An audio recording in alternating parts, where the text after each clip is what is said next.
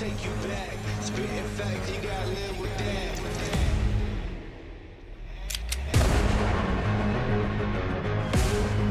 Spitting facts, you gotta live with that.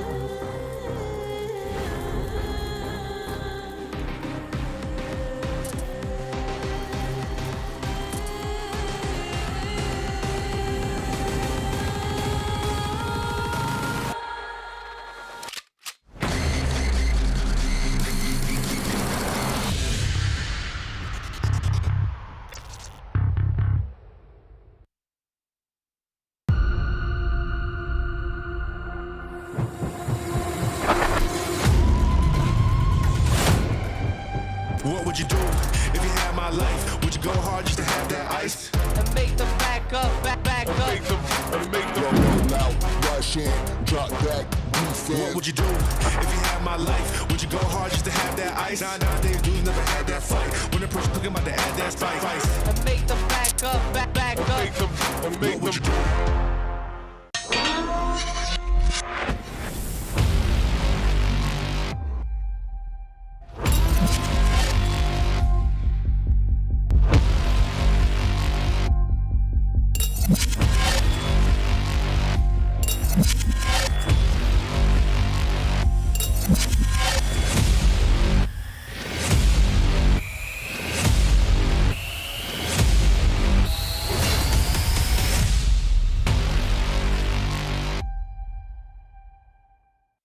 Show some respect. Are you challenging me?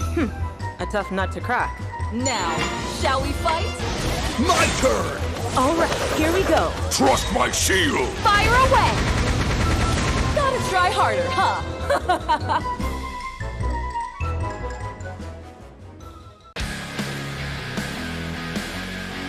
Soldiers, give me strength! I'll take care of it! Trust my shield. Stop right there. It's not over yet. Go to hell! All right, here we go. Hey-ya!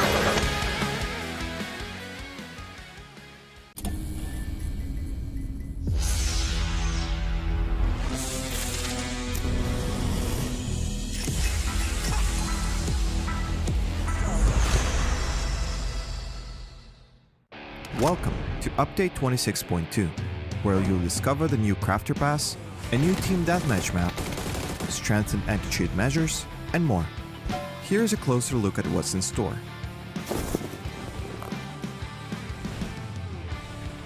Dive into the fresh Crafter Pass, Black Market 2023. Tackle missions, obtain rewards, and get busy crafting in the workshop. Keep an eye out for the special craftable rewards in this pass. The return of 4 progressive weapon skins available throughout the pass duration, along with their unique chromas. There is much more depth to the Black Market 2023, so stay tuned for a detailed announcement coming your way. Next up, experience the newly unveiled map for Team Deathmatch, the Pillar Compound. This arena serves up distinct combat avenues tailored for diverse gunplay preferences. Favor long to medium range battles? The main building is the choice for you. For those keen on close quarter encounters, the side buildings is the place to be. Plus, the inclusion of cleverly designed flank routes ensures thrilling challenges for everyone. Elevating our commitment to fair play, we're enhancing anti-cheat measures for ranked matches on Steam.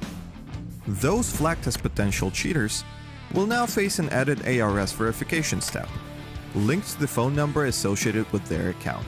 Ensure your information is updated by visiting PUBG support should there be any changes to your contact information. Lastly, we have a new penalty system for those leaving Blue Bomb Rush mid-match, refinements to the general plane flight route UI, and more. Update 26.2 has more to offer, so don't forget to read the patch notes, and we'll see you on the battlegrounds.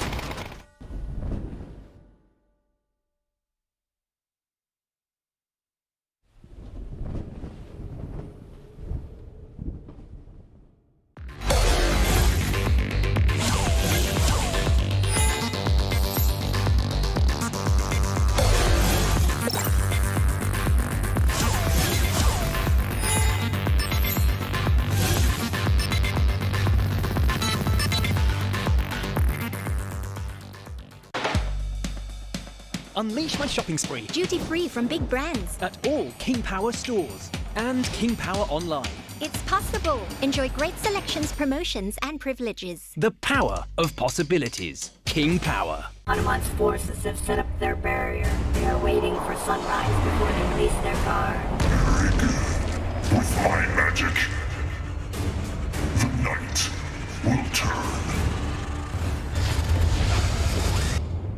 Enemies beware. Mayara is coming for you.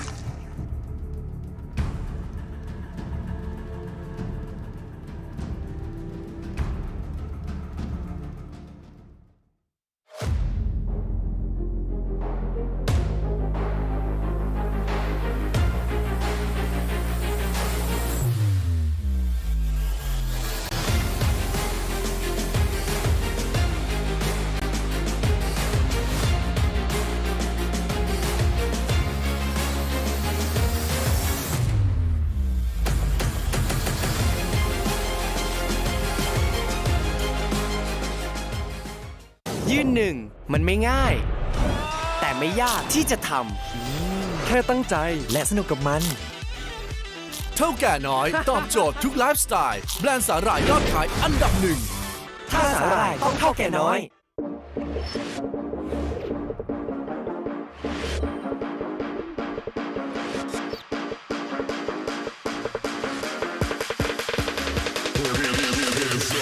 PUBG Global Series 2 Grand Finals Sonic!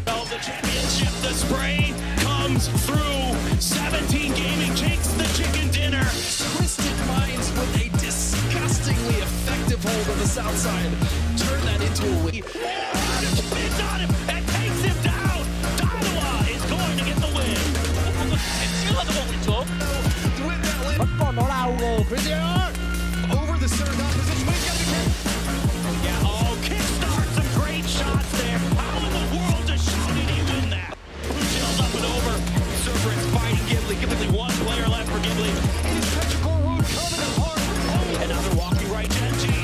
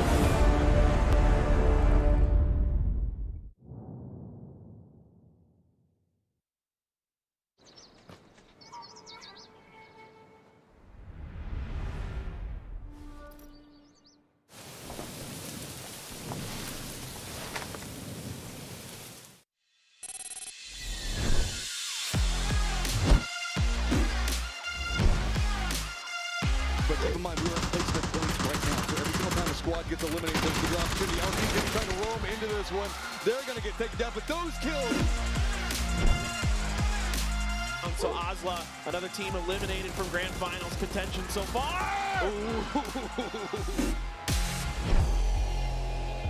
Players that aren't busy doing this res, they know they've only got 2 guns to deal with. They've got 3 players. They have to find this moment. Bard out in the open, in trouble. Day trade just walked onto almost 1 HP. A great spray from Flash. Could find the second onto Beamy. He does. Only 1 more to go, and he's got it. Big play coming up from them as they did get position early. Go on the opposite side of the house so that way nobody just demolishes him whenever he does it. So this is probably one of the harder ways to try to get a mortar off. So yes, if it's a bit wide, don't judge, but oh! Oh, that's some teamwork. Do it again. Do it again. Oh, yeah, just keep them rolling. Just absolutely so satisfying. Perfect.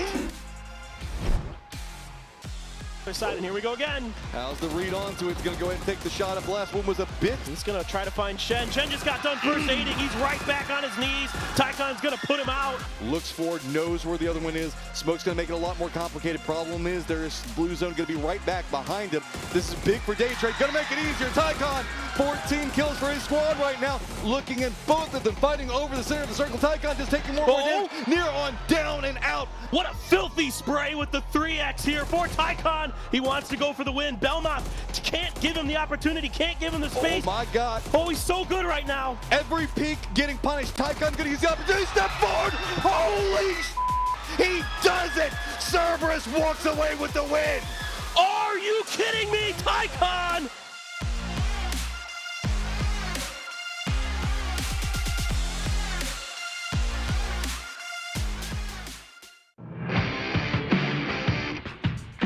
시작을 뭘로 해야 돼? 어? 시작을 뭘로 해야 돼? 그냥 디플러스기 하면 세게 지르면 돼. 오케이 인정이야. 너무 하면 인정이지. 형한테 배운 거야 왜한테? 인정이야. 인정이야. 그거야. ให้กว่าทุกร้อนจริงวะรอแล้วจับแล้วเหนียวอ่ะ เฮ้ยงงแกยังแกออกมายังกันเนี้ยแกอะไรนะ เฮ้ยกูไม่ทำอะไรเลย มึงทุบเอาง้อแปะหัวมึงอะเบาเลยอะไรยินมึงทุบในมือมึงสิอีกโง่มันทำจริงๆเลยว่ะ Let's get it, boys.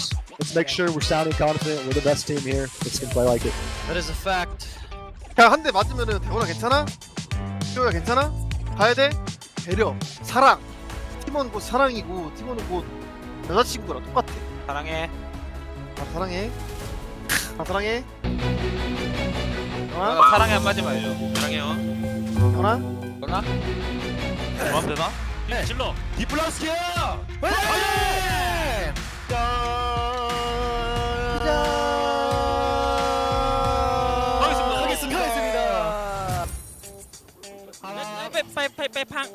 ต้องมา3ล็อกแล้วโม่รู้เรื่องพี่ผมมาแล้ว4แล้วตอนนี้เรา4แล้ว Two guys coming through new. I'm gonna try to throw. They're gonna be up on me, like 3 guys. Get full comms guys take your own corrective เฮ้ยเจ็บมากเอาดิโคตรเจ็บเลยใจเย็นนะเว้ยเราล่วงอ่ะสวยพี่กูชูแบงสองคนได้หน่อยได้มาได้3ได้ตัวนึงเลยตัวเดียวพี่สวยผมเนี่ยให้ตัวเดียวแล้วไม่เจอว่ะมันลงขวาล่างป่าววะอาจจะลงขวาล่างพูดแล้วไม่ได้มาขวาโบ้บนหัวโบ้หลังนั้นอยู่ข้างบนตัวท้ายใจเย็นตายสวยกูเทฟ Nice try. Shouldn't have done nothing like that. all good 他好像一个人来抢不刷，然后3个人跳到左二防区，是不是 OK， 不刷得飘一会儿。2个绿吧。大牛好像飞进去了。我拿2标绿吧。我抢这个绿吧了，兄弟。 OK。2个绿吧。 I don't see the one on green. I don't know. There's 2 cars. I get the one on green 100%. There's a guy next to you. I don't know. I think you have it though. 我在抢到了。我也抢到了。走。He's in the driver's wheel. Come to me, Crosby.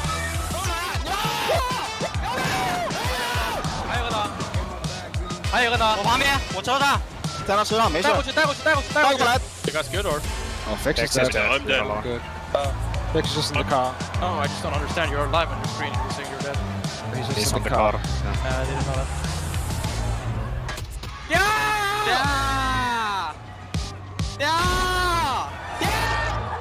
A few minutes later. Oh, they're landing on me. I think they're landing on me. They're close. We can kill them out. One dead. Shunzi, 3 on you. Buy time. One's outside right. 2 out left. They're on the backside right now. I knocked one. I'm only. Last one's there. Wait, yeah, moving. Let's go outside and clear together. Come inside and clear. You're left. He's on the left. He's outside now. Last guy. Dropping a nade. You guys are 3. Move back. Move down. I'm coming out. In this way, get us both. 能烧死吗？ You guys. They're both dead. I might be able to live here. I got out of it. 2 members of Sonics going down off of a big play from Summer. I don't see, if you want to come out victorious, either Pentagram or Enterforce, you cannot take the fight to one another first, because Foot will win if that happens. 이거 왼쪽으로 그냥 연막탄 4개 칠 테니까 왼쪽 2, 3, 6이랑 스파 봐서 가자. 간다. 연막 친다 이제. 정면에 4번으로 붙자는 거지? 3명 온다. 3명. 야, 그래 그리고 엎드려. 미안해 말해. 야, 오른쪽으로 가야 돼. 오른쪽 얘들아. 왼쪽 못 가겠다. 일단 서치해볼게. 나 땅에 붙었어. 형이 해줘야 돼. 형 천천히. 아즈라 코르사. 마드라 고르시니. 방금 꼭대기 봐도. 야, 지훈아 그냥 우리 쪽으로 와. 아, 기다리다 이거. 붙을 때 우리 쪽으로 와. 방금 꼭대기 봐도. 꼭대기 봐도. 기다려. 꼭대기 봐줘. 야, 오른쪽 붙을게 여기. 아, 봐봐. 아,1人もいた。1人死んだ。3対4。 리밥스. 얘네 싸우면 나랑 광현이 오른쪽으로 감자. 같이. 나 여기 지킨다. 나 지켜줄게. 혼자 생각해. 내 쪽 발소리 난 다음에 빼꼼만 해줘 광현. 확인하게. 야,左絶対左無理。もうケンタの距離。아즈라 코르사. 플래시만 될게요. 플래시만 될게요.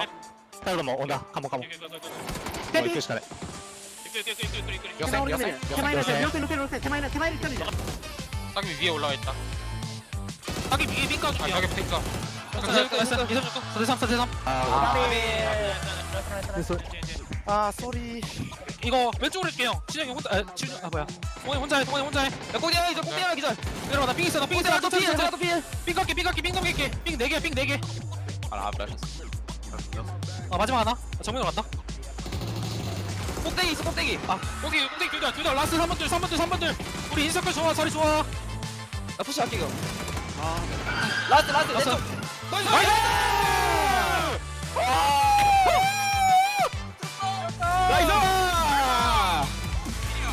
7킬. 나 2킬.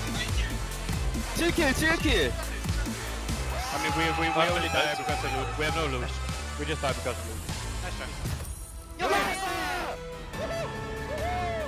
Nice!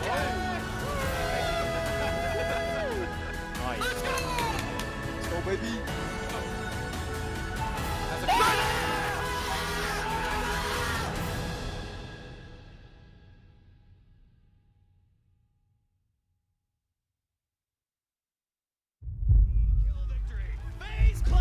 Shocking the world! 18 kills and a chicken dinner! I don't know if it's enough, but goddamn Matrim, they made a hell of a round!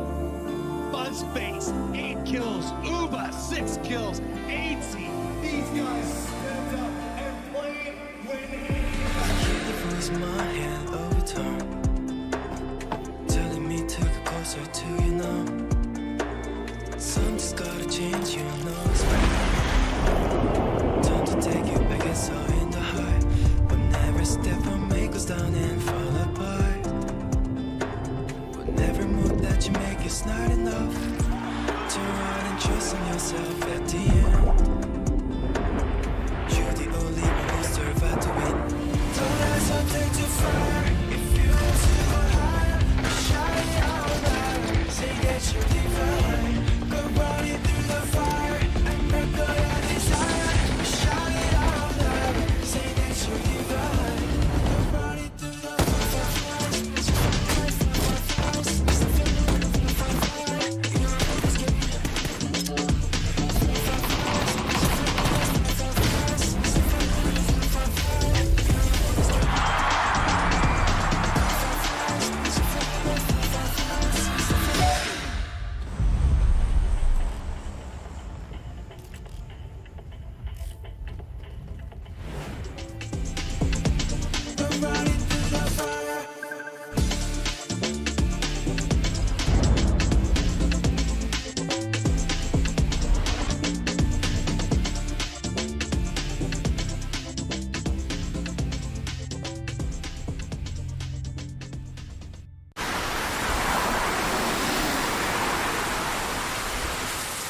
just not doing it today. It has been bad situation after bad situation.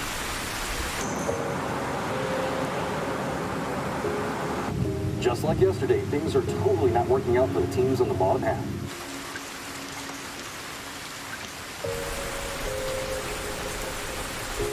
When it rains, it pours.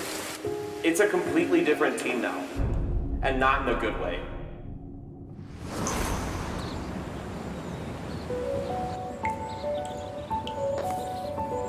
Sin starting to turn things on. They are taking control of the leaderboard. So we went from 11th place to 2nd place, which was really nice, and we were all really happy about it. That is what we need to see from B7. Great push and a great takedown. Nice positioning in the play altogether.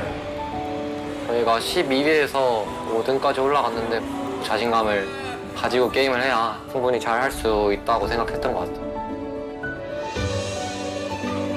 You know, I talk to my wife every day, obviously, but my wife told me just to win the damn thing.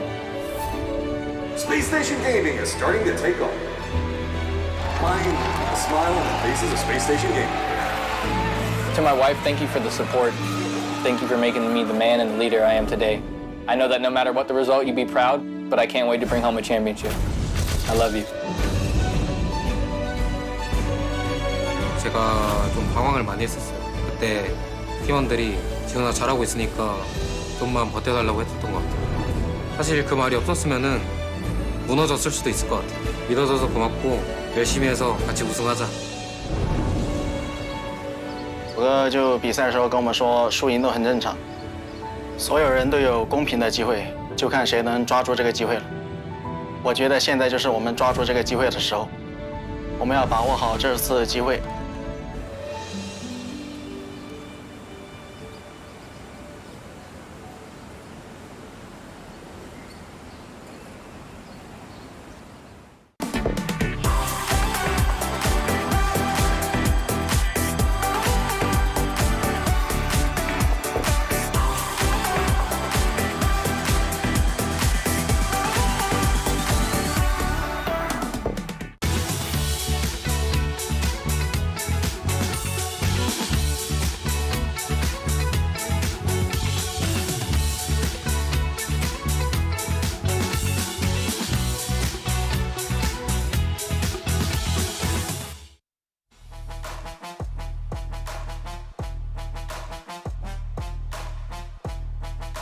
Good morning, good evening, good afternoon, wherever you're watching around the world. Welcome back to PGC 2023. It is the last day of the Last Chance qualifier, and as we just heard a quote from Ike's left to his teammate to encourage him, opportunities will come, but you have to make the most of them. This is the opportunity for 32 teams to chase their dreams, or 32 players, I should say, and 32 players to spend the rest of their life wondering what could they have done differently. And we're going to find out in just a few minutes. But first, we want to thank those who've made this possible.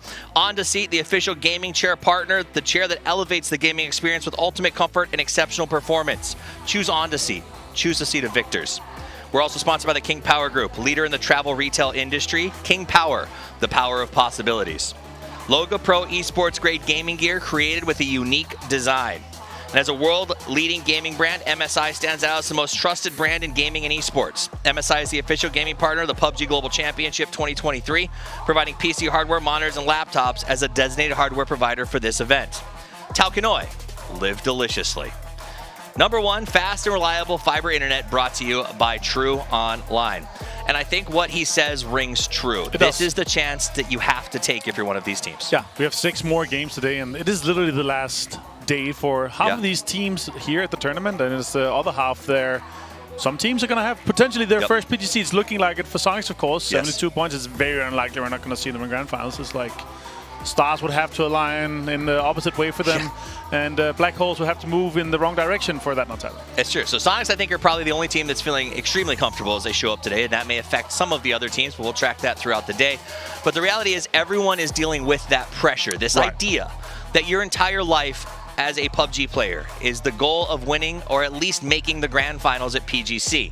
They are so close. And that is, I think, one of the things I hear from pro players who don't make that cut so often is, Toppy's, I wish that I had done this, or I wish that I had done that, or I wish I had moved sooner. And you don't want to live with that doubt. There's 1 day left looking at the schedule for teams to get past that. And then we have a 2-day break where you can reset, regroup, and 3 days of grand finals. A lot of preparation, some media, and of course, looking into where we're going to go. It's going to be a longer format. It's going to be the first time that we're going to be looking at playing more than just these 12 games here. And as you see, we are in last chance right now. We're going to be sending off 8 teams. They're going to be looking at the grand finals from the stands rather than playing in the chairs where you win even more money than you're potentially winning today. But again, this is the fairest we've seen. There is no sort of win and get in. This idea that there's a double elimination for the teams that do end up going home here. There's no one to blame but yourself. The opportunities have been given. Let's look at the overview for the event and who will be playing in this round. Yeah, of course, it is the last chance teams what we saw yesterday. It's the same. They're going to be playing two times Miramar. We're going to be playing and take a weekend and ending things in a angle, and I like that. It's a way of kind of getting back to basics, but also where the teams probably are most comfortable in rotations and playing. We're playing for $2 million plus the crowdfunding. $600,000 are going to be going for first place. Absolutely, and it will be interesting. I think it's funny, we keep talking about how this bookending of a wrangle is great for players that are the most comfortable there. But some of these players I've talked to are like, I haven't even been pro since Miramar sort of was kind of coming into the rotation. Like, a lot of the old guard will be very popular, or very comfortable there. But there's some new young guns that we've seen sort of exploding onto the scene that have been unstoppable and were born and fed on the milk of Miramar. So we'll see if starting strong is an option for them. Participating teams, obviously Sonic stand out. Has anybody else either stood out or caught you as sort of a saddened situation? Just straight up caught me in depression just looking at them. No, I mean, we've had 3 big sponges at the very top, right? Sonic, Space Station Gaming, and of course NH Esports. Space Station Gaming had a fantastic start. They had some really good circles, and they capitalized on it, which is the most important thing, right? We had some teams that had some home turf circles where it was like, they should have won this. I should have won this. This was the game that I was gifted, and I should have taken advantage of it.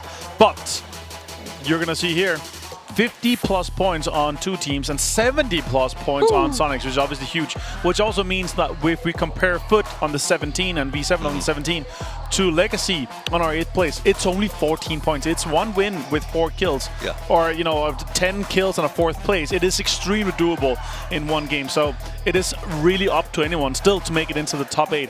And of course, it is up to the top 3 to cement their position inside, right? That's going to be somewhat comfortable for them. But again, it is extremely close. It is literally, in a situation where you can just have 2 decent games and you are still in the top 8. You are still in the top 5. Or you can go in deeper, like Foot 17 up to 4th place, 38. Like, it is nothing. 21 points is literally just a good win. Let's look at a head-to-head of some of our teams that we want to keep an eye on. This is the top 2, Sonics and SSG. This is not because I'm hosting in a regional bias. This is just a shocking amount of America stepping up and playing really well. I think you made these graphics, though. You personally requested for these graphics. I did not make them, but I will not lie that I am happy to see them. Sonics, 100% expected. SSG, back-to-back was not on my bingo card to start the day yesterday. You expected Sonics to have 72 points after they I expected them to be good and do well in this lobby, but I did not expect SSG. I believed in Paige. I love the skill of this team. Big fan of Rock, but they came out, they played their game, they worked their rotations, and they made the most out of everything they were offered. New Happy also was awesome to see. It was like they kind of woke up, showed up, and Mingming was playing well. Yeah, the first time. Manan as well also popped off. He had a fantastic showing yesterday, and it was also about time he could put, right? But as you said, and she pointed out, Paige, Sharpshot, Paige really had a standout day.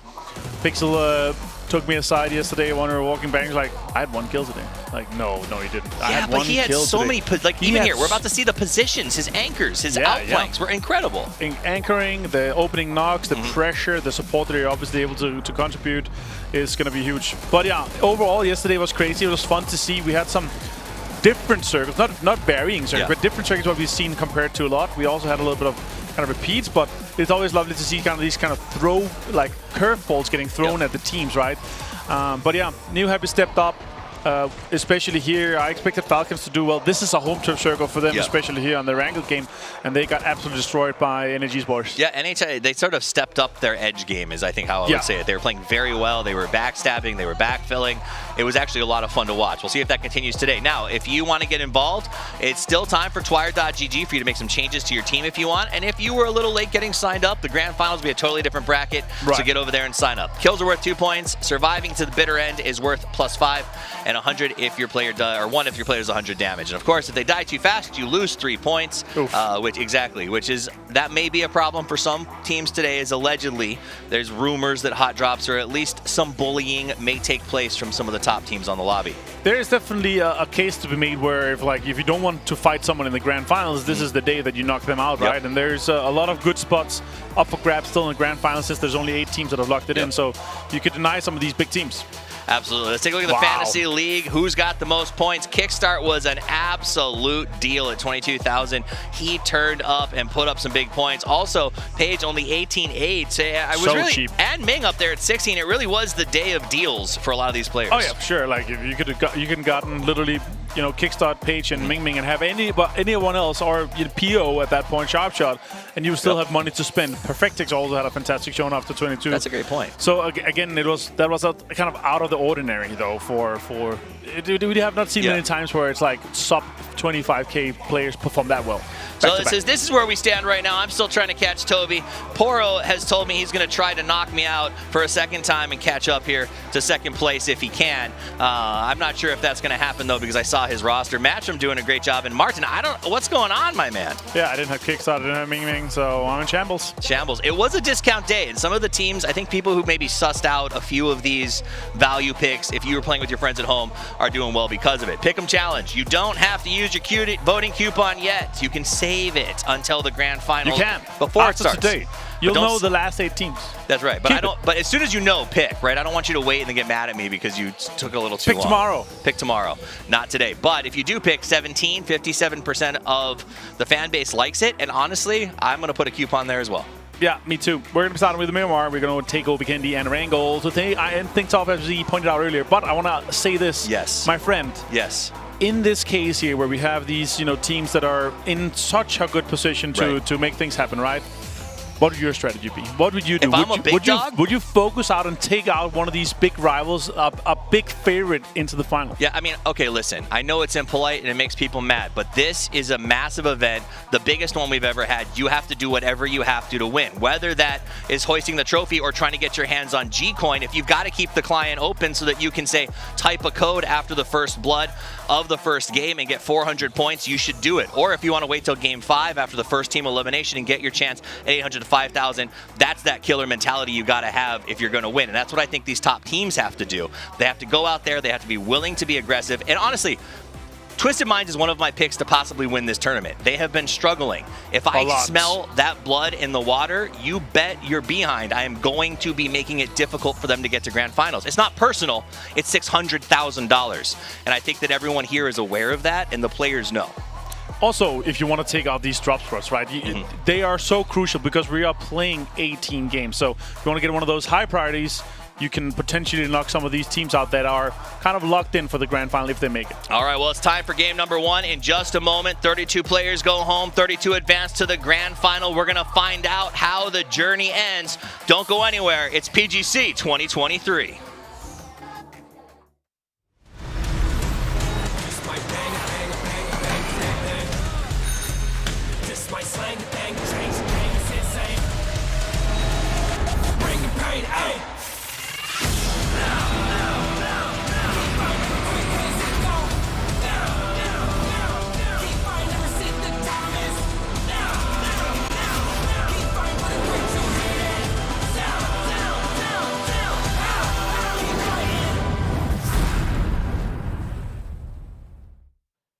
Hello, PUBG fans, and here we are. Half of this lobby is going home. The run for PUBG in 2023 going to be done, and there is a lot at stake. You heard the desk talking about it. So many things to break down. Sonic's here due to the fact that 17 Gaming kind of bullied them with their lead, but now Sonic's having the lead. Might have some fun that we're going to be looking at with them. What do you have your eyes on going into this? Yeah, absolutely. Sonic's first and foremost. Like, who are they going to maybe bully here in this lobby? Are they going to pressure anybody?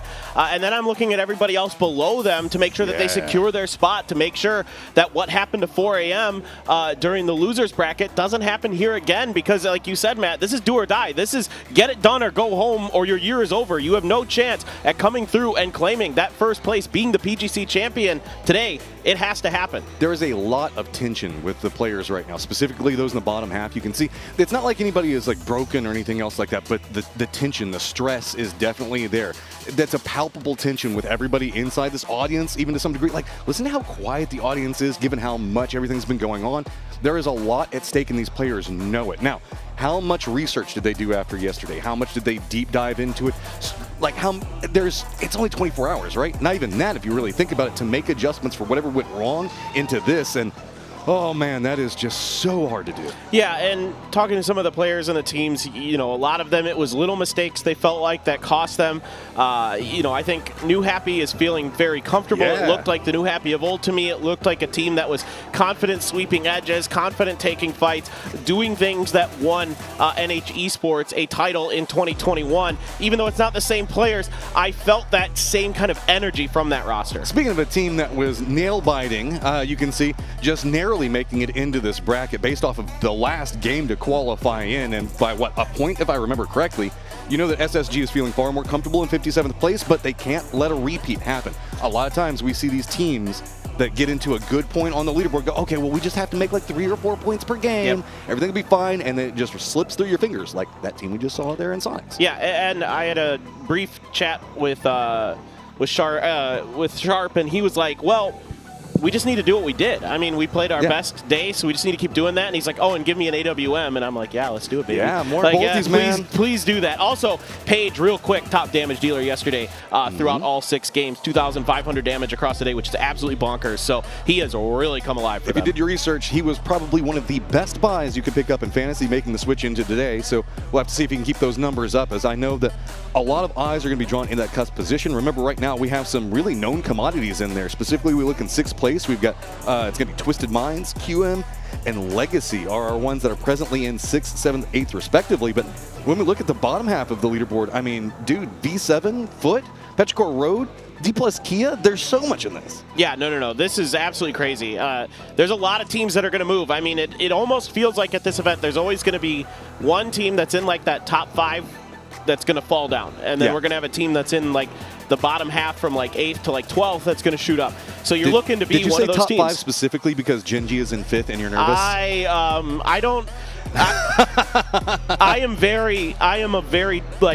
I'm bipolar on Genji right now. I am very much like split. Yeah. It's like you know that they can do it, but at the same time, man, some fun stuff can happen. Absolutely. I think Genji can do it. They should have the pedigree. They should have the talent. They just need to put it together more consistently. And here we go. Let's kick off everything in our first game of the day. We're making our way over to Miramar itself to kick off everything, and we know that we have seen some hot action on it, but you know what? All the maps here have just been a pleasure. There has not been a stall in anything. While I've usually leaned to Miramar, I mean, even Erangel has been spicy, dude. Oh, no. Erangel has been very, very good. Miramar, as always, delivers. And the new maps have been fantastic. Vikendi, in particular, a lot of fun to watch the games. I'm just going to say, keep your eyes on Power Grid. I'm curious. That's what I'm going to say. Okay. I'm curious. Let's see what's going to go down over there. You can see early drops, nothing too scary for pretty much this angle. It's going to be bisecting pretty much through the map too, so if you want something, you can pretty much get over to it. You can see Tyloo does look like they're going to one of their secondary drops. They're going to jump early, not going to be going over to that as a hard position, so they're going to find themselves with some benefits. Given how southern leaning a lot of our circles have been, I don't necessarily mind anybody jumping a bit earlier in the south. No. That's totally fine, but Power Grid is where it is at right now. Sonics are right on top of Twisted Minds, and this is jockeying for position here. Sonics want a better drop spot in the finals. That's what I think this is about. It's time to see how this lines in, and I mean, this is a good position. Getting rid of Twisted Minds means the fact that you've got to commit to a day of this, so we're going to see Sonics land early, immediately get some ARs. I mean, AK off the get-go for Shimzy is not going to be the worst, even finding himself a red dot to work with. No, you love having the AK in this situation. A barrel as well, pretty good, but kick. Only 7 bullets left after that spray, so going to have to find a few more. Fortunately, a Kar 98 with some 7.6 ammo on the ground right behind him, and Twisted Minds is scrambling. I mean, Twisted Minds, I don't think wants to fully commit to this fight. My guess is that Twisted Minds is going to, we've seen this before, right? Where they do a fighting retreat, but here's the thing. Look where PO is. PO is already at the shantytown across the way. So their typical retreat spot where they like to fall back to, as we've seen in previous hot drops with Petrichor Road, they fall back to here, and PO is going to be under pressure. I see an M24 in his hands. That's not the ideal gun for this situation. He already hears it. Looks like he's trying to line in, move in. He's got himself a pretty decent chunk of ammo. It doesn't look like Twisted is the most looted, so see if maybe you can get a couple of shots off onto him. Twisted is going to be cutting to the south, and remember that is going to be where D+ Kia is presently held down at, but no more real issues for that. So with Twisted Minds landing here, yeah, no casualties. That's good unless you're waiting for the G-Coin. I know the fact that there's going to be a code whenever we get that first kill. Don't worry, guys. But it does mean the fact that they're playing recessed off of this. They're playing low economy and now just going to be trying to catch up, and it creates its own domino effect. Yeah, nobody died, but that doesn't mean the fact that this isn't bad.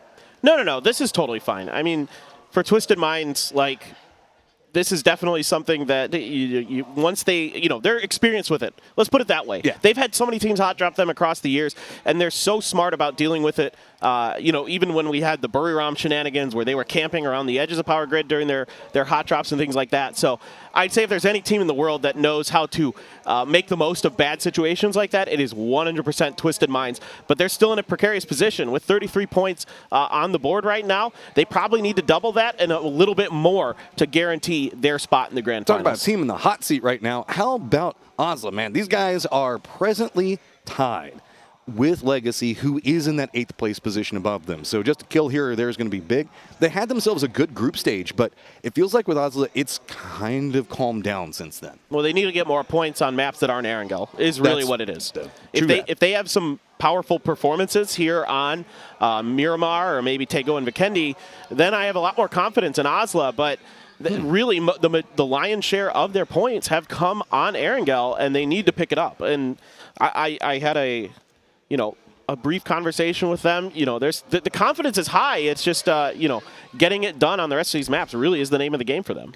This is going to be just north of Los Leones. It's going to be the compounds just west of Impala. You know how there's the field over there and all the way across. There's the compound that a lot of people like to play from.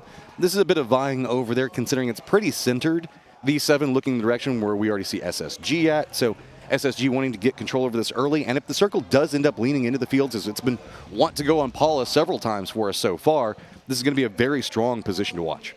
Yeah, absolutely. Generally, these like to shift away from Los Leones unless we get. I've seen it happen before where it double hard shifts into Los Leones and finishes in the city itself. Possible, but most likely this is either going to go north or east. We'll just see, maybe southeast as well towards Puerto Paraiso. But QM, a team that's also very, very close to that, cutoff line, of course, being tied with Legacy and Oslo. So they need to, really continue to pick it up. They're slowly, in my opinion, starting to kind of feel a little bit more comfortable, it feels like. But, with Besto really starting to pop off, if they can just get Phil First going like the normal Phil First. Phil First usually so consistent, so good at providing damage and points for this team. If he can pick it up today, I think QM is a good shot.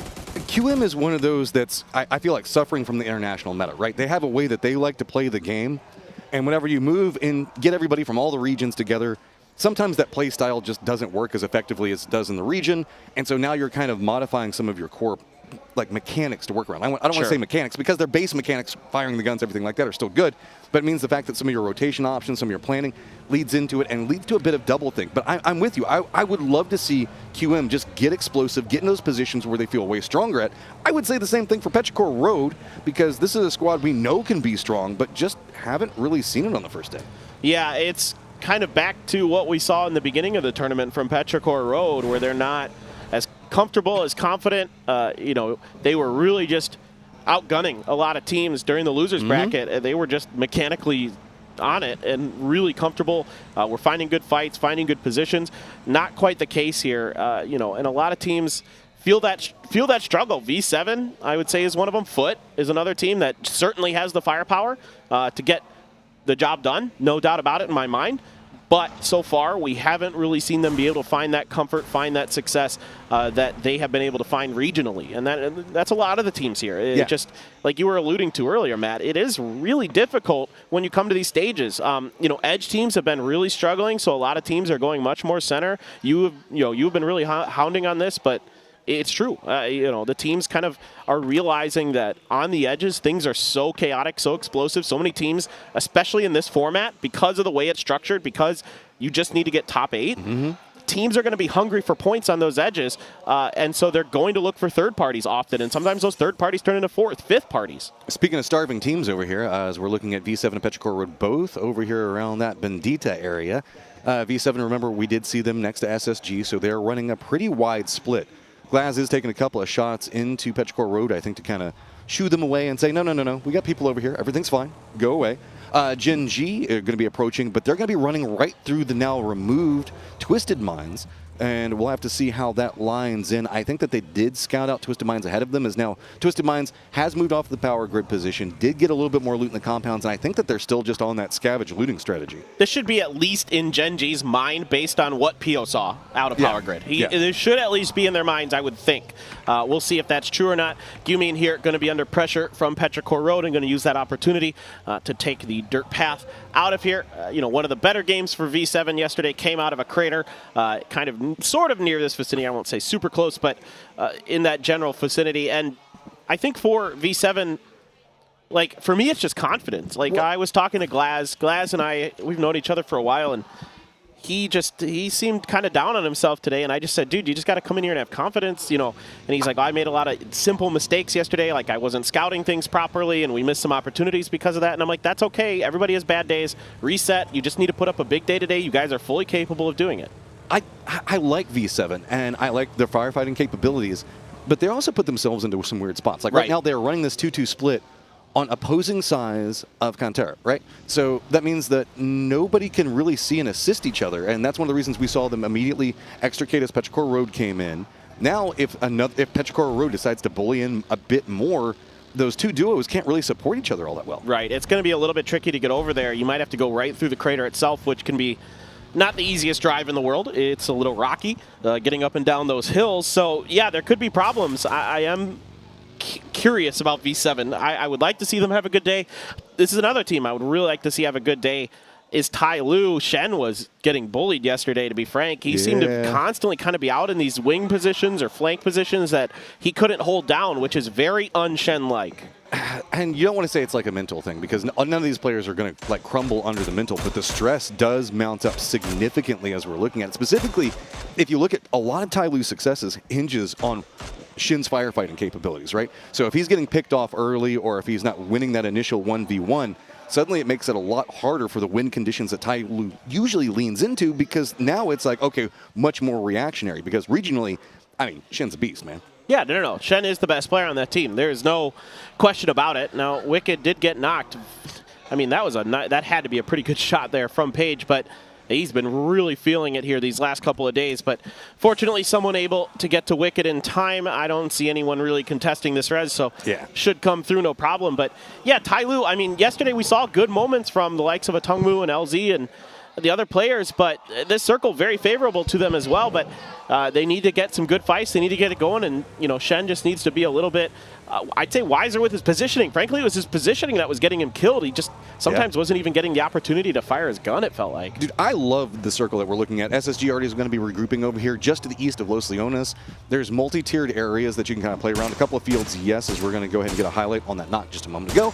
But it also just has that, once you come out of the east of Los Leones and those high hills, and it kind of works its way down the hillside into the coast, there's a lot of really dynamic areas that can play. And no surprise, coming over here, trying to make sure you can get high ground as quick as possible, this is a really strong place for Legacy to be playing from. Yeah, this is going to give you the opportunity to harass teams, do some damage, get some points potentially from up here. Keep track of maybe some of these compounds. Maybe you can find an opportunity to catch a team that's weakened. And, like we saw with the Sonics yesterday on one of the Miramar games, where they crashed into a compound where there was a fight going on because it was so valuable. This is another circle that could afford a similar opportunity because it is kind of wide open in a way. There's some rolling hills and stuff like that, but it's not as rocky as a lot of the other parts of Miramar, potentially, depending on which way this shifts. But there's a lot of fieldish stuff out here, so you can find these opportunities to get through. Are you oh-knowing because he has a buggy? I'm oh-knowing because it's Sonics rotating into the same pathing that Twisted Minds is going to be on they're just hunting him down. I don't know if they would have an idea of this rotation, how it would come into play, but Twisted Minds going to need to be careful as we're going to go ahead and get ourselves a genius rotation. We'll have to see how they're going to go. Remember, they're already inside the circle in Los Leones itself. They might be eyeing some of that high ground we just saw Legacy go for. Yeah, GE had moments yesterday, but at times it felt like they were kind of falling into bad habits, but Clories is still Clories. He can still do tremendous damage. He's still a force to be reckoned with. It's Petrichor Road just having a little bit of fun with the driving there, and just making sure that it stays on course. And Well, this is the same pathing that we saw just a second ago that Sonics and Twisted Minds took. Twisted Minds did stop over for a second, but they shifted more into the east, while Sonics is going to be leaning more into the south. Petrichor Road going to be coming in back behind them by about a kilometer or so. So, looks like we're going to see a drop right into position on Falcons. We're going to try to defend this one up. Not the cleanest sight lines onto it, so yeah, GE is going to be able to land right on top of that building. Yeah, Zest already getting a decent amount of damage onto Emmy there. So far, no knocks either way, and they've got control of this roof, and there's only the stairs up the side of it. You're afforded some protection, but if you can get one grenade in there, you are in a lot of trouble as GE would just bounce outside the door. Still is going to splash in some damage, so everybody's going to have to heal back up for GE. And for now, they're okay, but they're going to have to find a way to bust out of here, and Emmy's got a bolt just waiting for somebody to pop their head up. Bro, that was a good throw from ground level to get it into that position. I mean, information is being fed over from Emmy, so that way he can know how to work around this. But this is just one of those situations now you kind of just deal with. I mean, who wants to run up the catwalk and try to just go for a firefight right as soon as you make your way up there? There's a couple of opportunities for it, but really it's going to come down to the sniping. Can we maybe get like some knocks off of helmets or something else like that before we decide to make a push? But elsewise, they're just kind of stuck with these guys on top of them. Yeah, I think for Falcons here, the name of the game is contain. Just keep them at bay. And into Impala goes Gen G, making the wide northern rotation square into QM's spread out territory. This is just the anchor here in this position for QM. The other three are outside of the city proper. So Gen G has a chance, but Aduzi has the Panzer. Gets the knock onto DG. That's going to slow this down a bit. Go ahead and get some throwables going here, as that one didn't necessarily go the way it was wanted. But I think that he thought it went down the stairwell. It was going to take some damage, and now Aduzi going to have to retreat away from it. The circle did hard shift back into the west, so half of it is Los Leones. So that's going to be its own issue. This that might we're go gonna have to into Los Leones. This might actually go in there, because with those hillsides, this is going to get pretty weird pretty fast. Yep. Aduzi with a great setup, by the way. Not only did he have a Panzerfaust to start, but he has a Saiga to back it up. So here come the reinforcements now. Esther going to try to fend off the encroaching players of QM. Bestelak able to dodge any damage from that grenade. It looks like Pio going to try to wide flank to the outside, see if they can catch Besto sleeping. Use these grenades to try to pin him into place and set up Pio. Yeah, this is the only real fight that we have going on over here. Given the a doozy, he's fun. Southern Lights it just absolutely destroys the push coming out from Gen G. Pio, though, at least gets some retaliation. Bestelak going to go down, but Aduzi now knows where he's at. He's got all the bait in the world in front of him. Yep, Gen G there, even though they had a shotgun, they couldn't get their shots to connect. They thought they could take advantage of him trying to get the flush. Instead, Aduzi going to claim 3 kills for himself. What a hold up there, what a situation he found himself in. And that's what makes things so dangerous these days about attacking. You know, yeah, you've got the flashes and the frags and the blue zones to try to clear space, but if they have a Panzer and a shotgun, you are in a world of hurt. Yeah, I mean, Pio, what is he even going to do over here? He needs to run. He's just trapped. I mean, even if you look at that, there's just fields on the pathing to get back into the circle itself. SSG is going to be gatekeeping it out. Might even spot any type of rotation. I guess he's got his eyes on maybe trying to pick up at least 1 point here. We also do have Foot making a push into Azla's positioning. You're going to have to be a bit careful with that hillside approach, so it looks like they're going to be pretty content with what they've got going set over here. This is very far east, and what's going to be happening inside the circle. Looks like GE also did go with another emergency pickup. They're trying to land in the foothills just outside of Los Leones itself. They do get harassed, but does manage to look like they land fine. Yeah, that's a pretty nice setup there for GE to get out of what it could have been a really difficult rotation. So good work for them. Good utilization of their utility. It's going to be a knock on a GE, though, from Twisted Minds down below. Petrichor Road really spread out. Petrichor Road really hedging their bets if this is going to be Los Leones or not. It is basically a 50-50, to be frank. Sonic's out in the blue dealing with the Falcons now, who rotated out of that triple warehouse compound and are trying to take a fight to the best team in the lobby so far. They've got the high ground, though. Silzen is going to hit the nade on to kickstart. Now, how Tiggleton going to handle this with not too many options that he can work around. Blue Zone is going to get the last tick of damage on the Capitan, and Tiggleton's going to want that one. Good spray right into it. H-Win going to provide some support into it as well onto Emmy. Now the question comes into play. Are you going to go back and pick up kickstart? What's going to be the strategy with it? It does look like he's crawling out. Circle does pop away from Los Leones. So high ground positionings, GE and Legacy are going to be dominant right now. Yeah, they're going to be the ones kind of controlling all the stuff outside of the compounds, keeping those other teams honest. Pio finally spotted out and dealt with by QM, but Tiggleton really starting to pick it up at the end especially on Tego. Had a really impressive performance for Sonics yesterday, starting to feel himself, and that's a scary Sonics. When Kick and Tiggleton are at their peaks, that is a very, very scary thought for the rest of these teams. So looking at teams that are going to have to make moves, keep in mind we still have QM that's going to have to rotate down into the zone. To the south, we do have Twisted Minds that we're trying to come up back behind Petrichor Road. Petrichor Road's now going to be trying to move over into the east. That's going to be where Ascend is going to be positioned at. Up to the northwest, we also do have the V7 and DK fight that could be breaking out, but it does look like where we're going to be positioned over here with Aches left, it is going to be a nice position to maybe catch out Ascend, but I don't know. We also still have a little bit of that firefight going on with the Falcons as they do manage to get the knock the flush onto Hwin, so pretty much a 2v2 now.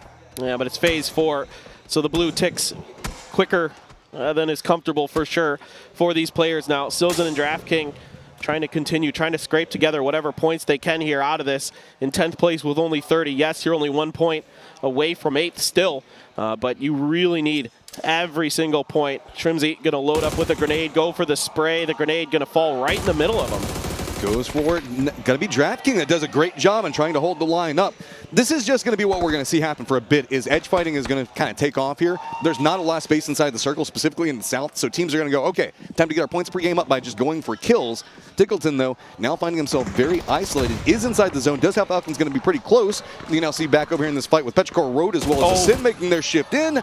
Nade's going to roll real close. Axel does not go down there. Man, he just barely got out of range of that. It did a little bit of damage, and he was very low already, so Axel very lucky to get away with his life there as Ascend fully committing to gatekeeping Petrichor Road, and absolutely they should. Only a couple places ahead of them, only a couple points ahead of them. You want to knock this team out. You do not want to see this team not only in the grand finals potentially as an opponent, but also just in the position in the current leaderboard for Ascend. And don't forget that we also have GE that has vision of what's going to be happening over here. Tyloo has also been taking some shots into Ascend. That's why they can't get too, I guess, vigorous in their assault chasing after what's going to be going on Petrichor Road. QM, you can see having their own set of issues just due to the gatekeeping that's going to be going on. Question mark is going to get eliminated. So now as we're kind of eyeing around what's going to be going on, it's really just the Ascend Petrichor Road fight, but they do have a hillside that's going to be inside in between them. But that means that it's going to be a lot of nades landing everywhere, and the Aches left is going to go down. Yep. Good placement on these nades so far for Ascend. Really keeping Petrichor Road on the back foot. Damage able to be recovered somewhat other than Aches, but all of a sudden Kilyakai going to strike, find the knock on to Chewy. Finish in, Chewy had a grenade in hand, so he's going to finish himself there. And now the rest of Ascend trying to get on the hunt. It's Chris got Ming up and over as it's Chris spotted him just for a second, but lost him in the smoke. Ace needs his fight in a big way right now, sitting already at 2 kills. They've got some advantages, but you can see that Ascend really can't get a good angle into what's going to be happening over here because they don't want to surrender it. They don't want Falcons to come in. Finally, it is going to be Petrichor Road. Chris being such a core component for winning that firefight. Meanwhile, GE also has to contend in the fact that we have Twisted Minds that are going to be coming in, and V7, they're just pinned, dude. There's 3 teams presently holding them out, none of them making a move for the circle. Yeah, V7's got to make Ascend somewhere, but there's 3 teams in their way before they even get to the circle. Currently, you got NH Esports, Space Station, and D+, so this is going to be really tough. Here's that Panzer, and then he's got the Saiga. His gun is nuts, man, and even with Sungjong having the side-by-side shotgun, still could not find the damage they needed, and the finish. Here we go. I think V7 trying to load up, but all their vehicles are blown up, Matt. They've got a bicycle, but that's not going to be enough. They might just have to surrender this round. There's not much else they can do. There are presently 7 people taking shots into V7, and that's just, what are you going to do from this position? NH is just committed in. They're like, no, we're just going to hold the line. SSG did try to rotate back behind and maybe try to gatekeep out what was going to be happening with NH, but you can see that's not necessarily going the best. NH just content to wait here and try to pick up as many kills as they can, and they're farming, man. I mean, they're doing a lot of work onto SSG. V7 not capable of moving. It's just a really good defensive line from here, but once it completes, they are going to have to make a move. Yeah, they were kind of the forward end of a triangle, and whoa, LFP1 just hit a huge grenade onto D+, out towards the mountains there. As you can see them right ahead of you. They dropped one right on top of them. V7 is going to go down. Just nothing they can really do. Once those vehicles exploded, there was just no real hope of them getting in with the angles that NH had on top of them. Though Spyro and the members of Twisted Minds doing their best to do some damage to these high ground teams as they've reasserted themselves onto the high ground, but they've got GE lurking in their wings. That could potentially be a fight brewing up on the western edge. We do have 3 high ground teams now that we have to keep an eye on. GE, Twisted Minds, as well as Legacy. Legacy is going to be targeted right now by the high ground advantage that we're looking at from Twisted Minds. So Twisted Minds going to be right on the edge of the zone. GE not really wanting to assert too much onto them just quite yet. Falcons do get eliminated. Tyloo also in a very prime position right now, trying to make sure that they defend that in pretty well from a lot of these different rotations. Azla's going to be moving into the north, trying to move into that high ground point where we have Legacy super close. Looking back down at that nade, that was so well tossed. Just perfectly placed. And they just all bunched up. They tried to use a car fort there to block off some angles, but the grenades just snuck right in. Now GE starting to put some pressure. They've got a bit of a positional advantage on top of Twisted Minds, but Twisted Minds, they know what they need. They know they need the points, and they've been already put under pressure here, so let's see if they can hold on, and we're just going to go right into Tyloo territory. They've got firm control over the circle. Not a lot of teams could really threaten them. Everybody else is kind of fighting on the edges, so a crash doesn't seem super likely right now. And it's just going to be on to Legacy. Can they hold this high ground? Okay, so we've got Foot that's going to be making the push into Oslo right now, just trying to find some way to make this one work. Smokes galore going to be down on this angle, but NH also has some vision into it. Space Station Gaming is going to get eliminated, but Oslo needing to creep their way up into this one. Presently now in that 8th place point, but keep in mind, Twisted Minds are going to be nipping at their heels. Both of them, 4 members up.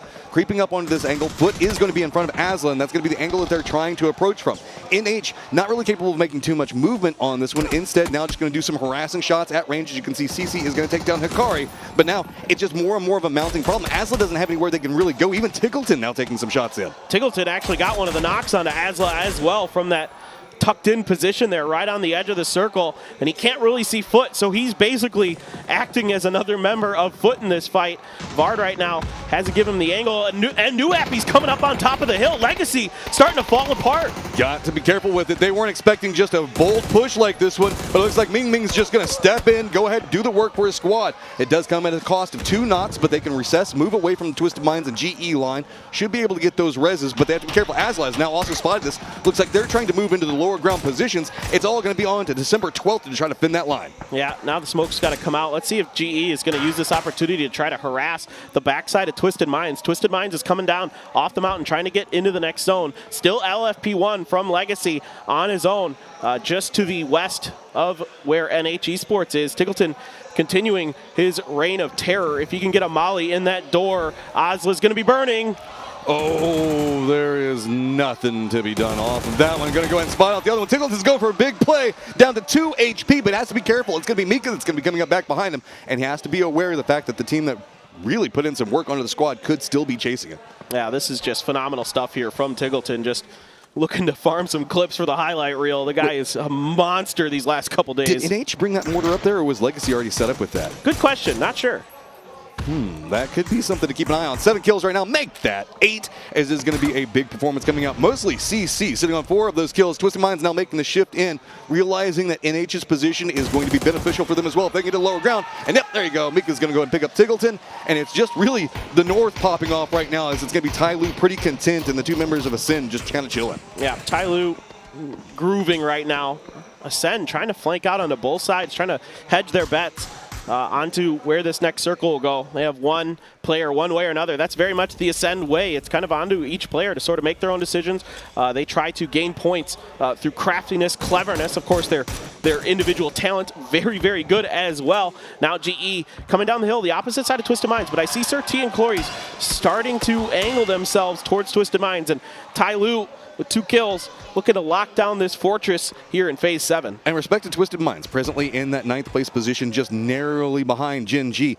They started this game on the back foot, man. They've managed to ride it up, still have 4 members.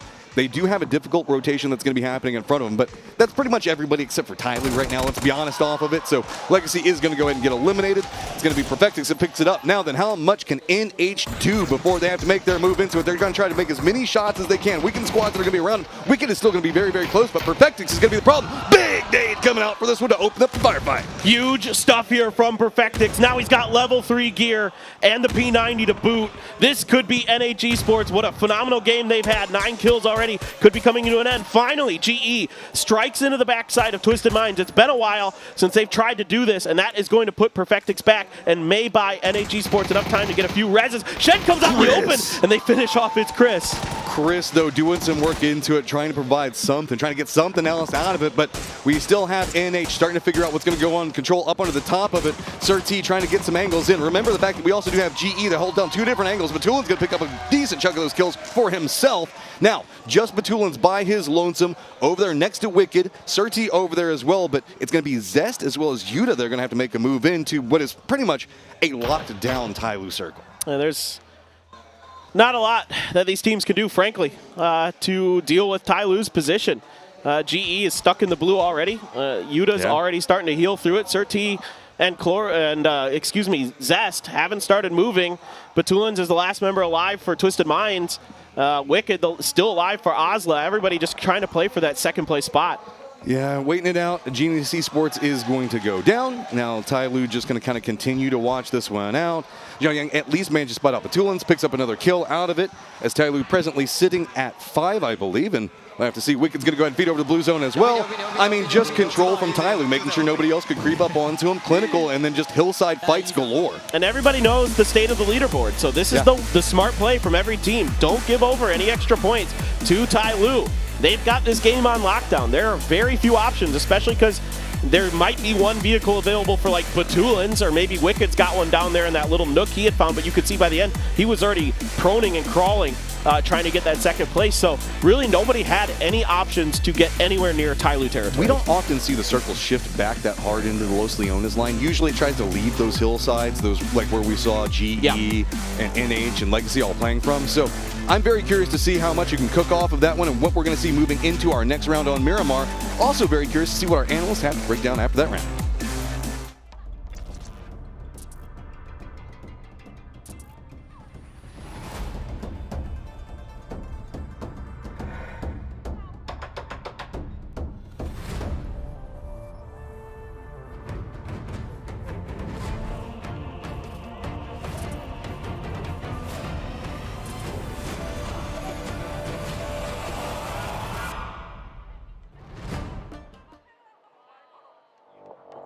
Welcome back. It's time for the highlights as Tyloo sets up with a good first game. They got a compound, they had it, they locked it in, and they walked away with the chicken dinner. The battle happened around them, Martin, but that's okay. Yeah. They made the most of the circle. I love the most part of this game is, in general, just the hot shifts you get when it's like a 50-50 circle. Like, no, it's gonna go southeast.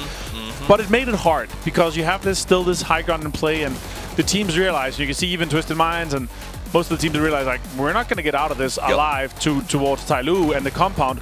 We're just going to try to make as many points possible out of it, right? So you're just squeezing as many points. And super grenades coming out of LP, of course. Tyloo, of course, they're going to just kind of defend the compound, going to try to get as many points as possible. And then once they know that there's a high possibility that they're going to win, they're going to swing out and try to clean up some of the crumpets in the end.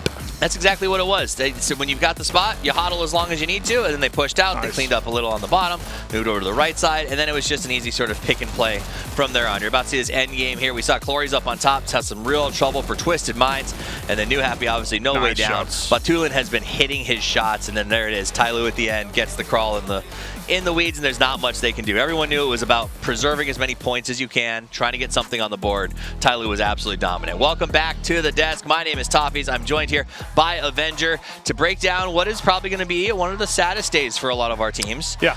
And 32 more players. It's 8 crazy. more teams are going to be sent home after this one here. Yeah, it's a little bit rough, but then again, that's PUBG. Tyloo trying to make it. It's PUBG, and Tyloo trying to make it as a pentagram there to crawl to get 6 placement points. That's also big for them, right? And that's what matters. When you have 3 big sponges in the very top, you need to make those points per games happening every single game. Let's take a look at the top 4 teams. Tyloo, they walked away with 5 kills, 1,200 damage. It's a lot of harassment, and obviously they didn't have to drive very far. New Happy also didn't have to go very far. They walked away with 11 kills for their trouble.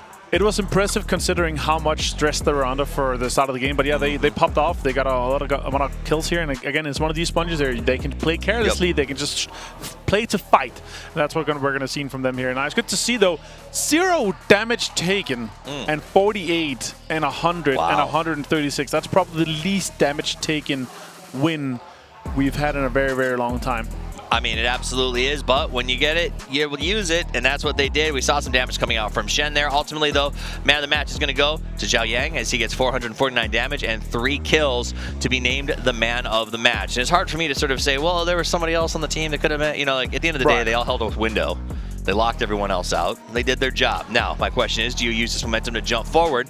15 points is setting a good stage. New happy with 14, going to be very, very comfortable when we see that overall leaderboard. They are going to be extremely comfortable. Super tight leaderboard for the top, but also very, very much lacking in the bottom. Foot 0, SSG 0. Hurts. D plus Gia, Petrichor Road, and Gen G. Twisted Mind still able to get 8 points despite the Sonics dropping on top of them at Power Grid. They're going to be happy that they're able to salvage decent points after having to be pushed off their drop. Remember, PO was nearby. They couldn't even go to their backup next to Power Grid. They had to just start traveling right away. Just send it. So getting to 6 at 41 is going to be at least something in terms of a salvage. New happy at 65 feels like they might be safe at this point. If they get 8 per game, they're fine.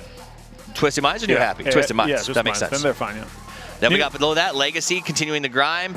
Genius putting in some points to 35, but it is close. All the way down to 14th place. It is less than 10 points to jump into the cutoff, and even down to 15 and 16. This is one of those where I'm going to say, if you're Veronica 7 Fun Pin, if you're down there on the bottom, if you're Foot, this is the moment. You have to have the game, and you got to put those points up right now.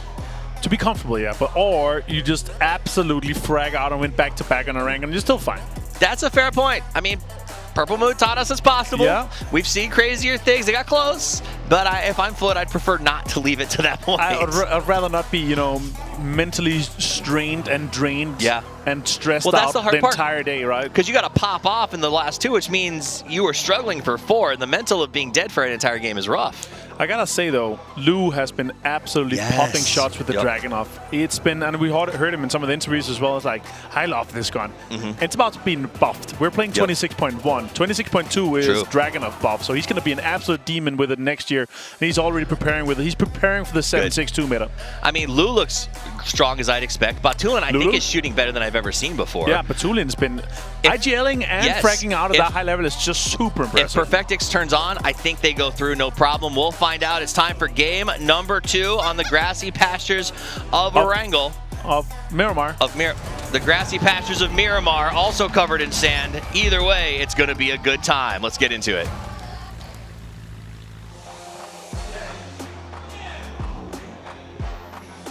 Thank you, Toffees. As hey, we were just in a very grassy section of Miramar. I got your back, Toffees, man. I know. Playing Path's going to be coming in over here just south of Los Leones, ending up around Cabrera. So again, a lot of options, but I know that this is a weird situation. Sonics technically hot dropped Twisted Minds, but they rotated well out of it, and technically Twisted Minds out-survived Sonics. Well, the thing I'd be concerned about this time around as Twisted Minds is Sonics going to drop the bread house, or are they going to continue warehouses? What's going to be the location that Sonics are going to try to push them out of? And not only that, let's say Twisted Minds gets out again. I would not be super shocked to see Gen G try to camp the rotation out of Power Grid this time, to try to mess with them a little bit based off this plane path, because Pio saw it last time. He knows what they're thinking about doing, at least considering. And not only that, like, that is the most, like, so this Gen G squad, right, the old Big Opa team, basically, they loved, if they could get a read on you early, they love to set up traps. Wait a minute, this is a lot different of a landing. Now, way closer, Sonic's getting in the position over here to kind of blockade out, make sure that they can't go with the vehicles. Now Twisted Mind having to lean in. Looks like they're also going for a more aggressive, let's loot up, maybe fight this one out a bit more. So Twisted Mind needs to be careful. Circle, fortunately, does pop over here, does favor this, so no big rush to get out of this point. But again, PO, man, we know that if this firefight starts going on for long enough, he's going to come over and take 100%. That's just what PO does. And this is what he should do. This is a perfect opportunity to do PO things. This is the best, like, this is like a dream come true for him. Everything he could ever want. But like I alluded to earlier, the Sonics might try to change their drop position. They did. And this is what's making things now much more difficult for Twisted Minds to potentially make a retreat. Oh my God. But they are, it's not just Lou with that Dragunov. You know, Avenger was right. Lou has been absolutely nuts with it, but Spyro's got something in the tank too. He has been absolutely nuts. Batulin's got an SLR and an ace to back it up, so some really powerful close quarters guns here for Twisted Minds to work with. And you can see that Sonics realizes, okay, Twisted Minds landed a lot more split than we did. They're handling it. Also notice Perfectix. Yeah, that's what I wanted to see, doing a wide wrap around the outside of this one. Looks like he's just trying to position up in case Sonics decides that they want to make an extrication from this area. Now Perfectic's going to be on the outside, but do note that means that if Sonics do decide to just group up and wolfpack their way through this, now Twisted Minds is going to be essentially in a 3v4. Very true. We'll see what that one ends up doing. And Americano actually catches LFP1 out of the vehicle. You can see the Murado speeding off in the distance. So nice shooting from him. D+, 0 points in that last game. They need to pick it up. A lot of teams fell down. I mean, Gen G went all the way down to 10th already because of that one bad game. Jonggu going to confirm the point there. Grab a little bit of extra utility off of LFP1. He has a Panzer in the back pocket in case anybody shows up from Legacy as well. I also want to point out that Petrichor Road, San Martin, just to the north of this, could be something to keep an eye on because Petrichor Road, they need some points. They can bury ramen, They man. really need some points. And there's a lot of very easy pathing options that they can take to kind of catch whoever wins or loses this firefight out as they're making rotations. So this is a very dangerous firefight for as long as it keeps brewing. It's just going to be more elements that kind of have their eyes drawn over here and go, ooh, I could use a point or two. And it's only dangerous for one team, and that's Twisted Minds. Sonics they're done. They're qualified. This is all about positioning and posturing for the grand finals for them. Twisted Minds here has to figure out, do we try to crash this? Are we going to look for a vehicle? I don't know if Spyro went out and got a vehicle or not, but this is really weird. Yeah. Okay, so usually in a hot drop, the team that hot drops is much more aggressive in it. You know, like grabs their guns, runs in, right? The Sonics is going the inverse. They hot dropped, but didn't just turtle down. They locked down all their entrances. They're trying to keep an eye into it. And it's made for this really weird situation where now they're waiting and saying, okay, Twisted, if you want this, you've got to come to us inside your house to try to come after us. And you can see Twisted's like, okay, do we do that? Do we just leave them alone? What do we do? And the reason is that with Sonics in this position, they control the vehicle spawn that's to the west of Power Grid. So this position makes it a lot harder for Twisted Minds to reach out to try to get out of this bad spot. Now, they can do it on foot, but we'll see. Yeah, trying to creep out of this one. We are going to do a quick listen in to get some interviews and the mindsets of what's going to be going on with Twisted Minds. I don't feel good since we are not qualified yet, and we need to make a history tomorrow. So that's what I feel. Sleep well and be ready for the final day for us. I appreciate any support. We have many fans. We still don't show our full potential, and I just hope that tomorrow we will make the history, go to grand finals, and then win the PGC. So Twisted Minds has opted into going more to the east. That is going to be the open pathing for them to work with. And the circle does provide a bit more of a leisurely path out of this point, but they do have to be careful. Gen G has already collapsed down. Doesn't look like they want to get involved in anything. Petrichor Road did move into Monte, but that's going to be about as close as we're going to get to it. And I'm looking up towards the north of the circle right now. I'm seeing Osla, Falcons, and QM all kind of taking close-ish rotation paths. We'll see if they cross. But there could be some unintended, shenanigans up there on the north side. But it looks like for now Falcons are kind of pushing the brakes. So they're going to let Osla take the pole position. And then you've got QM just to the other side of it. Perfectix has found Tiggleton with that Mark 16, and that's going to be the flush. So, all right, this time around, Twisted Minds fakes like they're going out. I think this is basically they send some players out, try to see if they could draw some Sonics attention, lure them out into the open, and then they leave one player to capitalize, and now trying to go for the wide flank. Separating roughly the same time that H1 is going to be doing the same. We do have a couple of weird things that are going to be going on with circles. It's going to be centering more in that Chumacera route, but Perfectix is kind of over here by himself. It feels like it's going to be his job. How much can he screw over Sonics for what they're trying to do and screwing over Twisted Minds? But that said, now keep in mind, H1, he's got himself SMG in a dream, man. He's creeping up over here, and there is a lot of Twisted Minds. It's going to spot him out. Goes for the spray, and Lou's going to be able to pick that one up. H1 very low economy off of it, so that's going to be an easy firefight to win. And now numbers advantage. Do you look back and go ahead and claim your home? The initial spray was in favor of H1. He got the initial damage, but once the bullet started connecting there for Lou, it was lights out. He was very accurate once he got it under control there. So good little fight. But yeah, that shows you why the ARs are preferred, even though the UMP is a laser beam, but he didn't even have a red dot on it, making things a little bit trickier for H1.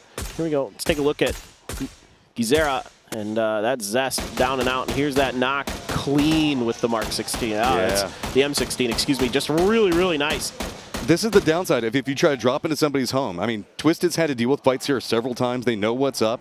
Meanwhile, it's more on the Sonics to be the aggressor and have to deal with all the setups and what Twisted Minds can make. And Twisted Minds do look like they're maybe positioning back in to try to catch out the remainder of Sonics once they try to leave. Everything else, though, pretty much looking around Chumacera. That's the name of the game right now. There's a couple of teams hanging out around Monty. We do have QM, Asla, as well as Falcons that could be bumping into each other, but really it's about what's going to be happening over around Chumacera and right here. Yeah, most teams, based on the understanding of how the circles work, expecting this to go north or around Chumacera in some fashion. We're just trying to see if anybody's lurking around the corner with that grenade. Has the pump shotgun in the back pocket. Try to get something done. Still 4 frags as well. Kickstart taking a bit of a cheeky position. There's no shotgun out. I don't think if he knew, he'd have the pump out.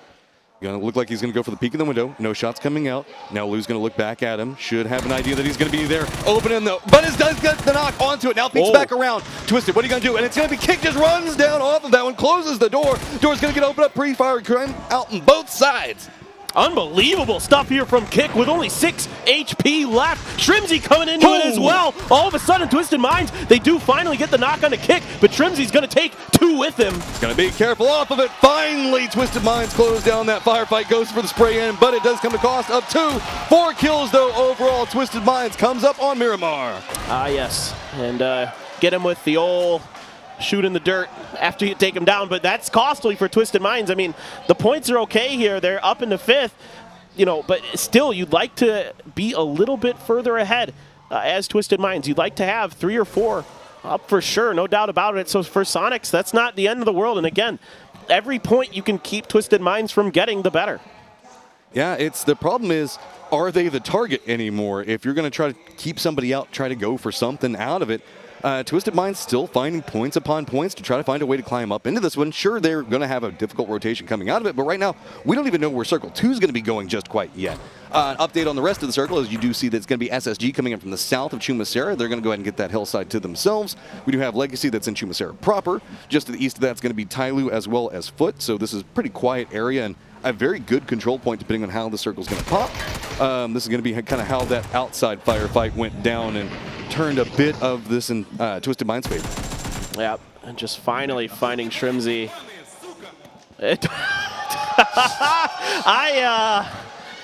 I recognize some of those words. Batoons. I think I can read lips. I don't know. I mean, he's fired up, man. They got to win these fights. It's important because they're in a position now of being in 5th place to potentially go into those grand finals. And, Sonics is trying to vie for that spot. I'm shocked, Paper. Absolutely shocked. Oh, we went hard west, We went hard west towards the wall in the west. Shocking. Yet again. Who would have ever thought it? Sandstorm's going to be in the thick of it, though, as you can see a Sin trying to navigate that one. That means that Petrichor Road is going to be pretty centered. That high ground position that we were looking at a second ago for SSG also going to be pretty strong. Rotations, though, going to be a bit more chaotic, specifically in that Chumacera area where we're going to see Tyloo, Foot all have to make movements. V7 already going to be navigating it. This is going to be where it gets a bit more, I guess, twisted for Twisted Minds, as they're going to have to make an approach probably in maybe around Monty. I don't know. This is going to be very, very compressed given the fact that we still have 56 alive. Yeah, a lot of teams going to be gunning for the compounds in and around the Brickyard because of the way that the circles like to maneuver. That is generally, we saw it yesterday, that is generally where they like to go. There was that compound that the Sonics had to crash onto GE, I believe it was, that ended up being a very powerful position, garnered them a lot of extra points in that game. So Tyloo here, going to be able to at least do some scouting from up on this angle, but the circle is very unlikely to end anywhere near this, as there is a ton of the land ratio terrain up here. So they are going to just kind of work their way around, see if they can find some open space. But Ascent is a huge split to gatekeep this. What we're watching right now is going to be the story of the match for a little while. There's the giant ravines that the roads are going to be on, going to be very difficult to navigate. So as these teams are trying to cut east to west, you can see it's just going to be peppered bullets coming at you the entirety of the way. Tyloo's getting a bit low. Dongmu looks like he might be trying to path up, but I mean, you can still, it's going to be open for at least another 50, 100 meters or so, and he's just got to abandon the vehicle. He's going to go for a climb up that. Keep in mind, SSG is at the top of this hillside, though, and could continue that harassment. Kilyukai going to look for a new angle onto a Tongmu. Yeah. And Page, though, he saw that vehicle. He saw potentially a player get out. That smoke makes it potentially even more obvious, but he's not really going for this point. I guess he's just rotating. I thought maybe he was going to go for a Tongmu out in the open, but it's actually going to be T-Bone starting to do some damage from Foot now from afar. So really a Tongmu out of the frying pan into the fire, and Page, his vehicle is going to pay the price trying to get up that hill. Hey, it made it as far as it needed to, right? It made it up the hill. It got him back over with his friends. Life is going to be good.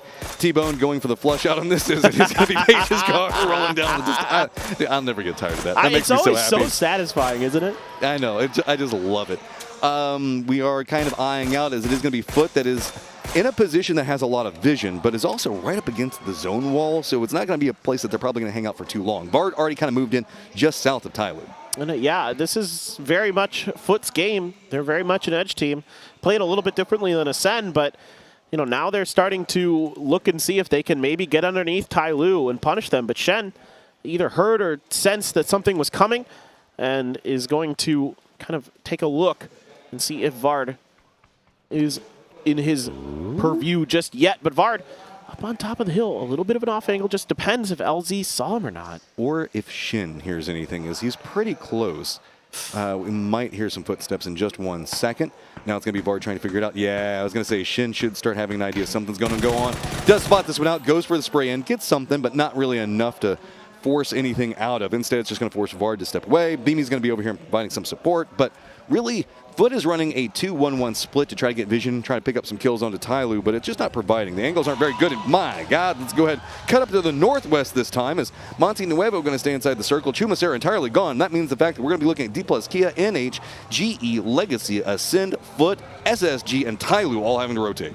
I'm just thinking, that, like, just because we're conditioned to believe this, but I feel like this circle's going to shift towards V7 or something.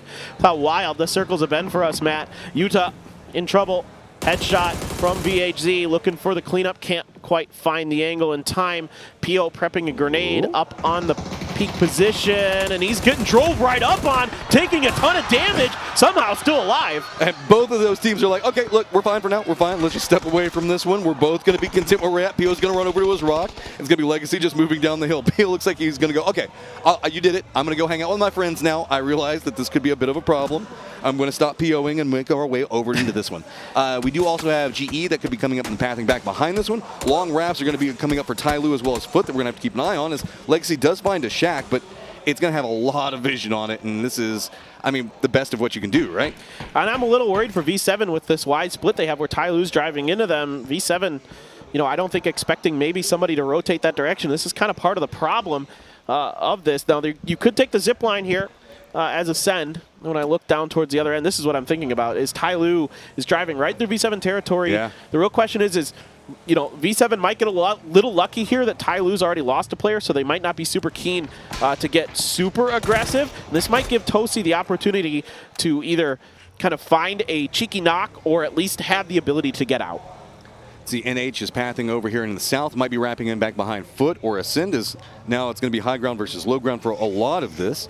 NH's pathing is pretty open. Nobody else going to be really around them at the time. I also do want to point out, Petrichor Road pretty centered. We saw them just a second ago, but they were running a 2-2 split whenever the circle popped in. Now a whole bunch of people have kind of dove in around them, are going to make it very, very complicated. They do have a nice crossfire, but a crash is going to be very, very hard to defend unless they get a knock on somebody that's going to be crashing in pretty quickly. We also did see Twisted Minds did manage to make it in the circle, and Monte Nuevo up in the north. Yeah, so for Twisted, that's...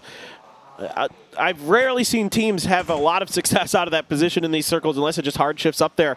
It's really tricky to get to that high ground unless teams just kind of don't check it. But QM seems to be at least decently aware that Twisted Minds is down there below them. Falcons fighting retreat as Foot puts the pressure underneath them. And for now, they're going to be looking to back off this fight. New Happy making a very wide, very long rotation. This is right towards where Tyloo and V7 were.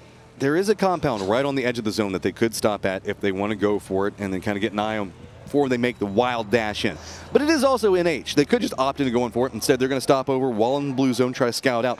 That means that Foot is going to be able to move up in front of them unless it's going to be a race right for that position. T-Bone does get there roughly the same time as CC, so it's going to be hay bales versus house, and that's going to be about it. Circle does favor this position, but now it's going to be about firing lines and support. You can see reinforcements are going to come in, but CC's just going to go ahead and take down T-Bone, and now support is here. Yeah, T-Bone's molly going to be the thing that does him in the end. And NH just driving across the firing lines of the rest of Foot, but pretty long distance here, and the hardtop Murado giving Non plenty of, Tyloo might want to get involved in this. I think they should. Beamy with the bolt, trying to find some damage, but No, sir. You mean, and oh my God, V7 just crashing into Oslo. Oslo's already lost 2. Trying to figure out, okay, how do we handle what's going to be happening over here? This is right in the center of the circle. Looks like Aslo's going to go ahead, move out of this position, shift away. There are a couple of like third parties that are going to be coming into this one. As you can see, DraftKings Falcons going to go ahead and pick up one. DraftKings Falcons themselves, a very strong position in this circle. And you can see now starting to assert the authority. They've got the high ground under control. The low ground, way more messy. They have no vision of what's going to be going on there. So we're looking at a 2-tiered fight as this is about 50-50. Half on top of the hillside, half down in the valley. Yeah, it's tricky. If you can find the space underneath, you can survive. But getting there is a real problem. A lot of bolts being shown in this particular game. Typically not the case, but a lot of teams looking maybe a little bit low on loot. Potentially, or just like the advantage that you have in situations like this. Long, high-angle firefights give you the opportunity to get that knock, do some serious damage. Utah from way over on the other side. They're still on the opposite mountain that is going to be out of the zone relatively soon, still kind of harassing these fights. Ascend grouped up and just going to sit on the edge. They're safe-ish in that spot. DK going to lose their vehicle in their rotation, but they get to safety for now. Vehicle is going to become less and less of a commodity right now anyway, so it's not the end of the world as foot push is going to be pretty heavy. We are only in phase number 4. So depending on how the circle shifts come out from this one, worst thing that could happen for a lot of these teams if it just stays directly centered up is it keeps that 50-50 high ground, low ground situation. Keep in mind, everybody that's in the high ground, like Falcons we saw a second ago, can spot out everything that's going on to the west. It just gets a bit harder over into the east. So Tyloo's positioning over here is going to have some supervision on where Falcons are going to be at the time. That's one of the reasons why we haven't seen a very aggressive Tyloo over here. They don't want to overstay their welcome on any one of these fights and draw too much attention from Falcons. No, you're absolutely right. DG able to find that. That is long range. Pio cleans up the last member of GE. So Gen G not going to go out with 0 points in this one, finding 2 still on that far eastern edge, controlling that for themselves, but immediately Aches left, puts some serious damage and gets a knock onto Sungjang. And now Gen G going to have to stop up for a moment and rest, but that should be no problem to get this res as Circle still making its way through. Where, oh where is this next one going to go? It could just end right up on the mountain, which I'm totally fine with. They are super exciting finishes. Here we go. We've got Twisted Minds kind of creeping their way in right now and kind of clinging to the rocks down below where Asla, who's been weakened a second ago, and you wanted it centered. You wanted it 50-50. Does look like that's what we're going to get. Petrichor's 2-2 split going to be very, very strong on the low side of that hill. Falcons up on top going to be pretty strong as well. V7 in their position they just got. Also good. Everybody else, it's going to be a hillside firefight, and most notably the guys in the west, not a lot to work with. It is absolutely insane how much the middle of this leaderboard is changing right around that oh-so-important 8th position. Serious damage done by Brex into Roth. Roth trying to retreat to safety. Brex trying to guess the angle, or maybe Soft Page. Doesn't matter. Kiliakai's grenade also good. Whew. Just shift it in, see if you can get some more out of it. You can see Space Station Gaming trying to prep out for the potential push that's going to be coming out. At least going to get a compound out of it, but it's going to be some assistance at range, and it's going to be Vard that's going to go ahead and get a couple of knocks into this one. Space Station Gaming really can't make the move that they want to make.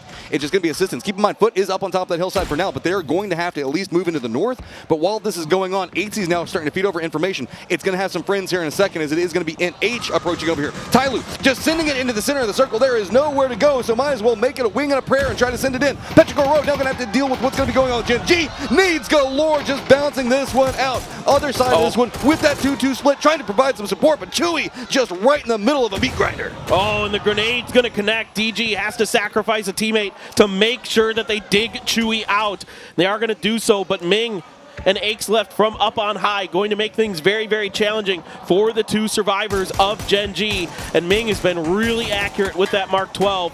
Finally going to come in here and claim another point. But Gen G, again, stuck on the edge of the circle. This position, very, very treacherous. Trying to get across that road, Matt.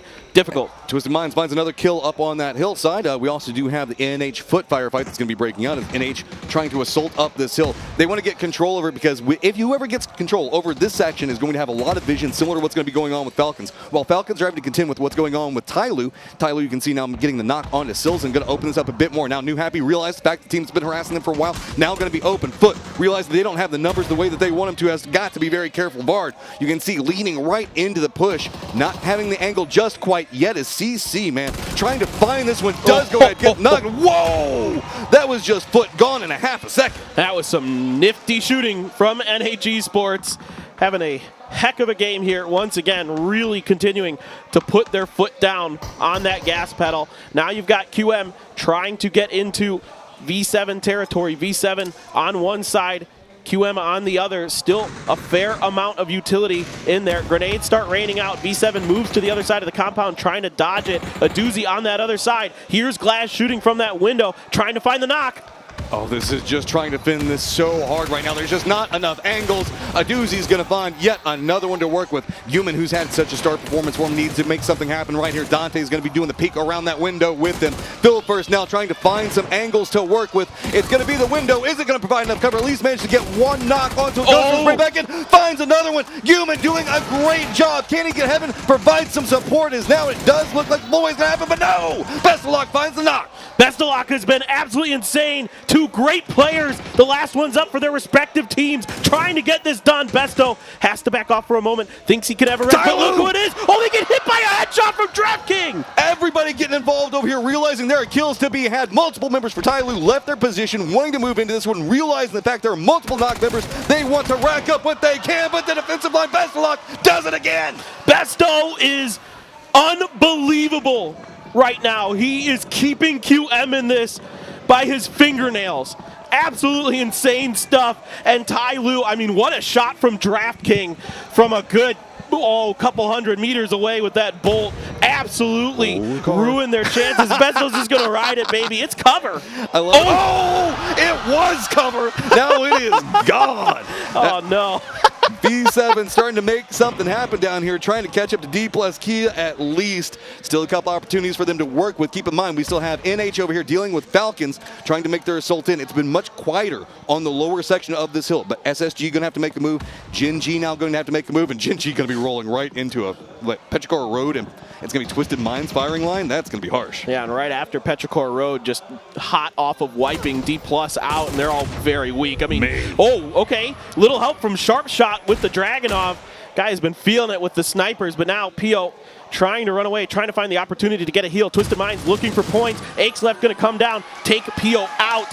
Gen G gone in 8th. Twisted Minds going to get a grenade onto Ming. Aches left wants this he wants to get out of here. I thought he might go for that crate for a moment. Petrichor Road now tied with the 8th place team. 37 points when he pick up some more, but just Aches left the last one up. Looks like he's trying to navigate away from it, but SSG wanted to exploit this. They're now making their way up the hillside, but it's going to be shots from New Happy at range, slow them down, resetting the pace just a bit to really try to situate themselves into this position. They realize that NH has Falcons up above them. They still need to try to deal with it, but it looks like Space Station Gaming just going to commit in. Yeah, go ahead and get yourselves a cover. Good toss on the nade. Page going to pick up another one. That's a beautiful read here from Space Station Gaming, understanding the situation based on their sound cues alone, able to move over, maybe got a spot onto Akesleft coming into the shack as well, but now Twisted Minds really the biggest threat potentially for SSG. DraftKing on top of Shen, job done. Falcons going to be able to continue to control the top of this mountain. They're the only team up there really right now. And Falcons just shifted up into 8th. This is so neck and neck. Like one kill here or there is just deciding the destiny of these teams. And you can see that just trying to cling to any bit of life that you can find is going to be so massive for them to deal with. Falcons still with that high ground. It looks like it is going to be NH moving more aggressively into SSG's posture in the defensive position that they've managed to set. But Twisted Mind's also going to be eyeing it on the opposing side. And it means that now Space Station Gaming very firmly sandwiched. They do have their shack in the zone though. Yeah, let's see how aggressive, well, NH, if they're playing like they have been, but right around this tree is a machine gun. They had no idea. Pixel, sneaky, right behind the tree. Gonna get the flush on and on. Immediately the utility coming out to try to deal with him. The frag on the other side doesn't find the damage. Sharp taking a bunch in here. Yeah, here comes Twisted Minds. Batulin's now going for this position into NH while he's having his teammates push on the opposing side of it. Batulin's looking like he's going to try to control this lower air. Spyro is going to go ahead and get the knock onto one. SSG finding more trouble, but Twisted Minds looks like the bullying now is starting to come out on their side. They're starting to assert their authority over here. Guys up on the top of the hillside not even paying any attention, and the guy who started this all out behind the tree inside of Pixel is going to be the last one up. I love what V7 is doing here, looking to find some points. They desperately need them down in 15th place. They need to reach out. Yes, they could play safe, but they know that there's been a lot of fighting on this side of the circle. They've got tons of level 3 gear, a Groza, a Mark 14 in their hands, and they want to try to take these fights, trying to bait for heaven. NH now presently in first place, looking up this hillside. They know the fact that they want to move in. B7, a high ground, hasn't quite found the angle onto Twisted Minds just quite yet, but that could open up an opportunity with NH now moving in that lower section. Heaven just going for some tosses, seeing if maybe he's going to connect. Not really the cleanest sight line into it, not in the right angle for it, but that does mean that Twisted has to slow down and it's going to allow Mingming to find an angle. Yeah, and I don't like that from Heaven. Great spray here from Mingming. I don't like that from Heaven. He's just gambling there. Yeah. The Twisted Minds went down that way. That's his last 2 grenades out. Mingming almost out as well, 2 HP. Spyro, though, he wants to make his way through it. Human, let's not forget about him. CC's going to go ahead and pick up Spyro. That means 13 kills for NH. Now they're on top of the leaderboard. They are #1 again in the lobby. Absolutely insane stuff. V7 has to peel off. They used a lot of utility to try to go for those kills. DraftKings still with that bolt, still a force to be reckoned with are the Falcons in this one. So we've got the top of the leaderboard in 1st, we've got the cusp position in Falcons in 7th, and then we've got the climb coming up from V7 to try to make the dream happen in 15th. A lot of different variables that it is going to be NH. Having to be careful. Blue Zone is going to go ahead and knock down Mingming. I don't think that there's going to be too much more he's going to be able to get out of that one because I don't know if CC can. Yeah, I was going to say he might just go ahead and feed over to the Blue Zone as well, realizing, hey, we're not fighting up against you guys. We're going to go ahead and just deny points. Yeah, no, that's pretty smart. You don't want to give either of these teams any extra breathing room. You don't want them to feel comfortable coming into those last couple of matches. And because for New Happy, you are qualified. You are going to the grand final. So you don't have any reason to stick around in this fight. Let these two duke it out, and let's see what they can do. A fair 2v2 right on top of the mountain. 3 kills apiece is I'm not going to be one on anybody that has been having to try to find some kills inside of these firefights. You can say the Falcons have been asserting a lot of authority. I can see what DraftKings sitting at almost 400 damage right now. They are moving in to try to position themselves for a bit more of a center control angle, but keep in mind with the recess in the hillside, V7 has a lot of different angles that they can play from this one, but aren't kind of doubled up with each other right now. The biggest problem here actually for Falcons is assuming DraftKings sticks with that bolt. You've got level 3 helmets on both of V7, so they're not going to take one shot to that and be knocked. There's going to be a little extra survivability, so DraftKings, even if he's been really on point with it, it's going to take a little bit of follow-up potentially to find the damage. I'm seeing 1 frag, 3 smokes here for Emic, and Heaven, Gumin, we know they expended a lot of frags. I think there was still 1 left for Gumin. A few smokes for themselves and a molly as well to work with. So some decent utility, but this is about as fair as it gets, to be honest. This should be a pretty good fight. Yeah, pretty much we're looking at 2 different strategies. Open angles on the side of Falcons, trying to see if they can get 2 different sight lines, go for a crossfire. Meanwhile, V7, hoping that their numbers in the advantage in the 2v2 might be favorable for them. It has also been a very mixed up set of firefights. I mean, the kill feed was just kind of going a bit wild. It's also probably kind of hard to track everything, but I wouldn't be surprised if both these teams realize, okay, strip 2v2 that we're dealing with this, it is going to be a lot of this territory surrendered. Falcon's going to be moving in roughly the same time as V7, just this bit of a hill in between them, and Human creeping up. I think that Emmy heard it. Looks like he is stepping away. Emmy's feeding that information back over to DraftKings. DraftKings might try to go for a flank onto it. Does spot out Heaven. Goes for a couple of shots. Position now revealed.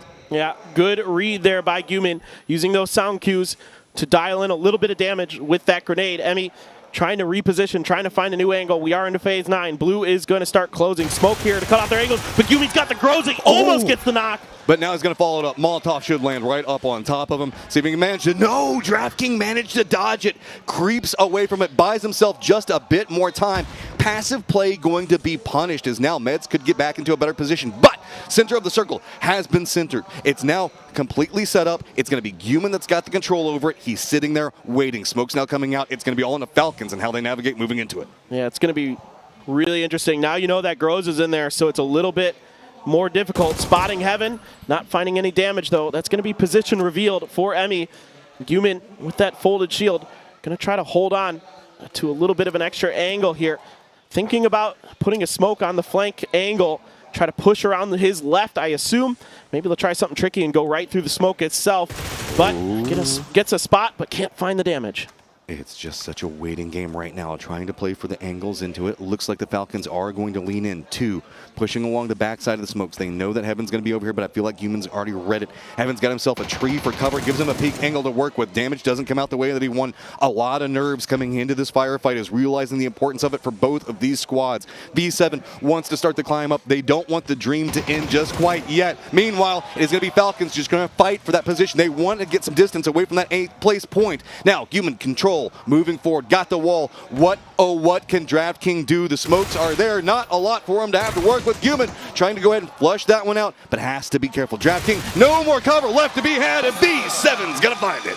Well controlled, well handled at the end by V7. May not be the most points, but it may be the confidence they need to get back into this. Man, that was a nail biter there at the end. It was, okay, we started off hot drop, then we move into a more hillside to hillside firefight, and then it just kind of a dwindling of numbers as people were just trying to crash into that hill, make their way in, and the people at range just doing so much harassment. Yeah, it's I really felt like hard. every fight there had a fifth party in it. No, it's really hard to get up that hill, and you're going to be under fire from a lot of different angles trying to make your way into there. So the teams up on top were, in the case of V7, able to control their side long enough that no one really was able to pressure their entrance up to that hill. They're able to win that fight as well against QM with a little help from some friends. Well, that was half of this lobby's last Miramar for the year. We're going to make our way over to the new maps, and we're going to go ahead and send you over to the analyst desk as well.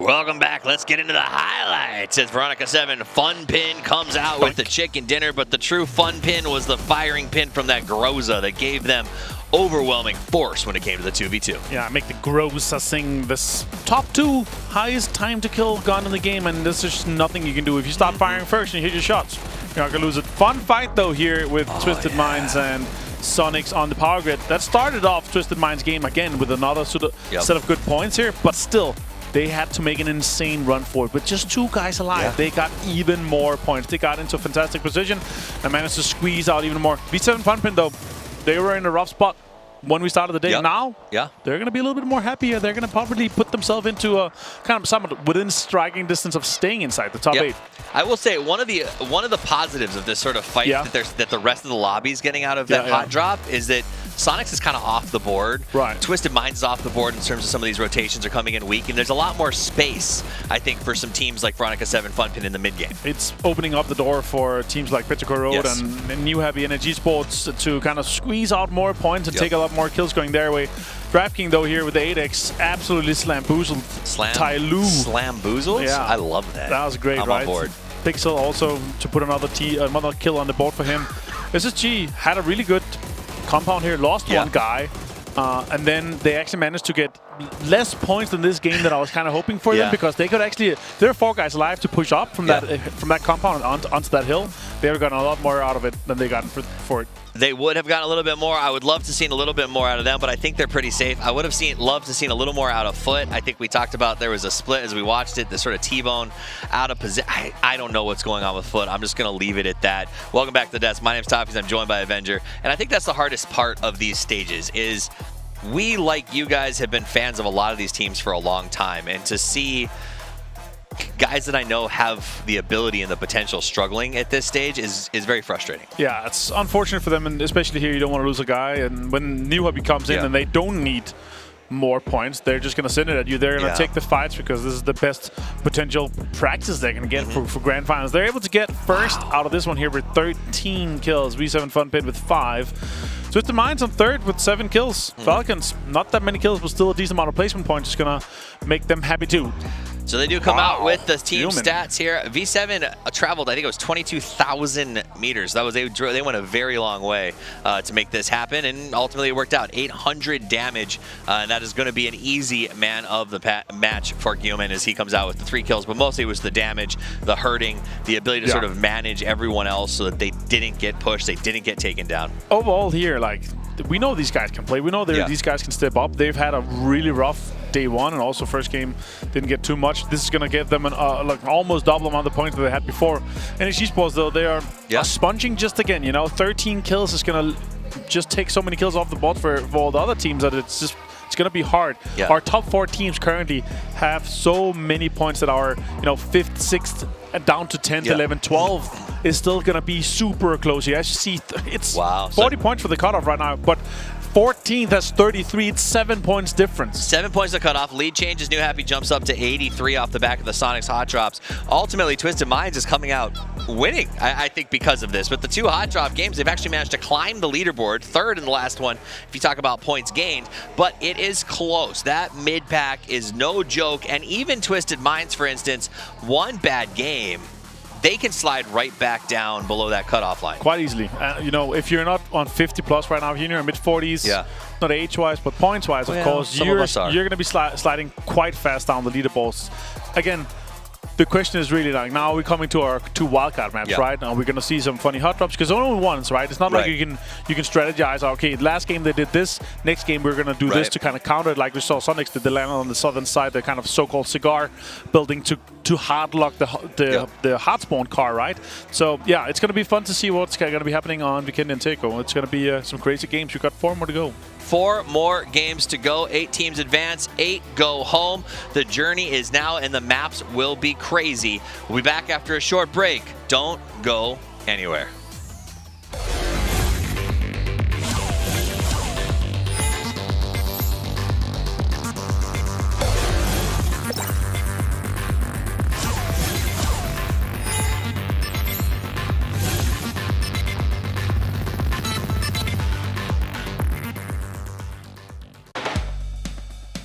Unleash my shopping spree. Duty-free from big brands. At all King Power stores. And King Power online. It's possible. Enjoy great selections, promotions, and privileges. The power of possibilities. King Power. Hanuman's forces have set up their barrier. They are waiting for sunrise before they release their guard. Very good. With my magic, the night will turn. Enemies beware. Mayara is coming for you.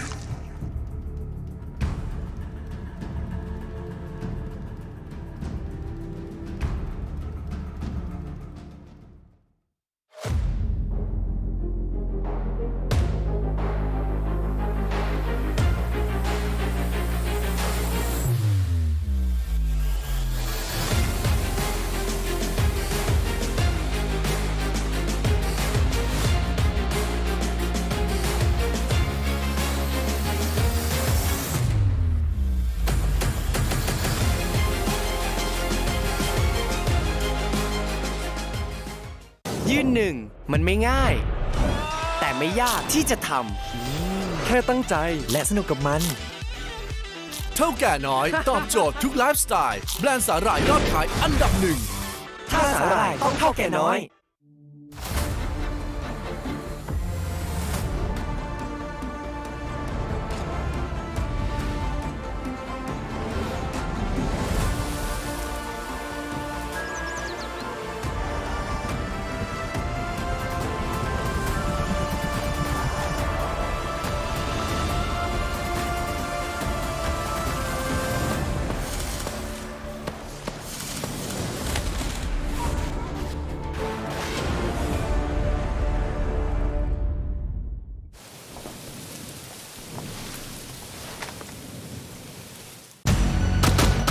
It's only a perfect victory when the whole team lives.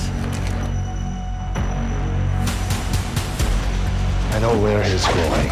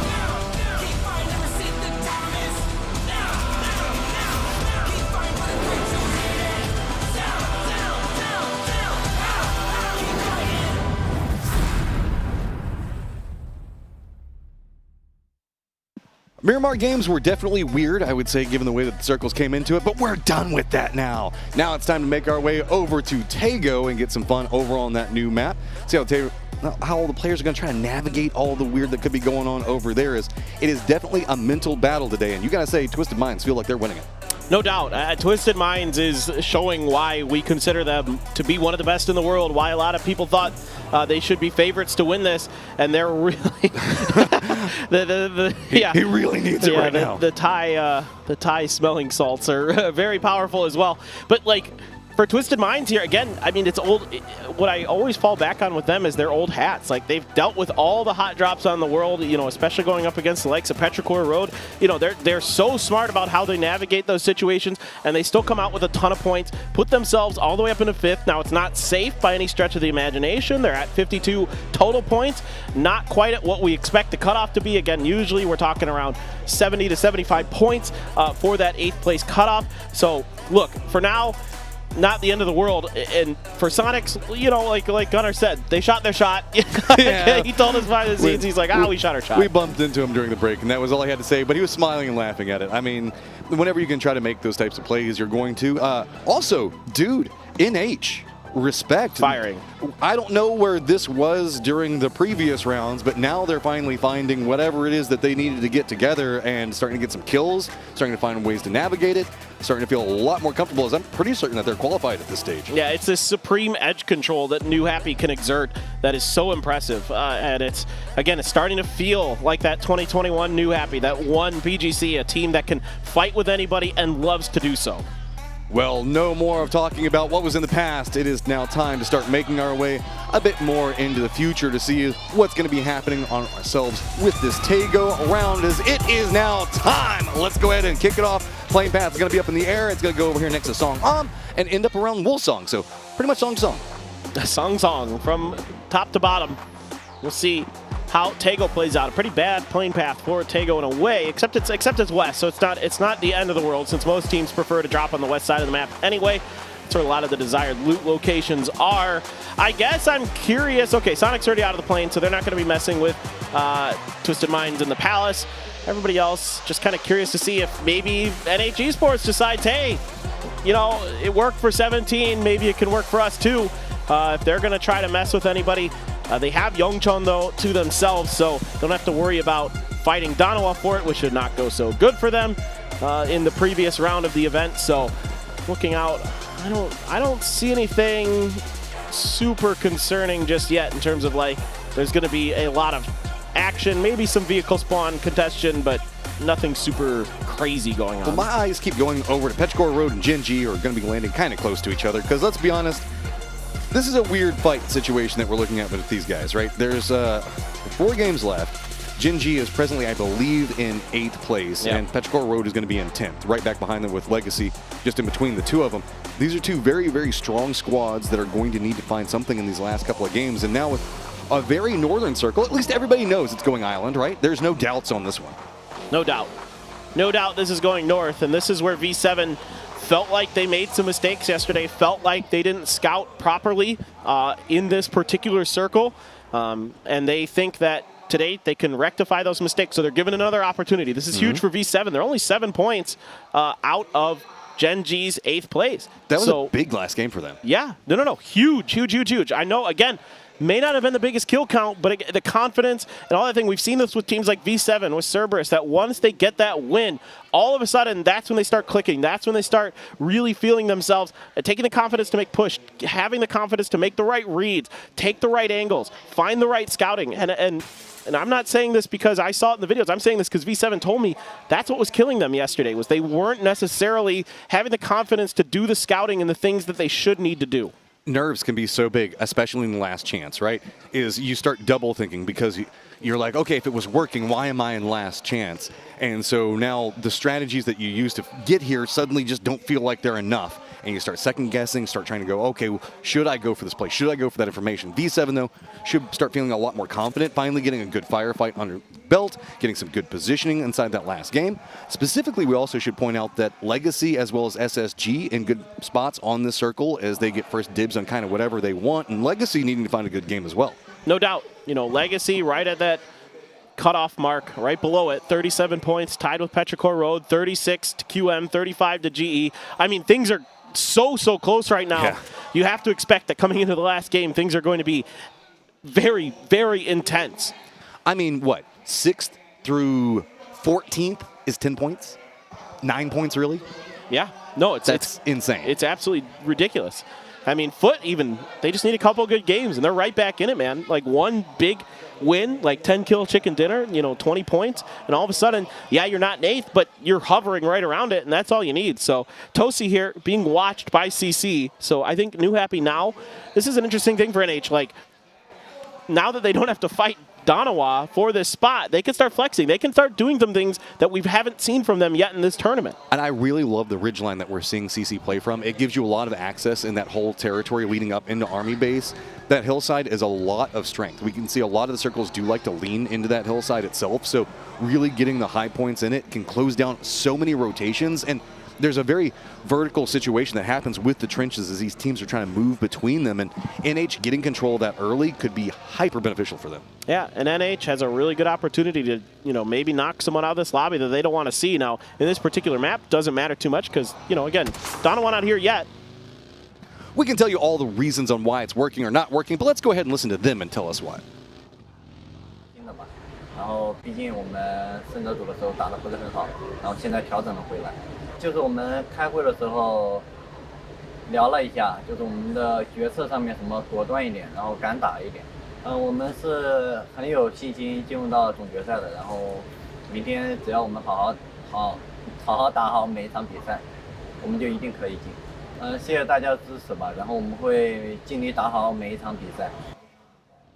Feeling confident they're going to make it. Now first place on the leaderboard. They should be feeling pretty confident. It is also now going to spot out D+ Kia in their rotation as D+ cut across the bridges. Now going to be right in the thick of all of them as, again, these hillsides, such a big, strong control point that these teams are wanting to play for. No surprise, a couple of teams are already eyeing it out as well. And this is definitely a team you do not want to be messing with in this lobby. So D+ quickly after taking those shots, just going to continue their rotation. More towards the north, more towards where Legacy is starting to get themselves set up just to the northeast of Godok. And Foot watching them from the outside right behind Falcons, kind of keeping an eye. This is very much what we've seen Foot be doing here, is watching the backsides of teams, looking for opportunities to strike, and with limited success in this particular stage of the event. Looks like Ascend might be trying to set up some type of bridge camp or at least bumped into Sonics on a rotation and are now trying to gatekeep them out. A couple of shots going to be going between these guys to assert some type of authority. The problem with it, Sonics, is QM is also pathing up right back behind them. So if they end up stuck here for too long, they're going to end up pinched. QM is leaning a bit more into the coastline though, so that should provide some type of safety for Sonics, but I don't know exactly how separated Sonics are. Yeah, for Sonics, you would love to do some damage to some of these teams on the way in. For QM, you have to almost kind of wait this out unless you find a really good opportunity. Maybe Phil First can find a knock on a kick. He's got an angle. The kick is just standing still, and the headshots are easy for Phil First. Just, I mean, quality pickup right there. Problem with it is guess what, QM? You know how you're sitting here taking shots at Sonics? Well, you're about to have your own problem as Ty Lu's going to be coming in back behind you. Nobody going emergency pickup. It's all vehicles right now. It looks like they might be trying to store them for something else, but everybody is just making the vehicle pushes onto these points, and now Ty Lu's going to be rolling right into the QM line. Tongmu scouting with his body right now as bullets are going to be colliding, feeding that information over. What does the rest of the squad want to do? LZ is so far behind the rest of the squad, they probably don't want to do any part of this firefight. I just love kind of the dichotomy between these teams. You've got QM, who's very slow, very methodical, heard some shots, whatever. Ty Lu is just full sending it through the fight. Now, they eventually peel off, but I just love the complete difference in the way that these teams think, how they approach situations. And Tongmu able to get out and regroup with the rest of the team, and they're actually going to rethink that approach. So Sonic's going to use this opportunity. Ascend went ahead and shifted in. Sonic's now going to be in the circle as well.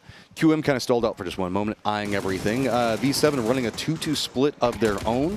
Looks like they're kind of playing a bit of the devil's advocate for whichever hillside that this is going to go to. I mean, we did mention that it does lean a bit more east, but if this does go into the west, more in that Woolsong line, that is a good control point to play from for V7's other duo. And a lot of teams thinking this might be to the northeast, but we'll see. That's a lot of the early teams who had Prio on this circle. That's where they rotated to. So that's kind of what their kind of data is telling them about the way that these circles like to function on this map. Maybe just to the north of Godok is kind of where they think the higher percentage chances are. And of course, Ascend going to find some gear, and that's an AWM to back up that M249 for its Chris. The two best options in the world, right? I'm either going to snipe you at range or I'm going to take out your whole squad if you get close enough. As nobody really contend with is they're over here around the west, and let's be honest, like Azla's going to be closest to them, but that's probably about a good 600 meters away or something like that. QM, after getting those shots, did get slightly discouraged. He landed right on it. I don't think it was intended, but well done. Respect points now given into you. Petrichor Road is also going to be over here next to one of the duos for SSG, and that might get punished if they're not careful. 10 out of 10 landing, even though you lose the vehicle. Hey, he's got another one, though, so nope. I mean, he landed it like it was planned, just iced it up there. Dude. Yeah, that's pretty impressive, to be honest. I mean, you would think that you would, like, fit through those bars, but he couldn't quite do it. Tyloo is going to be chewing some blue and using the opportunity for an emergency pickup to go in to this next circle, and this is very, very wise. I like this play from Tyloo. The bridge was too congested. Why risk it? They went ahead. They had the emergency pickup. They went ahead and ventured in. They got a couple of shots. And they were like, okay, nope, let's just step away from it. Now we can make a more grand entrance to wherever we want to go. Now trying to time it with the circle as well as 47 seconds is going to be pretty close. I don't know. We'll have to see. They'll at least probably still be in the air whenever they decide to go ahead and drop away from the helicopter itself. Now going to go ahead and get picked up and yoink that direction. Our teams are definitely centered. Godok, the place that's going to have some attention, but really everything in the northern area. The 2-2 splits we were talking about a second ago, pretty strong. Azla, though, 4-man split across the west is strong for now, but gets me worried. Yeah, no, I'm right there with you. It's kind of the Azla way sometimes on these maps that aren't Erangel. Usually on Erangel, they're more of a 2-2 split type team, but on the other maps, I think they're still trying to figure out what the best strategy is, and that's frankly the situation for a lot of teams. I mean, everybody that I'm talking to behind the scenes says, yeah, we're still really trying to understand Tego and Vikendi, and yeah, look, everybody's kind of like guessed the way that this circle was going to navigate pretty correctly. So it seems like there is some good data that is being fed to these teams by their coaching staff, by their analysts, to figure out exactly what the circles do on Tego, especially up on this northern island. Here's the problem, though. We see so many 2-2 splits, they're going to have some trouble regrouping unless we see some pretty hefty shifts. We did see Twisted Minds moved out of being right in between the two V7 duos, and they're going to go ahead and move into Godok itself. Falcon's also going to move into Godok, as it is going to be Twisted Minds to spot them out. No real big fight over this one just yet, but notice the fact that Twisted is very compressed. They've got the north and the east as well, so they've got flank positions on anything that we could potentially see coming out from Falcons and what they're going to do. Looks like Tyloo is going to be coming over here pretty far into the north, pretty close to where we see the duo for SSG, as well as Legacy having the low ground. I don't know where they're going to land here. There's a couple of dips, but that's about it. Yeah, we'll see. And the team I'm really curious about is, well, GE, first of all. They're trying to figure out what they're doing out to the east of the Army base. The other one is QM. It's pretty far out. Sonics now making their rotation, getting ahead of this wide split of Azla. So, you know, even though you have this wide split, you're not really necessarily benefiting from it yet. However, you know, maybe if they can collapse, kind of flank the heck out of the Sonics, maybe they can scrape up some points out of that fight. I'm not exactly sure. I don't expect Azla to necessarily get aggressive, but who knows? They need points. They might try it. Okay, it's getting a bit more spicy up here. Is this duo for SSG still staying a duo? Not having the other team members come over here yet, saying, nope, we've got the control. We're going to go ahead and let it go. They do have GE as well as Tyloo over here. We saw just one moment ago. QM going to be making their rotation, going to be very, very close to Gen G. But even once they pass that, it's going to be foot in front of them running yet again. Another 2-2 split. Man, we see so many 2-2 splits on Tego, it feels like. It is the new duo map. Yeah, it plays a bit like Erangel. It takes two to tango? Yeah, two to tango? Takes two to tango, my friend. Absolutely. That's a good one. No, I think it's because it's somewhat similar to Erangel, because there's decent sight lines between compounds. Like Wicked this. Trying to sneak up on it. He should have the knock here on the H1. Just can't quite get it. What? Barely squeaks that one out. H1 going to be rolling away from it. I mean, he's going to make his way up the hillside, but I mean, it's still going to be another crossfire as Akari is already going to positioned up. He is going to go ahead and hop in a vehicle, realizing that he's outnumbered. Shifts away from it, but Azla with this compress at least gets some damage out. But I mean, for as risky as it was, they didn't even get a kill. Yeah, I think this could have been a little bit executed better if they had timed it a little bit better. Gen G continuing to have real struggles out here on this eastern edge.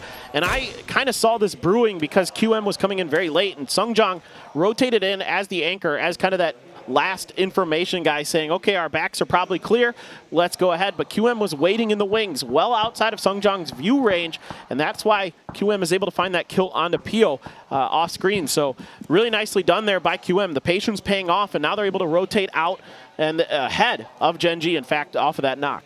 Petrichor Road dreaming upon dreams for a northeastern shift right now as they are very, very close to D+ Kia. They've got Legacy that's going to be gatekeeping them in the west, and SSG's duo up into the north, and you can see they're going to have to go very, very defensive right now. Gen G looks like they're just still doing some vehicle shopping. They're right on the edge of the zone. They might bump into NH in 1 second. Circle, though, keeps Godok in it and does lean more into that western hill. Well, V7 once again doing a great job here immediately in vehicles, should be able to coalesce into the center of this circle.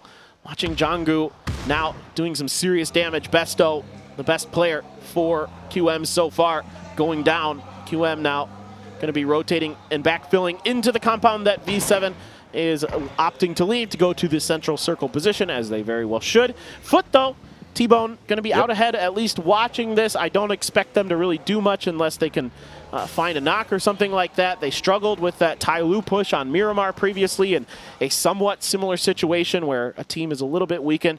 They might have an opportunity to capitalize, but never really able to find their footing with Vard up ahead. And he kind of got spotted out. Good recognition by Tai Lu. And yeah, Tai Lu's playing really well, by the way. I mean, they're up to 62 points. They're very close to being guaranteed as long as they don't just zero out the rest of the way. They should be finding themselves in that grand finals. GE, though, having to contend with a Sind. Sind trying to make their way up the hill, but it is going to be Brex that gets spotted out by a Zest. He's going to go ahead and get taken down. Ascend is very, very spaced out back behind this. It was two members that were kind of making them move up into this one, but Ascend spaced out? Yeah. I would have never thought, Matt. I mean, what? It's got about 400 meters in between each one of the three remaining members. It's, I mean, they got control of the north, but the problem with it is no part of that is in the circle. Yeah, that's the way Ascend plays. I mean, it's a lot of, again, reliability on their individual players to make plays. And, you know, unfortunately for Brex, just kind of gets caught in GE's formation, and Space Station sending out one of their members to go meet up with their duo. Yeah. Well, Sharpshot, he's on his own. He's still holding down that He's point. good. Yeah, I mean, he's fine. grooving. It's just interesting. NH also going to have to path in. I love this area of the map whenever the circle goes over here, but now having to leave this hillside, you can see that there's some big problems for Petrichor Road as well as NH. Twisted Minds is still maneuvering around Godok. They're going to do harassment into foot, and that is going to herd them into the direction of where QM is going to be at. But there is a bit of a lip of a hill. I think that they can play for some defense for a while, but again, right on the edge of the zone, so not going to be comfortable. Yeah, Perfectix poking. Just trying to keep teams honest, keep them at bay. And here goes Gen G. Couple players all in a one pony, and oh no. That man. loss of momentum is disastrous. That's terrible. Longjohn going to go down. Esther's going to be rolling ahead. I mean, okay, we got V7, we got Sonics that are shooting at him, we got Tai Lu, of course, that we just saw, but somehow still alive. On foot, running. V7 shot's not quite connecting. There we go. Glad's finally going to find him. Go ahead and pick him up. DG now alive, but he's going to have a ton of Space Station Gaming and Tai Lu to contend with. And DG, a very good solo player. I've seen him pull off some pretty crafty plays.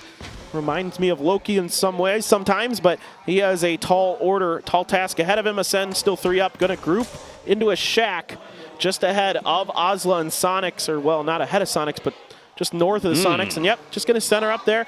V7's compound going to continue to be very much playing a prominent role in this next circle. Petrichor Road on the outside with NH Esports eyeing each other up. Let's see if they decide to square it out. Yeah, well, that helps with Minida finding that knock. Yeah, and now D+ Kia going to have to be very, very careful as Foot is going to be compressing in back behind NH. That's going to provide something new for them to work with, as well as Petrichor Road in the north. So NH, while you got 3 members up, you're about to have 3 different squads all with firing angles onto you. Which one's going to find it first? And it does look like Zenith is going to go down, but you can see Foot hearing this step-by-step trying to move forward. Bard's already going to spot out one, goes for the spray into Nod, doesn't quite get it, finally does manage to pick it up. And now going to go ahead and go for the flush in with those shots. Now Foot going to have the other members kind of come in, recoup back behind this one. It is going to be Ming from Petrichor Road that spotted this, and they may want to get involved, but God, there is just nowhere in the circle for these squads to move. No, this is really difficult, and that's why everybody's fighting on this edge. They want to scoop up all the points that they can and just, you know, kind of play the rest of it out as it falls. But now Shrimzy, last one alive for the Sonics. This long battle between him and Ozla. That is so good, though. Shrimzy been so stellar for the Sonics throughout this entire event now. Trying to line up some smokes. Akkad knows exactly where he's at. Who cooked the nade better? It's going to be thrown between the two of them. Not a lot of cover to be had. Cod takes some damage. Shrimsy just stepping in the open, wanting to try to get it, but no, it's going to be a Cod that gets the better of the Sonics. They're going to go ahead and go out, but I was going to say it's not going to last for too long, as Heaven's going to go ahead and spot out Bard as well over there in the east to make it a bit more spicy, as D plus Kia still having to contend in with Foot, as well as Petrichor Road now leaning more into the Legacy line. Up in the north, we're having just a show, man. There's just it's going to be not messy. a lot of space. Everybody's going to have to go for it. No doubt. Out, muted up, trying to do what he can with the Dragunov. Going back to Oslo real quick, I'd like to see them be a little more aggressive, a little more confident in those fights. I know it's Sonics. I know they're tough. There goes DG. Gets spotted out. Genji out in 13th. Another bad game for them coming into this. They continue to really struggle here on day 2 of Last Chance. Foot wants something here. Know the fact that the pack's getting ahead of them right now. They have the opportunity to pick up some kills. Throwable's going to be landing, I think, just a bit short. I don't know how they're rolling. Yeah, Car's going to go ahead and cut it. Does get some damage, but doesn't get the knock that they wanted. Foot wants to compress this fight very quickly. Right now, it is going to be V7 with some supervision inside of this fight, taking some shots. But V7, who had themselves a really good round last time, going to be able to find themselves in a good position here to really make a climb in the leaderboard. Foot, now, with these knocks, wants to step in. They want to go ahead and assert this very, very quickly. QM is going to try to pick up some of these kills, but it is going to be Foot that finally finds something. Foot on a roll this game. 5 kills here so far, all 4 up. Doing a great job holding this angle, but now you've got Aches left and Petrichor Road involved, but T-Bone able to best him. Good job on that hold. Now the rest of Petrichor Road coming in. Reinforcement. Ming, though, doing a very wide wrap down to the flank of Foot. See if maybe he can get the compression in on it. Throwable's now coming out. You can see a lot of smokes on the angle, trying to navigate. Looks like they're trying to go for a res on X-Lift, but that's going to come at a bad time. Petrichor Road now with 2 members down. They're trying to defend in, but Foot taking some authority in this firefight. Oh, a massive turn here for Beamy, keeping their hopes very much alive now for Foot. Just Ming left, trying to dodge the edges of Foot, trying to see if he can confuse them. Beamy, though, I think very wise to it, has the grenade, gonna throw it right on the edge of that smoke. Ming hears it, has to leave it. Did Beamy see him? He does. Oh, the fight ends for now, but guess what, Foot? You've got a new problem. Legacy is gonna be right up in front of you. While this is happening, we did have a bit of a dust up over here into the west as well, as GE is getting pretty close to Ascend. It's gonna be a bit of this hillside that's gonna be separating them out for the time being, but they have to take this fight. They don't have too many other options. The way the terrain works over here, it's going to be a recessed hillside right into V7's vision. Yeah, Zest already gets the spot on Kilyakai, but Kilyakai trying to rotate around. Zest, though, going to reveal his position, immediately takes damage from Heaven from afar. And now he's going to have to prone behind this rock. Kilyakai trying to get his bearings, trying to understand exactly where GE is. Going to spot Zest behind the rock. Clarice Surti now starting to take damage as well. It might even be Tai Lu who's actually hitting them in their backs. Tai Lu just trying to control this northern edge as much as they can, and they've got Legacy potentially pinned in. Legacy never really tried to capitalize on that fight, man. Well, Tai Lu can't make any movements. They're just being pinned down by V7, so now Tai Lu is just trying to harass the teams that are around them, get some more out of it. But, I mean, with the way that they're pinched in here, Legacy is just taking some poking damage in on the side of him, seeing if maybe they can get a lucky shot in. RBN is very, very close to this. He does get spotted out, so RBN now has to drop down. Legacy now contending on 2 different fronts, but is stalling out Tai Lu. I like this from RBN. Just hunker down, try to wait it out, let your teammates maybe get into a new position. Foot, though, is also going to spot out the other end of this one, and now Legacy is going to find themselves pinched between the 2 squads that they were trying to mess with. Yeah, Shen still has 3 frag grenades. LZ loading up with 1 as well. They're trying to kick Legacy out of this lobby. T-Bone and the squad for Foot trying to get involved in this fight as well. You can see them on the other end of this hill. Everybody just trying to work their way down this hill as methodically as they can, trying to see if they can wipe one team out, get their way into this next circle, and yet finally RBN going to be taken down by LZ. No surprise, but he did buy his teammates some time to recover and figure out what's going to be happening in this close-range situation. The VHC is going to go ahead and get spotted out. He's going to go down now. Just G0 on the opposing section. He wants to get some more out of it, but there's so many people around him. He can't go for a peek. Foot also now. Beamy sitting a member over here, trying to see if he can get into a position to really pick up a kill off of it. It is going to be Shin that ends up picking it up, as now GE and Ascend in a firefight. Oh, Yuta goes down quick to the FAMAS. And another one, it's going to be Mika wiping GE out. 10 kills. Huge game now for Foot, or maybe just 9, but they're really close to 10. They are absolutely rocking and rolling, but Tai Lu looking to see if they can dash their hopes. Tai Lu pretty much guaranteed to go into the grand finals now. Can start playing spoiler. V7 wants kills, but man, nobody's coming to play with them right now. It's all about this edge fighting as Foot finding themselves in a troubled position. QM got good vision into them and their positioning that they're trying to play from. They were trying to navigate the outside of that fight against Legacy with Tai Lu. Tai Lu now still trying to figure out, okay, we think that we've got a bit of a hill to move forward with. Ascend now winning in the West, trying to navigate that a bit cleaner in. See, they might have to deal with Falcons in one moment. Oddly enough, Twisted Minds and Falcons, who've been so close to each other for so long, they've had a couple of dust-ups, but nothing really hot and heavy between them just yet. Instead, letting everything kind of fall into play around them. Yeah, I think both teams fully aware of their position in the leaderboard, knowing what they need to do to get through to that next stage. Foot going to go down, but a much better game here for Foot on the edge, doing what they need to do, finding kills, finding points. Now back over to Mika, who's taking an angle here onto Capitan. Capitan doesn't crest the hill. He's actually taking damage from Twisted Minds. That backs him off. Mika hears it, thinking about going for the kill. He should have him out in the open. Yeah, quick, easy spray, but doesn't manage to pick it up. I think it's just going to be another set of firing lines coming up. It's going to be Falcons trying to defend it, but there is no cover for Falcons to deal with. They were all lined up against Twisted Minds. Now Ascend, having that Ascended position in, means Capitan has to look back this direction. Nate is at least going to discourage Mika. He's going to have to step away from it, but the rest of the circle contending into these firing lines from Twisted Minds as well as V7, and that's why we're seeing everybody hunker into them. Yeah, those bushes that are on the edges of those fields are really, really good because they're so thick, they're really hard to see through. And that's why players like Capitan are able to get in there and then eventually avoid death. It's just so tricky. They're thicker than smoke. I mean, they're really difficult to see through. Now, Twisted Minds hitting the backside of Falcons. Ascend trying to take advantage. Capitan just too good. Ooh, finds two. He finally does go down. It is going to be Patulans on the opposing angle for this one. And now it's going to be just an exchange of bullets between everybody over here. It's Chris for Ascend, very far away from Mika, so not going to be able to do too much more with it. Falcon should be able to crest in the hill, but that could reveal his angle. Remember, Chris got himself some toys to play with right now. Dude, Chris, I would love to see him pop with that AWM. I love seeing anybody pop with it, to be honest. Grenades are out right in the middle, and somehow LZ able to get far enough behind that rock.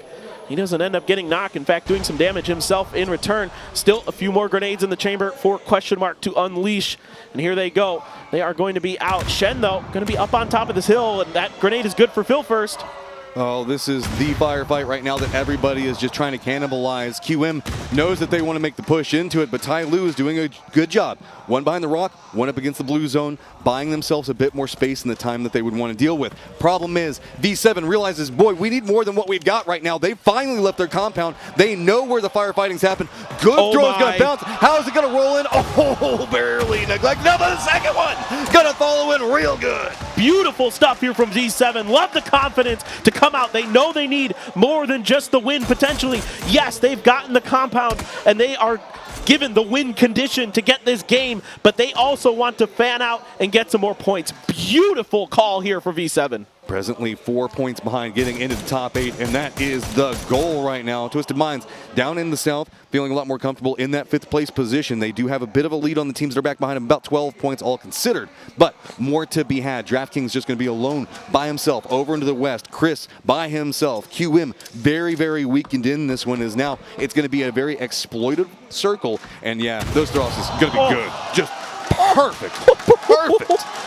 He timed that so perfectly. Well done by Spyro. Now turns immediately his attention over to Question Mark, who's on the outside of the next circle, as are Twisted Minds, as is it's Chris. Everybody here, this might end like that first Miramar game. Everybody's on the outside of this compound looking in. Is there going to be any entrance, any leeway given by V7 for somebody to find some space? It's Chris, tries to use that AWM to do it. I mean, he can find himself some points with it, but I mean, it's just not really what he wants at this stage. He's so close to making it into that top 8 right now. Just buying another point here or there would be everything for them. He's out in the blue zone. He's just pinned down. There's nowhere for him to go. He's just going to go ahead and feed it over to blue. Now, QM, Twisted Minds need to make some move into a very entrenched V7 yet again. After going on their adventure, they've decided to go back home and the fortifications that it provides. Yeah, as both of these teams, you have to weigh the risk reward here of feeding more points over to V7 or going for that win, going for that big moment, but it doesn't matter if Lou is just that good with the Dragonov, continues his reign of terror. Batulin's down right now. It looks like a couple of shots, maybe trying to get... Actually, Blue Zone's going to be the one chunking them out. Twisted Minds, though, going to be pretty content with the amount of points they managed to pick up just off the kills and the positioning right now. It is going to be V7 in so much control, but Spyro did manage to sneak into a pretty strong point. He's been on point with these nades. We just saw him pop off just a moment ago. If he can get a good toss in, it's just really V7 is so separated. I don't know if you can really do anything with it. They've got these walls. They can play around it. They already know where Lou is. You can see Lou every single time he goes for a peek is just instantly punished. Yep, and he knows it, so he's going to let the blue do the job, and it's just up to Spyro now. See if he's got any heroics in there. No, he's got a grenade, and he's going to end it.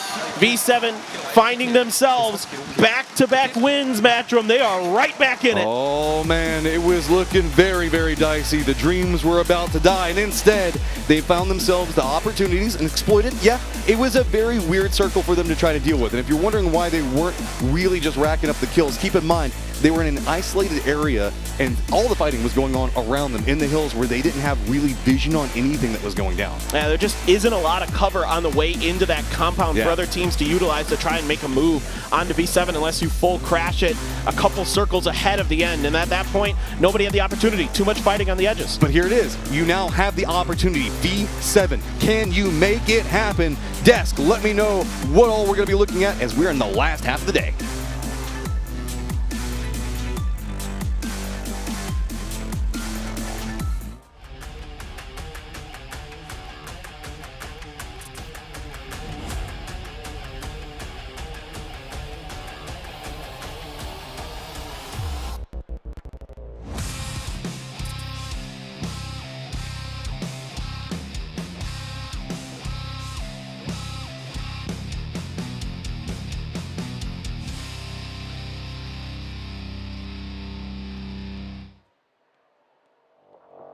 They say it takes two to tango, and V7 Funpin took 2 chicken dinners to go as they went ahead and got themselves another victory and climbed all the way out of 15th position today.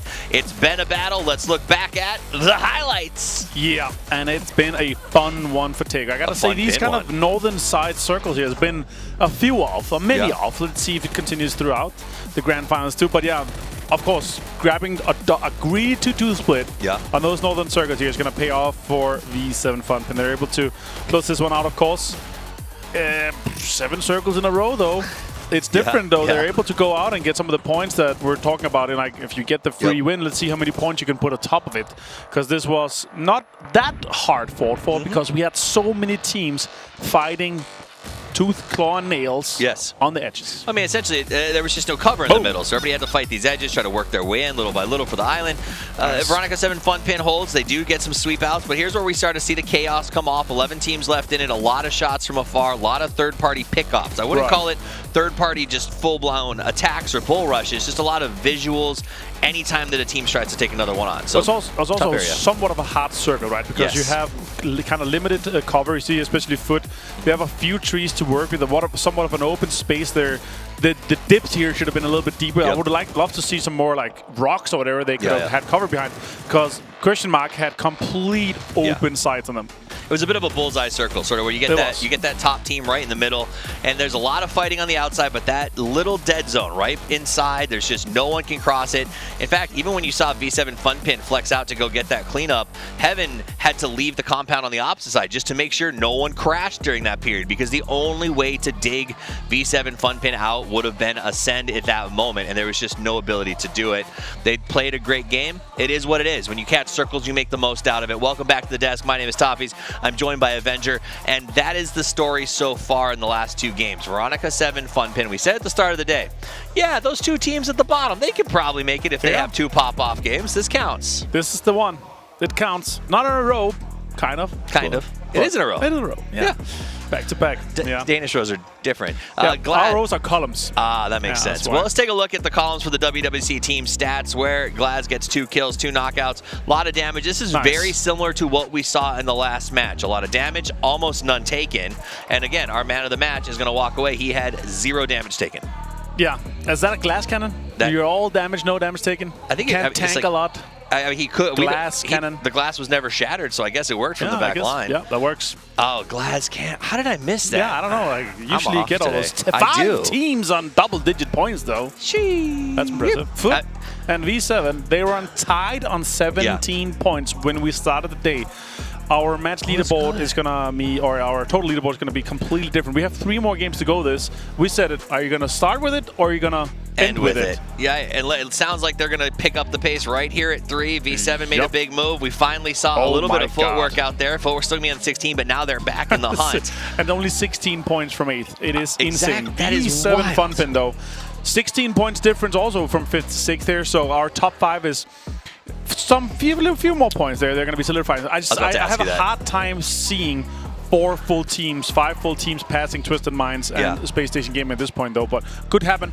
They're close. It's one of the closest 6th to 16th we've seen in a very, very long time, right? Absolutely, insanely close. And so I was going to ask you that. Twisted SSG, you think they need a little bit more space? Just maybe 2 or 3 points, get comfortable on this one, and they should be okay. 70 plus, then you're like somewhat comfortable. But then it comes down to does the correct teams go out and get, double digits? Do we see our 9th, 10th, 11th, 12th teams go out and get, double-digit points maybe the next 2 games? Then the last one is going to be kind of scary. But yeah, Twisted Minds, they're able to step up. The first 3 games of today, they have had a really good averages. Yeah. They've squeezed out as many points as possible. They've played positions that we usually see them there. They're like, okay, we're not going to get a compound, but let's try to get like a sliver of the edge and try to play from there. They're just getting as many kills possible and making smarter and making sure they don't give up too many of their own points towards the teams that they're fighting on with the leaderboard. Makes sense. We're taking a look at the last run over of these teams as they get ready to jump into our 4th match of the day. Only 3 games left to play, at which point 8 teams will go to the grand finals and 8 will head home. Let's get ready to head to the snowy slopes of Vigendi where anything can happen. Let's see if these teams can bear down and get the win.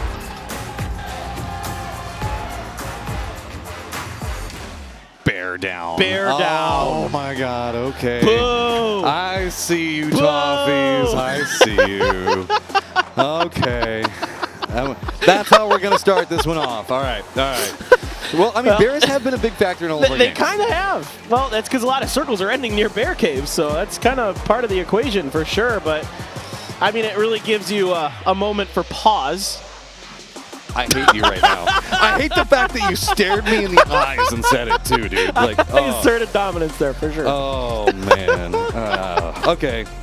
Yeah. Okay. Let's talk about the train. I'm much more happy to talk about the train. Yeah. There's a train. I love trains. I love trains. You want to talk about trains? The competitive players never use the train because that's a good way to die. Dude, anybody who doesn't use trains is just streets behind. Just streets behind. That's true. All right. So let's see, do we have anything spicy cooking on this one? Petrichor Road, Twisted Minds look like they're going to be cutting pathing. Petrichor Road needing to try to find something, man. It has been, I don't know, just quiet. Constantly quiet coming up from Petrichor Yeah, they just don't seem to have that authority in the fights. Like, they take fights, but they don't seem to have that ability to just wreck teams like we saw in the losers bracket. So it is what it is. I can definitely see them turning it around. We've already seen V7 start to turn it around today. Yeah, that last game, fortunate circle, no doubt about it, but again, making the most of it. The game before that was definitely much more challenging, and we are back towards that kind of south. Shocked. Yeah, no, I know. I expect this one to go south again, then maybe southwest. I mean, pretty much where we see the gondola line at, right? That just... Yeah. It just keeps going that direction, and so at least the players should be familiar with it. I yearn for a northern circle, man. So much. Well, I had at PNC, I had nothing but circles that ended like right where Petrichor drops. So like, I was just like, can I see a different part of the map? But now I'm like, let's go east. Let's go like hard northeast, right? We're just saving Dino Land for the finals. The Dino Land is coming in the finals. Look, we're going to get our bears in. Yeah. Like, it's going to be good. I'm curious to see if anybody's going to go and commit to the cave. We did see that LG has developed a lot of strategies of playing in the cave, specifically. and seeing if maybe anybody's going to be mimicking some of those strategies. There's a ton of tech to work with, especially on this map. There's so many opportunities to find yourself extra level 3 gear, you know, to kind of utilize the Panzerfaust, which have certain guaranteed spawns up by the gondolas.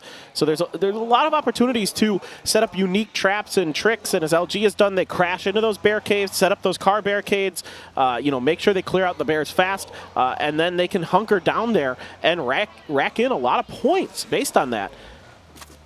Average points needed to qualify is 74. I don't know if in this lobby it's going to be that high, because like look at how compressed the points totals are. It feels like it's going to be a bit lower, but I don't know. It's still a good goal to aim for. It's madness in the middle of this leaderboard, like absolute madness. Yeah, it is so close. It is going to be one of the best finishes I think we've ever seen in an LCQ. Like it is just going to be incredible. 19 points, right? 19 points between V7 down to Foot. Yep. It's not a lot. That is not a lot with 3 games to play, man. That is absolutely absurd. That's a win and 9 kills. That's all it is. That is so crazy. So buckle up, guys. We're going to be in for some fun here as Sonics are going to be actually leaving the circle. Looks like they're going to be going a bit more of a northern wrap around. They do have GE that's going to be to the east of them, as well as a very separated out split coming out from Azla. I think that they have Adder and another friend over there that was just the South. Sonics probably saw that and decided, hey, let's go ahead and go over to the north instead.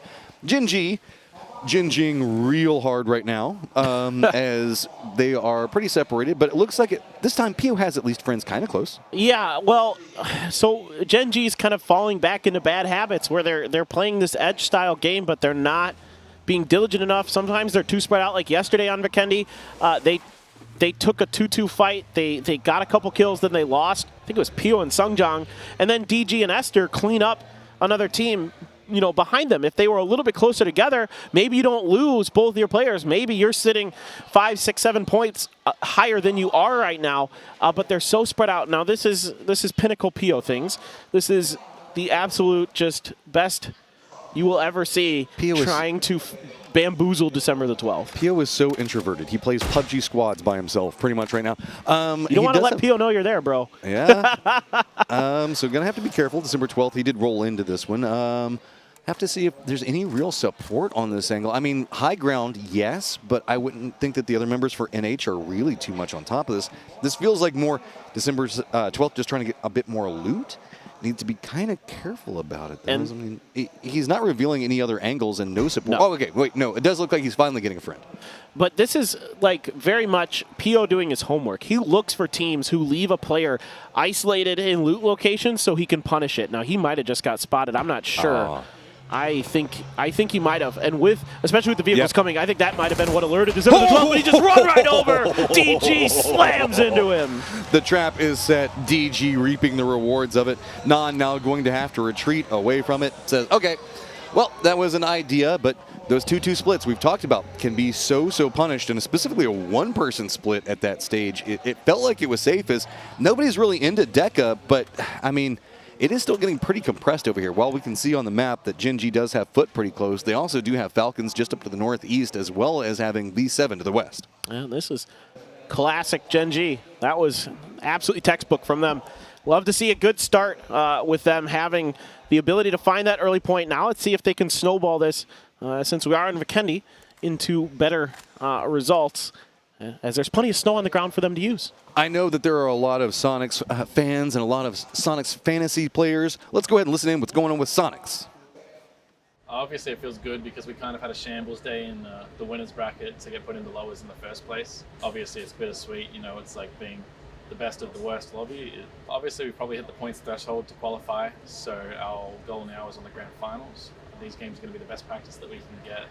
To all the fans, just want to say thank you guys so much for watching or showing up live. We see all of you, and even on our worst days, you guys can put a smile on our face. Thank you. All right, Dig, I'll forgive you for what you're doing to my fantasy squad. It's okay. Actually, I have Kick, I think. Oh, well, he had an okay. Yeah. Yesterday was really good for Kick. Yeah, true. He played out of his mind. I mean, yesterday. well, with what Sonics is trying to do today, you can't necessarily be too mad. Because what we're trying to do is just trying to make sure that they could secure something inside of this one and get rid of some potential competition. Just respect to Twisted Minds. I mean, Twisted Minds weren't having, I'll be honest, the most powerful of an event so far. And today, once the pressure mounted on them, they really just stood up, took it and then said, nope, we're going to do this, and we're going to go ahead and make sure that we qualify on top of it. And that's why they're always in it. I mean, this is why in every grand finals they're there, they're competing, they're getting like second place almost every time. And so, like, it's because of their mental fortitude, and it's because they've been there, done that. They've experienced almost every trial and tribulation that could exist in this game, and they've come out ahead. That's just Twisted Minds is so talented in so many respects, and their mental may be the first and foremost. And it's such an apt name for their team to have that big brain on their logo. You know, that's what I think of when I think of Batulans and the boys. See, now they're going to be rotating pretty close to Tai Lu, just north of them. You do have to be a bit careful of D plus Kia that's going to be into their east. Tongmu does spot out Batulans, so again, those shots going to go ahead and reveal positions. Nade's going to be coming out on both sides. Just, no, you go away. No, you go away. And both of them are just going to end up going away pretty much. Tongmu, though, he's in the more vulnerable position. He does have some sight lines that his teammates can provide some support with. That's what he's trying to retreat onto right now. But that's kind of about all that's happening in the circle right now. It's very, very quiet. I think if Tai Lu could read that this was Twisted Minds, they might consider trying to do as much damage as they can here to Twisted Minds, because they're the team that's right below them on the leaderboard. There's still a weird world where Twisted Minds would not make it. It's extremely unlikely at this point, given their points and their position in the leaderboard. But you never know. I mean, why not? As Tai Lu try to assert some dominance here, gain some confidence, Tai Lu's good to go. 74 points is in. I can't see a world where it's not. Most people thought Sonics were going to be going into the grand finals, and then things happened, right? And now they're definitely going yet again, but just due to what happened inside the winners bracket stages, it just wasn't the most comfortable. Yeah, no. For Sonics, it just took it. That one game from 17 seemed to be enough. Shen doesn't want to load that that MG3 just yet, I guess. Maybe looking for something a little bit better off this crate drop potentially. But yeah, I mean, for Sonics, look, they rebounded very nicely. And now they're back to being able to kind of toy around with this lobby a little bit, you know, look for teams in the kill feed, use those sound cues to try to punish them. Oh, speaking of, looks like they've decided that they're going to go after Azla, as they are now running right into this compound. And it is open on this angle. And yet again, that very wide split from Azla could be doomed for them if they're not careful. Please tell me you have a vehicle over here, Wicked. Please, please, please, I mean, please, he should, please. right? You got to leave. He's got to leave. Well, reinforcements look like they're coming from Azla, as the other three members have now hopped inside their vehicle, but they're going to be on the opposite side of where Sonics are going to be at. The foot push coming out from Sonics, pretty aggressive right now, and not going to find anybody just quite yet. COD's going to go ahead and roll in. They should be able to hear this on the opposing side for Sonics, though, and now we're looking like we're just going to get a straight-up firefight right on the edge of the zone. Well, I mean, I said I wanted to see confidence from Azla. This is definitely it, although this fight is kind of on the back foot. Sonic's already wrapping around the outside of the fence line. Let's see if they can identify, but tons of damage being done. Two nades back-to-back on that one, and now Shrimps is going to spot him through the smoke. Adder is going to go down, and the problems are starting to mount for Azla as they have to be very, very careful. GE also hears this, and it looks like they might be trying to stop on the outside of it, maybe see if they can get something. In the exchange, Tiggleton did go down inside of it, but Akkad now has to be very, very cautious. But Azla cannot afford to lose any more players. If they lose another one, if they lose Wicked here, things are going to go very, very south very quickly in terms of their chances for getting into the grand finals. Dude. GE is already posted up outside of this one. They're just watching. QM is now also moved into position. Oh, boy. It is just vultures circling all of this right now as NH looks like they're having to deal with the rambunctious Jin Ji rolling around. The PO is going to go down. Nan's going to go and get vision into it. Esther rolling in, runs out of ammo. Oh! That's unfortunate for NH. They might have actually been able to wipe Jin Ji, but just couldn't get enough bullets to connect in time. Okay, we do have the res onto Wicked, so the battle continues. But again, Azla hasn't gotten a point out of it. That's a pretty nasty spray, though, onto H-Win. So Wicked there, at least putting Sonics on the back foot momentarily. Oh, my Lord. Okay, so Falcons have also now moved into this fight as it has been the focus for so many different people. Azla now going to be moving in. They want to secure this one extra point. Nicely cooked nade, though. Shot's also going to come out from Kickstart to go ahead and finish now. Knock down Hikari. Kickstart holding this angle in very, very efficiently. Looks like he might be thinking about playing the aggressor in it. He's the last one up. Does he want to go for the res? Nope, not going to have to worry about that one for too much longer, as it looks like he's going to go straight for the play. Stepping into this one, goes around the corner, does get the knock, goes for the flushes in, has to dance around inside the smokes, but it's going to be a COD that finishes it out. This went pretty sideways for Azla. They only get 2 out of the 4 kills. 2 of them were stolen, and they lose 2 players. And now GE can just show up and maybe clean this up. It's like, hey, thanks. I'll take those points right now. Is GE going to be navigating this one? Another team that's looking to be on the climb in some fashion. Realizing there's a very weakened squad over here. Falcons are going to be providing some supervision. Yuta going to go a bit too far with his Tokyo Drift around the corner, but still going to be safe enough. Well, I guess the thing you can think is good news here as S finds the knock onto Wicked is that for Osla, now Falcons even starting to spice things up, throwing their bullets into this party. But the good news, I guess, for Osla fans is that Erangel comes up next, and that's their best map by far. Oh, God, all by his lonesome now is GE going to go ahead and take this one pretty much with authority. I mean, Akkad can kind of survive this one out, but you can see he's already laying down, trying to see if maybe he can find some type of sneaky defendable angle, spot out somebody, go for the miracle spray, but GE just not revealing it right now. QM fortunately did move more into the north, so it's only really one big gatekeeping party that's going on over here as Blue Zone Nade's going to put in some work onto Akkad. I don't even know what you can do out of this one. He does time that perfectly, though. Molotov to follow it up, man. He's just getting torn apart by utility. Nothing to be done. Yeah, nothing he could do there. Very well handled there by GE. Scooping up 3 kills is Clories. And yeah, we're going right towards the center. Hey, Petrichor Road, they needed a game, man. That's true. This is theirs. This is their game potentially. But there's a lot of buildings in that compound they're in. It's very tough, of course. Of course, it's Ascend. I love what is you this so much, low-flying stuff? This is crazy dangerous. Got to scout. Nobody expects you to be in the trees. It's fun. No. Oh, no. Oh, no. It's okay. It's okay. Everything's okay. Well, it worked. I think he meant to do it anyway. I think that he was. I think he was getting out here anyway, so whatever. Going for a landing and trees just come out of nowhere, dude. That's how it goes. Ascend, Twisted Minds, pretty stacked up over here next to the storm. It looks like they're going to try to navigate it and use the storm as its own type of distraction to kind of maneuver around. And Perfectix is right on the outskirts of this one and might be able to spot some of it, but it's going to be Batulin's getting spotted by Kilikai and going to flush him out. Ooh, painful for Twisted Minds. Again, still very much not safe exactly. Very close to being safe for Twisted Minds. Now they would like to scoop up a few more points here. Again, a couple more points per game for Twisted Minds, and they are GG. Good to go into the grand finals. Ooh, knock here from Tosi. Yeah. Oh, V7 has him like under a big-time crossfire. Foot's going to have to find some good shooting to get out of this. They've got Falcons on the other side of them too, man. This is the worst path that you could take if you're Foot right now. I wouldn't be surprised if they maybe pull off of this a bit. Yeah, V7 just going to continue their crunch in. I mean, there is just nowhere to go. Beamy is just going to go ahead and get beamed a little bit himself. Needs to fight back against it, but you can see Evans just got the hillside to use for cover. Support from his teammates as well, as Tosi is going to be on this very southern flank and get some shots. And AT is going to come up and try to see if he can provide some support, at least maybe Uber him out of there, but there's not a lot to really work with, specifically as Falcons haven't gotten hyper-aggressive into this, but they're starting to get some firing lines in as well. Yeah, getting a little bit of help from the Falcons is V7 really being able to clear this side of the circle.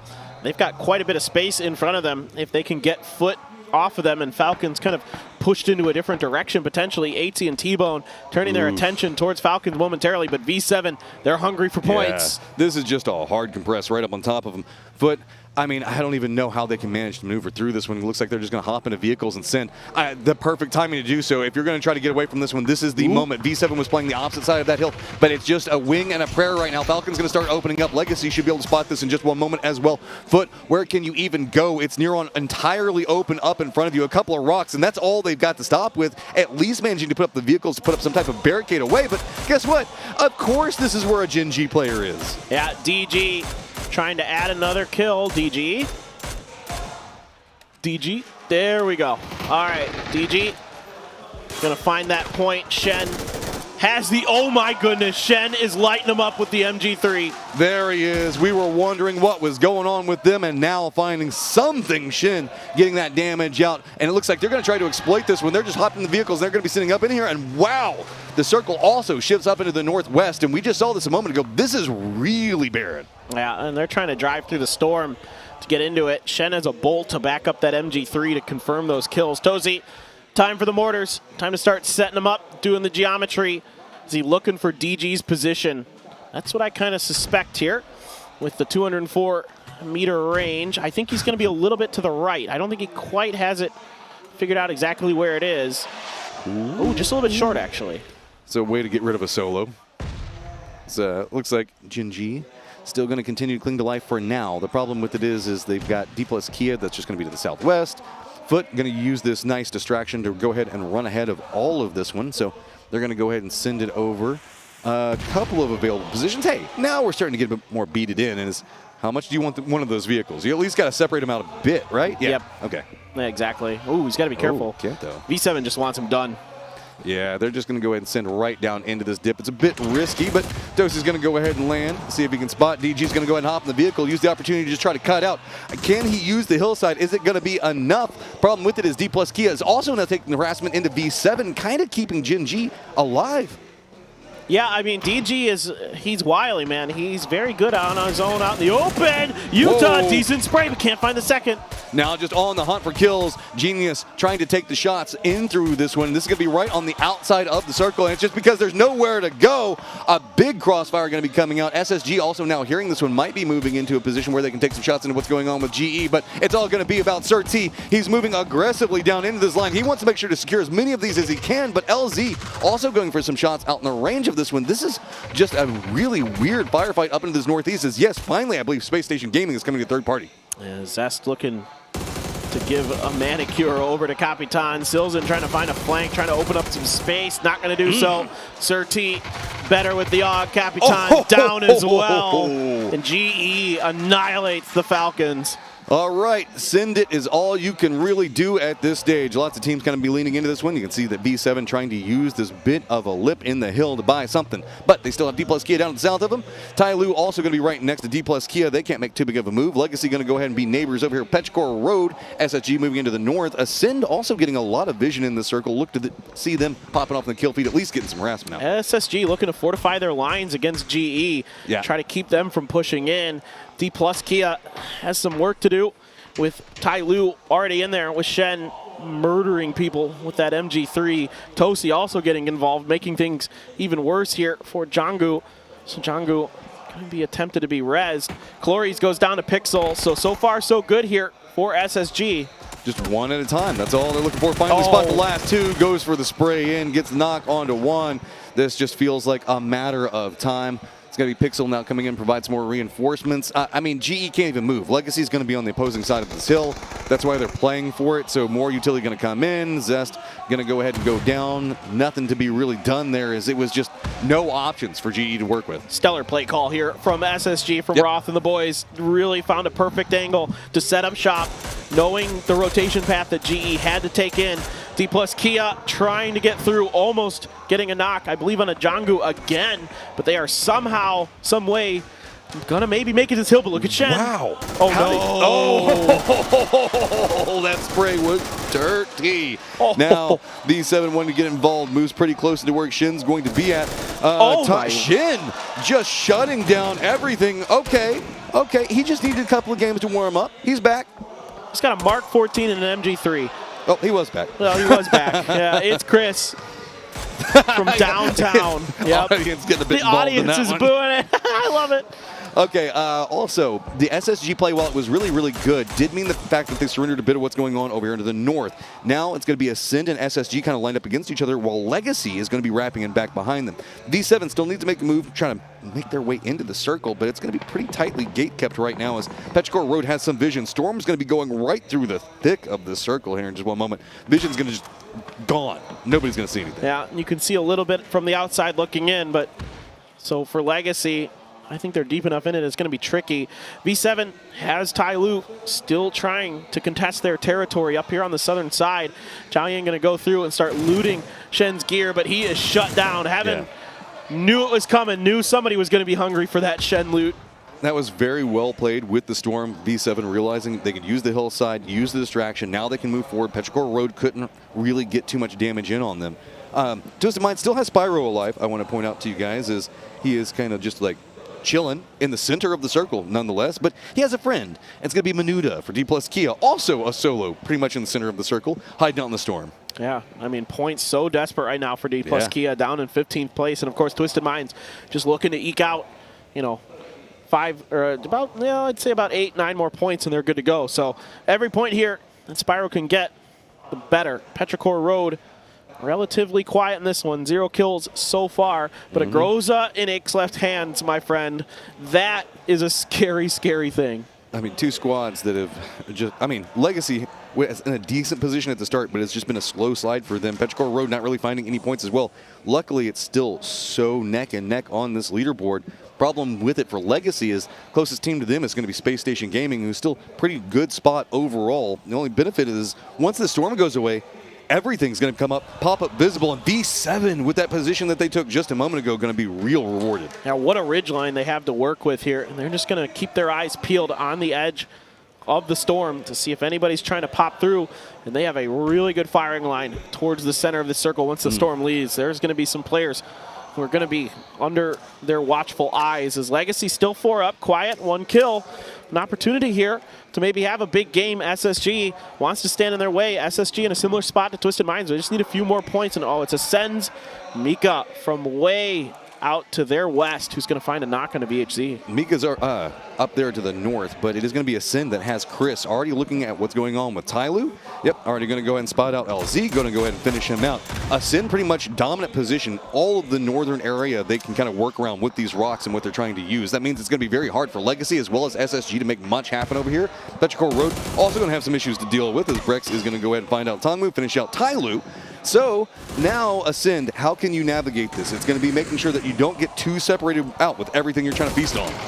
Oh, Gizera gets knocked by the Molly, takes some damage. Page there involved. Actually, Gizera got the knock with the Molly. Page got the knock with the gun. LFP here pushing on in, trying to take advantage of this, and he's got a good spray. He's got Page down. Take a lot of damage off of it, though, and Pixel is going to exploit that. Problem is, Pixel's the last one up. Legacy wants to finish this fight, but you can see the amount of smokes, visibility, so dangerous to try to contend with, going for some blind sprays into it, but Pixel's got the cover. Molotov hasn't been a big problem. Outside angle for Gizera, looks like he's trying to find something, but he can't really find anything to work with either. Just trying to shoo him away from the vehicle, and it's Pixel just hunkered down, man. He is just navigating this so cleanly. The problem is there's just nowhere to go. He's eventually going to run out of territory as Legacy just has more and more members to open up more firing lines, and eventually he has to go down. And that's a huge win for Legacy. They needed these points so badly, and they are right back in the hunt. Only 4 points from where they're at in 13th to 8th. But it's going to be Mika right in front of them wanting to exploit this one right now. Petrichor Road did move down to the south. They're going to be moving into the V7 sight line in just 1 second. Summer could get spotted out any given second now, but no, he's got a little bit of that hill that he's going to kind of lean into. Throwables are going to be coming out. Not the best of defended lines coming up for Petrichor Road to provide any defenses is Spyro going to go ahead and find himself the freest point he can find inside of this circle as Legacy is just in some trouble. They've got to fight their way through. Brex is going to go down from Gizera, though. Can they find a way to find some opening? But I think that Mika's just got him pinned. And V7 could be under pressure here if Petrichor Road can get over that hill. They have to throw smokes, though. Other teams are shooting at him. Mika is going to come in with that brilliant backstab. He feigned like he was leaving this fight, came back and finished the job. All right, now Petrichor Road with some high ground to work with. V7 in the center. Ascend with about, I don't know, a third of the circle, fourth of the circle that they've got under control. Chris just really keeping it on lock right now over in that western position. Spyro still inside the circle as it's going to be the duo coming up from the back end of Petrichor Road that's going to need to regroup, and it's not going to be the easiest pathing with V7's positioning. V7 would...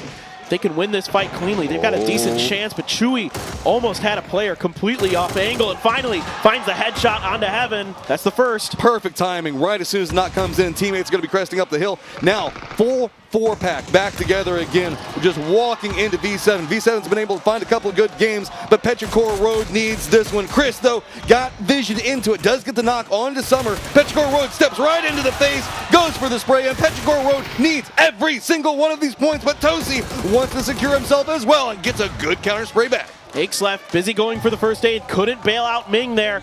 Chewy and him. Oh, the Molly caught his feet. Oh, he's done. Oh, that's going to be all she wrote. V7 there. Great play by Petrichor Road. Really good patience on top of that hill with that 2-2 split. Able to come together as a 4-man and find some serious damage onto V7. Now Ascend wants to see if they can finish what V7 started. Aches left, how are you alive? Ooh, 1 HP, man, just narrowly clinging to life, and he needs to be a distraction for his squad right now. He needs to eat up as much of this as he can. Keep in mind, Twisted Mind still has Spyro up there in the northeast. Looks like Mika is keeping an eye on him, but Chewy Great shot right there. Petrichor Road starting to find something in this in-game. They need it. Still in 13th place, but it is so close. Just to creep up into 8th. All they need is 3 freaking points. Better late than never. And they look like they might be on pace to do it. We'll see if Ascend has something to say about it, or maybe Minuta or Spyro still alive. Minuta just chilling with a G36 in the bush, just waiting this one out. This is going to be really interesting. Still has a frag grenade to play with as well, so I'm kind of curious how Ascend is going to try to flesh out some of these rats that are waiting around. I mean, I know certainly that I think they have to know that Spyro's here with that folded shield up. So Ascend in 7th place right now. They need to secure as many points as they can moving forward because this squad has had the circle under control for so long. The problem is, while they've got so much information, the one place that Petrichor Road is playing from is kind of where they're going to have some danger. If they want to step into this specifically, Mika and Brex decide that they're going to come in from the north, that's going to be the angle that Spyro can play. But I think that they're holding that one out because they're aware. I think that they saw him get his kill just a moment ago. So they're just trying to make sure that this stays locked down. Chris going to have some blue zone nades, going to go ahead and get him off that rock, but he's got another tree. So options for him at least is he is outside the zone right now, and how much is Petrichor Road going to commit into that? I like the setup for Brex on that. He's able to cover the position of It's Chris really nicely from up there, along with Kilyakai down with It's Chris. So that prevents Petrichor Road from being able to maybe try to take advantage of the weakness of the split. But now Brexco has moved over with Mika. Is Petrichor Road going to find that opening? If they can figure out that it's only 2 watching one side, maybe they can overload it, try to force the fight. And let's not forget, Minuta is just right in between all of us in right now. He could pop up at any given moment, depending on how these firefights break out. Chris, though, I mean, I got to give respect, dude. He's been playing so much of this solo and just kind of holding down angles to defend his squad, and he's surviving in some of the most dangerous situations you can. I mean, he's got all of Petrichor Road pretty much focused in on finally he goes down, but what, it's been 3-4 circles that he's been holding this angle. Yeah, he's bleeding out extremely fast, so he's on second, third oh, knock, dude, I would but guess. Here comes the push. Look, all of Petrichor Road is just coming up. They realize, okay, this is where we can exploit Ascend. They've been kind of separated out. Let's just go ahead and use the information that we've got. Brexo has to hold. Chewy's going to go ahead and knock him, though. This is beautiful stuff. They found the weakness, and now they're exploiting it. Kilyakai out in the open on his own, and he's shut down by Ming. Here comes the rampage. Now numbers in control. It's just a matter of what can they find. Looks like Mika might be thinking about stepping through, but Minuta, remember we talked about he's hiding out over here. He's being really quiet. He could pop up at the worst opportune moment. Spyro also still alive after some points of his own. Now it is just solos galore, but all of them kind of have entrapped Petrichor Road based off the way that they're moving, but Petrichor Road just using this hillside. Yeah, they're sweeping. They know it's solos the rest of the way. They're looking for Mika now. Stuns out. They suspect he is on the other side of that hill. They pull off just before they get into his sightlines. Okay, let's see. Mika just holding it, being patient. Looks like they know Spyro is over here. So Eggslep going to go ahead and bypass. I don't know if they know where Mika is. Yeah, okay. Now they finally realize that the shot's going to come through, but it's a double up between them. Spyro's still alive over here. Eggslep is going to go down. Chewy's going to go down. Now the solos have an opportunity. Minuta, what are you going to do? Spyro running forward. He's got himself the Panther Faust. Can he make the dream? Where is it going to be? Sees the down members, goes for the shot in, at least manages to pick up one more point. That's huge for Spyro. Minuta has a real chance to win this game. He could come in on the backside and catch Petrichor Road off guard, but they are backing out. They don't know where the last player is. He spotted it. He goes for the spray. It does get the knock. Petrichor Road, they had 4 members versus 3 solos, but the solos are tag teaming into this one. Minuta playing it on the outside, gonna go down. Now Spyro, what are you gonna do? Summer, how does he win that? The grenade plus Minuta expected the angle. He's just a little bit better, but Spyro in a 1v1. They had no business making this work, but Spyro somehow navigates it. Perfect timing. Finds the place that he needs to hide at and pounces at the absolute right moment. Spyro, one side, Summer on the other. We are waiting. We're waiting for all of this to get compressed in the center dot. Nobody in it right now. Spyro back against the blue zone. Summer just a bit more, but it's still hazardous to deal with. Looks like Summer knows exactly where Spyro is at, and he hasn't quite revealed it. Stuns are out, trying to keep Spyro in place, trying to see if he can get the angle position. He sees him. Oh, he didn't see him. I thought he saw him. Oh, now there he it sees is. it. Goes for the spray. There you go, Petrichor Road. You made it a nail biter, but you managed to get it in the end. Oh, Petrichor Road. So close to disaster, but a much needed win. they're going to be breathing a huge sigh of relief. The heartbeat monitors had to be going just absolutely nuts there. I mean, yeah, go ahead. High fives for Twisted Minds as well. Great game. That was making the best of a bad situation without a doubt. You know, I mean, well, Menuda, you have to remember, he was hunkered down there for so long. He made a great play. He did. It was just nail biter for them as well. They need something to go their way. You can see that they were like, this could have been our opportunity, and it just wasn't so enough. many smart things in that game. That was just such a brilliant game from a bunch of different players and teams. Okay, so man, we are now moving into our last 2 rounds. So much to feast on as we're going to be jumping into Erangel, but that was such a tasty Vikendi. Let's go ahead and throw it over to our analyst desk.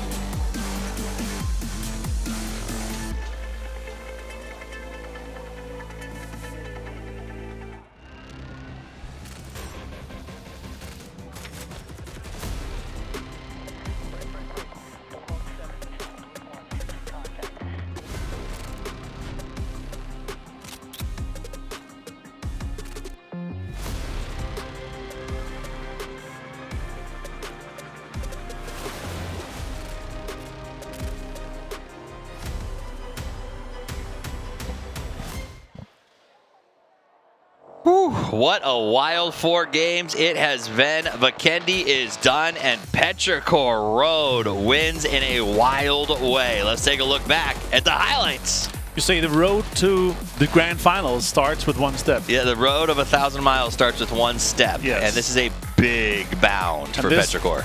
And the road they took was Petrichor Road to this win. It's a lovely smell. Yes. Summer, though, as a one-man clutch, that was scary. It was close. I was actually nervous a little bit because it's 3 solo guys that all realize we need to collectively take these guys down. And it almost happened. That was crazy. Shen, though, with MGC, you know what I say? I call it the OMG3 when it's in Shen's hands. Right. That was crazy. He had some insane sprays with it. Laser beam. That was good to see. Overall, though, a hot circle to play here. You have also a crazy snowstorm tearing up the middle of Phase 5, making it extremely difficult to teams to kind of make a decision, to see anything, to contest anyone, to make anything happen. Ascend, though, they made a lot of stuff happen on the north side, on the west side. They took a good amount of control on the hills there. But yeah, for Petrichor Road here, they absolutely demolished. Ascend there, they also, of course, throughout the game, they're able to take a lot of control. They also had to move out of the compound they were holding on to the very start, right? So it made it like somewhat difficult for other teams, though. But what an interesting and exciting last part of the match here. For some of the clutches, though, of course, Petrichor Road step up. And I mean, it seemed apropos that the final kill comes on a 3x that's suffering from the frostbite, considering the storm that went on in that final circle. We saw the backstab, the ultimate hide inside of that bush. Menuda able to just sort of play it low and slow, and really that's what got him, is they walked into a sandwich that sort of almost cost them the game, but they fought hard. And that's got to be discombobulating. 100%, and they waited for a lot of minutos for that to happen. He was there for, I don't know, 3 or 4 minutos? Absolutely. I have no follow-up to that. It was a long time, and his patience was epic, but he played at the right time. He had the rock. He literally didn't fire until he knew he could get a sprint, and that opened the door. That said, Petrichor comes out with the victory. Welcome back to the desk. My name's Toffees. I'm joined by Avenger, and they needed it. That, I think, is my biggest takeaway today is the teams that needed chickens have put up some chickens. Yeah, 38 points before this on 13th place. Also, when they started, of course, they were outside the top 8. So for them to step up, a lot of belief after what we saw in the losers bracket on Ixlef. He really hasn't had that huge impact. He has some decent games, but not the flashy ones. 5, 6, 7 kills, 1,000 damage, and winning the whole thing. Yeah, he hasn't been playing Ix quite right. I think it feels off in this bracket. More but left. The rest of his team, exactly, he's making up the rest of the points for him. Also worth noting, Veronica 7 Funpin again managed to get themselves to 5th place. So this team showed up 2 games ago and has been putting in incredible work, and I think probably going to be qualifying off of the back of these. And also, we could see another run from Ascend there in the day that they made it. They went from 11th to 2nd here in a bad spot now, also looking decent. We have 2 more games to go, though. 2 more games, and we head to the grassy pastures for real this time. We're going to check out Erangel. Not the Dooney pastures. The Dooney pastures. And it is going to be, I think, a challenge for some of these teams because the race is on, and while we love Erangel, it is not a forgiving map. It's one of those, if you don't get the compound, the circle shit, super punished. Instant. Drive-bys, rotations are taken out of position. Like, you're losing one all the time. All the dips are taking all the time. Like, everyone knows the map so well that if you don't have prior, you're going to have a hard time. All right, we're going to be back after a quick break and get into the last 2 matches of the day. Don't go anywhere.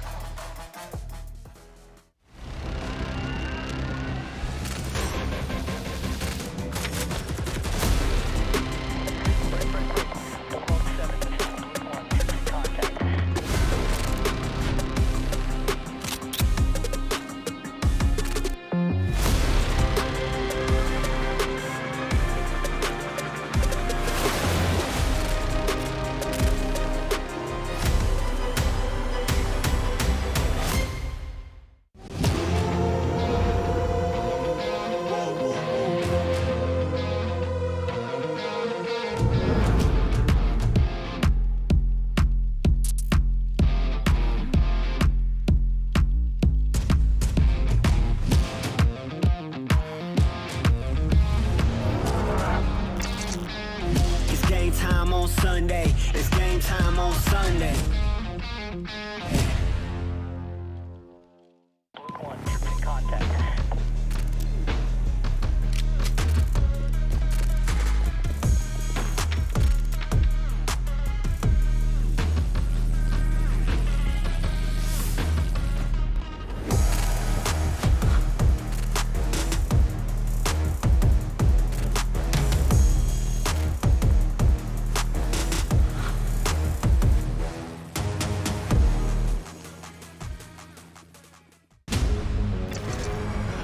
Take you back, spitting facts, you gotta live with that.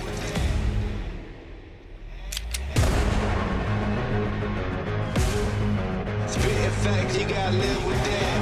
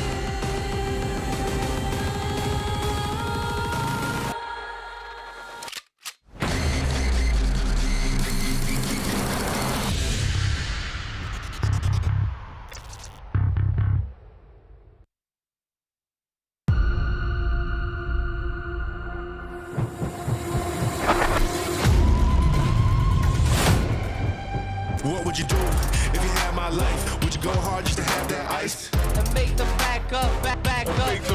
Make them out, rush in, drop back, defense. What would you do if you had my life? Would you go hard just to have that ice? Nowadays dudes never had that fight. When the person talking about to add that spice. And make them back up. What would you do?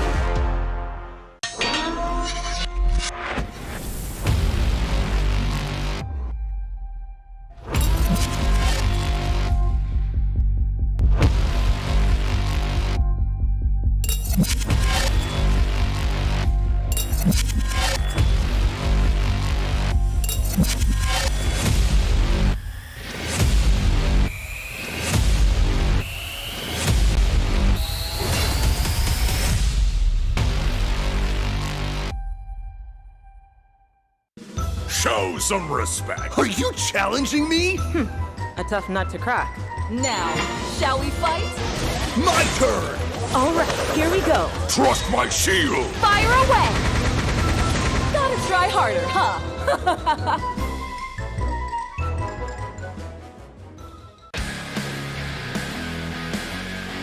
Soldiers, give me strength!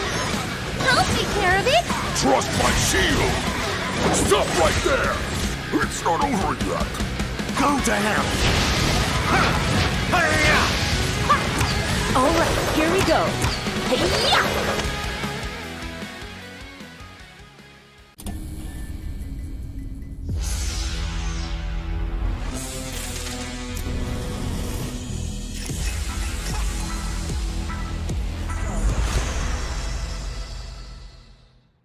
Welcome to Update 26.2, where you'll discover the new Crafter Pass, a new Team Deathmatch map, strengthened anti-cheat measures, and more. Here's a closer look at what's in store.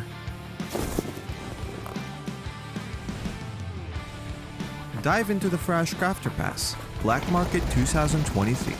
Tackle missions, obtain rewards, and get busy crafting in the workshop. Keep an eye out for the special craftable rewards in this pass. The return of 4 progressive weapon skins available throughout the pass duration, along with their unique chromas.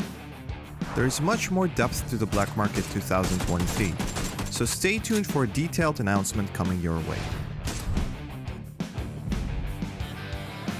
Next up, experience the newly unveiled map for Team Deathmatch, the Pillar Compound.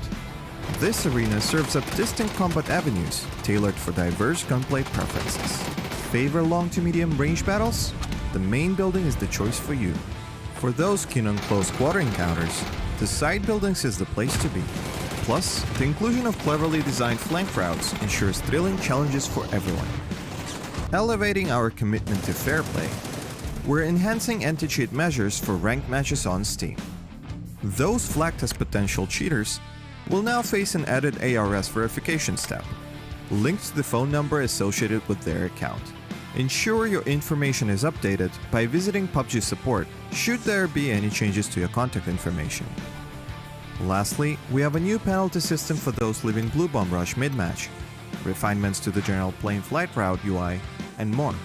Update 26.2 has more to offer, so don't forget to read the patch notes, and we'll see you on the battlegrounds.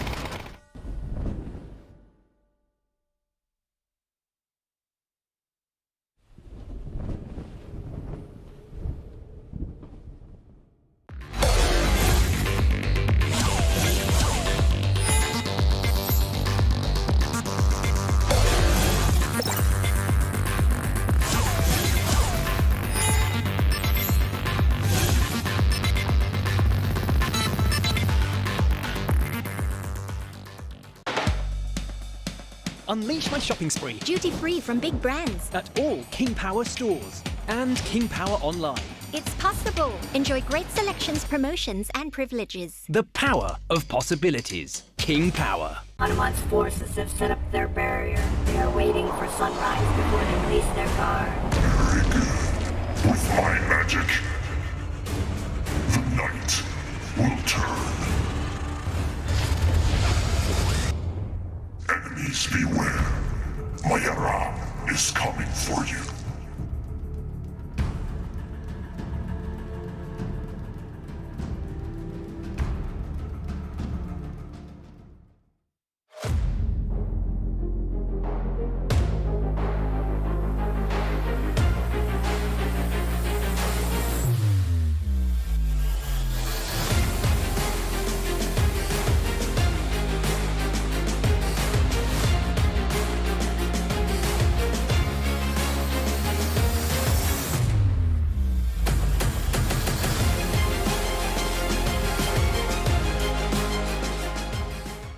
ยืนหนึ่งมันไม่ง่ายแต่ไม่ยากที่จะทำแค่ตั้งใจและสนุกกับมัน เท่าแก่น้อยตอบโจทย์ทุกไลฟ์สไตล์แบรนด์สาหร่ายยอดขายอันดับหนึ่ง ถ้าสาหร่ายต้องเท่าแก่น้อย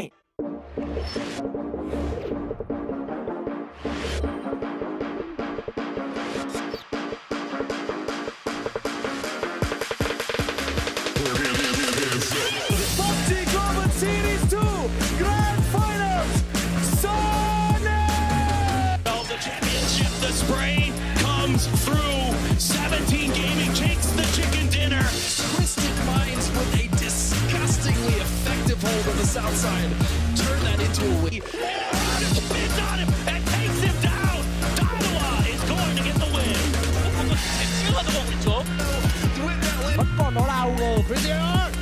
Over the center down position. Yeah, oh, kickstart some great shots there. How in the world does Shouty win that? Tails up and over. Cerberus fighting Ghibli. Ghibli one player left for Ghibli. It is Petrichor Road coming apart. And now they're walking right to NG.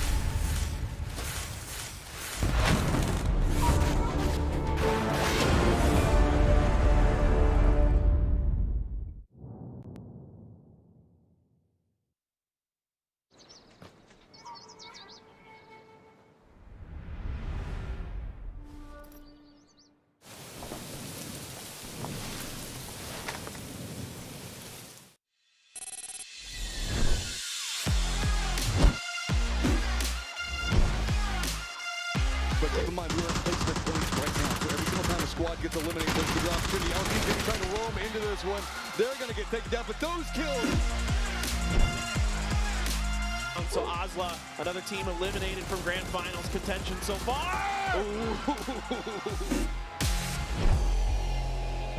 Players that aren't busy doing this res. They know they've only got 2 guns to deal with. They've got 3 players. They have to find this moment. Far out in the open, in trouble. Day trade just walked. Onto almost 1 HP. A great spray from Flash. Could find the second onto Beamy. He does. Only 1 more to go. And he's got it. Big play coming up from them as they did get position early. Go on the opposite side of the house so that way nobody just demolishes him whenever he does it. So this is probably one of the harder ways to try to get a mortar off. So yes, if it's a bit wide, don't judge, but Oh, that's some teamwork. Do it again. Do it again. Oh, yeah, just keep them rolling. Just absolutely so satisfying. Perfect.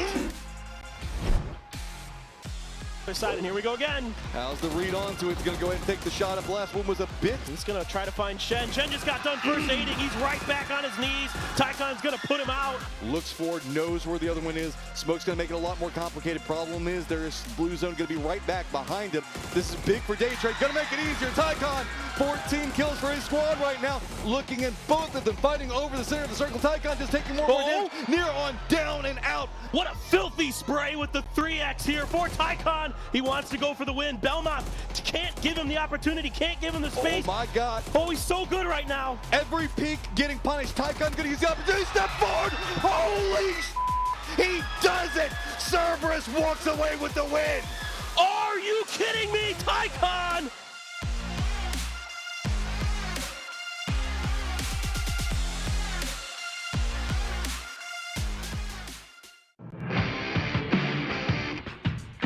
시작을 뭘로 해야 돼? 어? 시작을 뭘로 해야 돼? 그냥 디플러스기 하면 세게 지르면 돼. 오케이 인정이야. 너무 하면 인정이지. 형한테 배운 거야 왜한테? 인정이야. 인정이야. 그거야. ใช่ว่ะถูกร้อนจริงว่ะร้อนละแต่ร้อนเหนียวอ่ะ เฮ้ยงงแกยังไม่แกะออกมายังกันเนี้ยแกะอะไรนะเฮ้ยไม่ทำอะไรเลยมึงทุบเอามาแปะหัวมึงอะเบาเลยอะไรยีนมึงก็ทุบในมือมึงสิอีกโง่มันทำจริงๆเลยว่ะ Let's get it, boys. Let's make sure we're sounding confident. We're the best team here. Let's play like it. That is a fact. 야, 한 대 맞으면은 대원아 괜찮아? 태호야 괜찮아? 가야 돼? 배려, 사랑. 팀원 곧 사랑이고 팀원은 곧 여자친구랑 똑같아. 사랑해. 아 사랑해. 아 사랑해. 사랑해 한마디 말해줘. 사랑해요. 태원아? 뭐나? 뭐하면 되나? 네. 질러. 디플러스키야!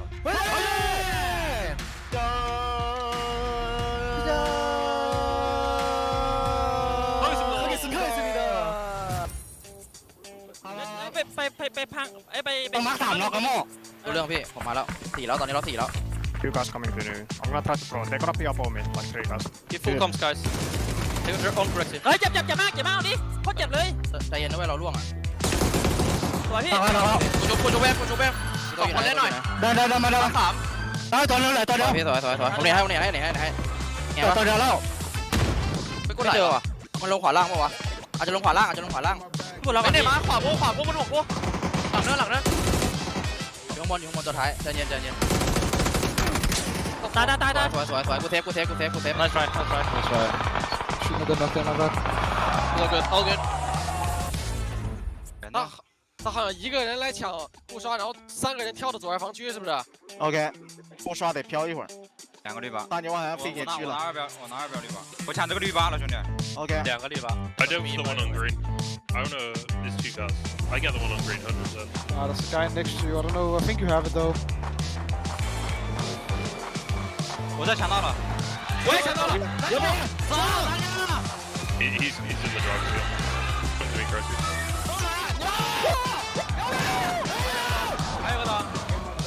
还有一个呢，我旁边，我车上，在他车上没事。带过去。You guys good or? Oh, Fix is dead. I'm dead. Good. Fix is just in the car. Oh, I just don't understand. You're live on your screen. You're saying you're dead. He's just in the car. I didn't know that.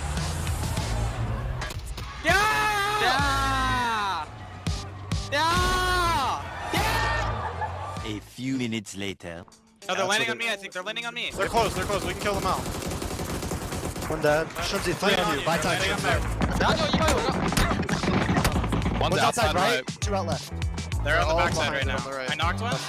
I'm only. Last one's there. Wait, yeah, moving. Let's go outside and clear together. Come inside and clear. You're left. He's on the left. He's outside now. Last guy. Garbage hole. Dropping a nade. You guys are 3. Move back. Move in. I'm coming out. In this way, get us both. 能烧死吗？ You guys. They're both dead. I might be able to live here. I got out of it. 2 members of Sonics going down off of a big play from Summer. I don't see, if you want to come out victorious, either Pentagram or Interforce, you cannot take the fight to one another first, because Foot will win if that happens. 이거 왼쪽으로 그냥 연막 4개 칠 테니까 왼쪽 236이랑 스파 봐서 가자. 간다. 연막 친다 이제. 정면에 4번으로 붙자는 거지? 3명 온다. 3명. 야,これ持ってるよ。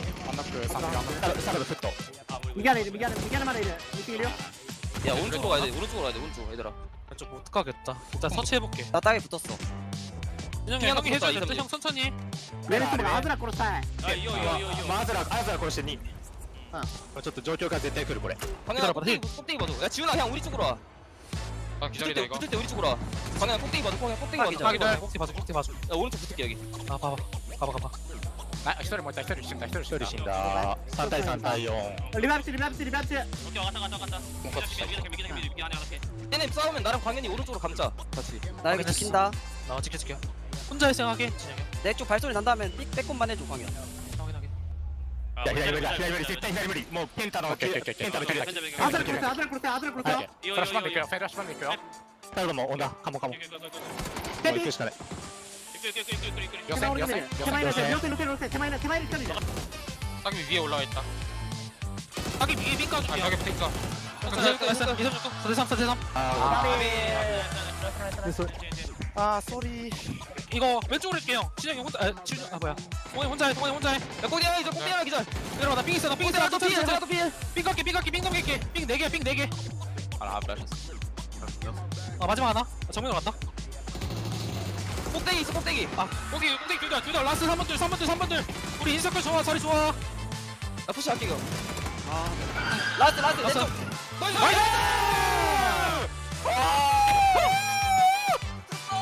나이스! 7킬! 나 2킬. 7킬! I mean we only die because of you we have no lose we just die because of you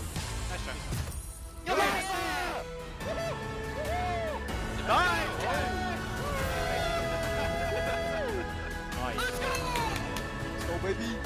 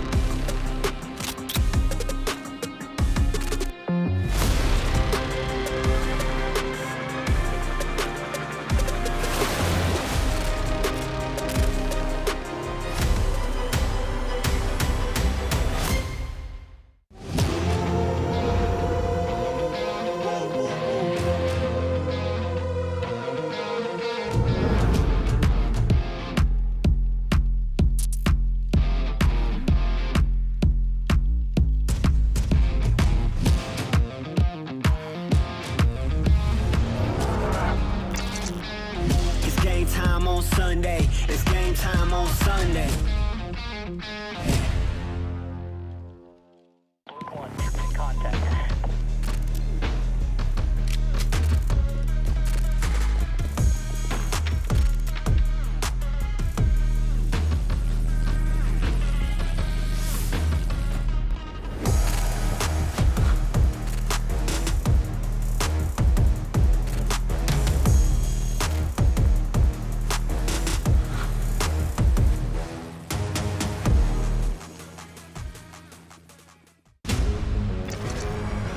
Take you back, spitting facts, you gotta live with that.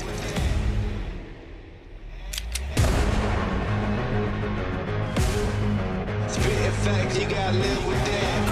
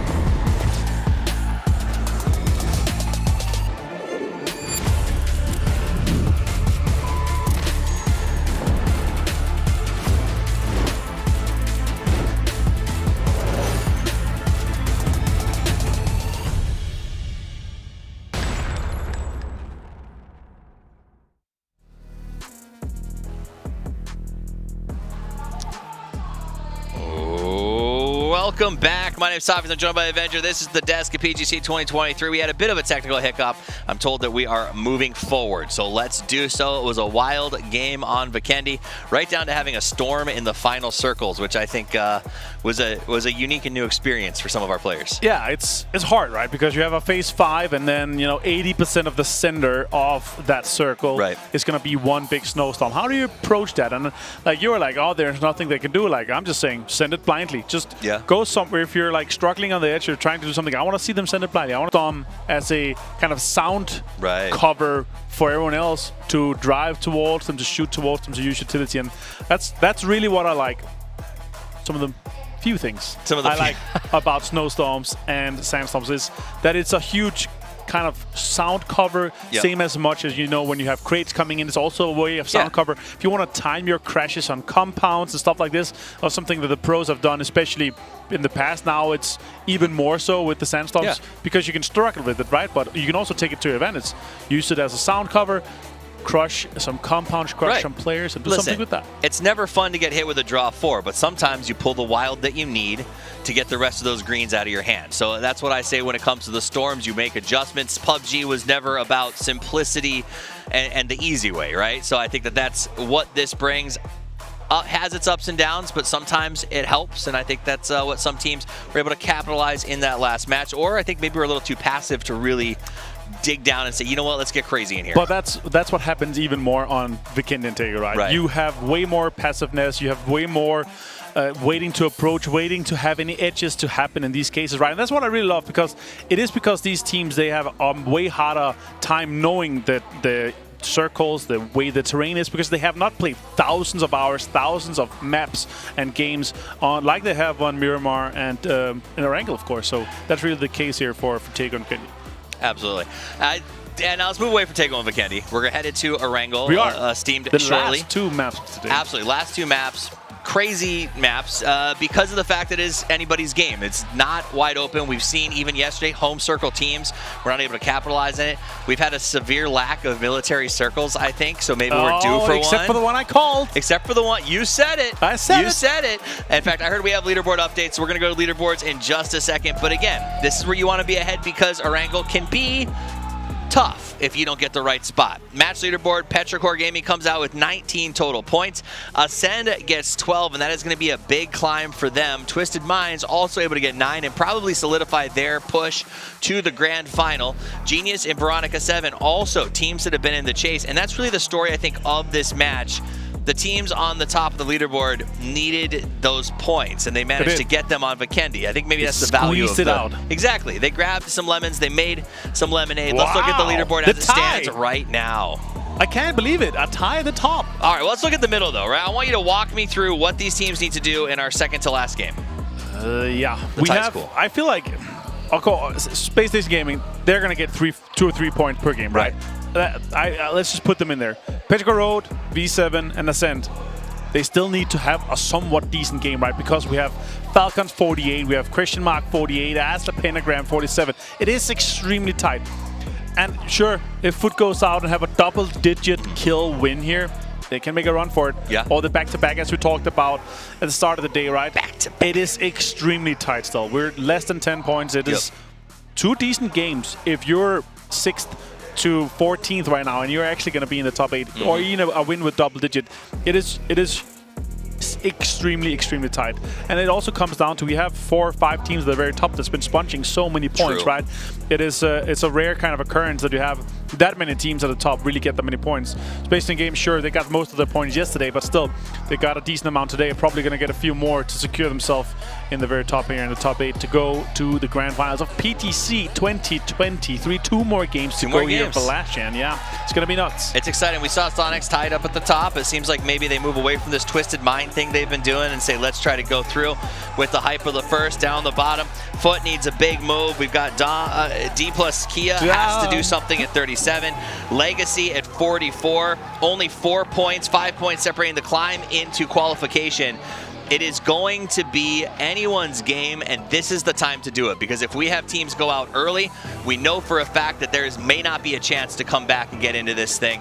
This is where if you are in the middle, you have to put up numbers, and if you are at the top, it is probably your last chance to really put someone in a tough situation. So if Sonics are looking to do it again, they're going to go ahead and attack Twisted Minds. Do I see it happening? I don't know, but we're going to find out. Let's head to the grassy pastures for our penultimate match, PGC 2023.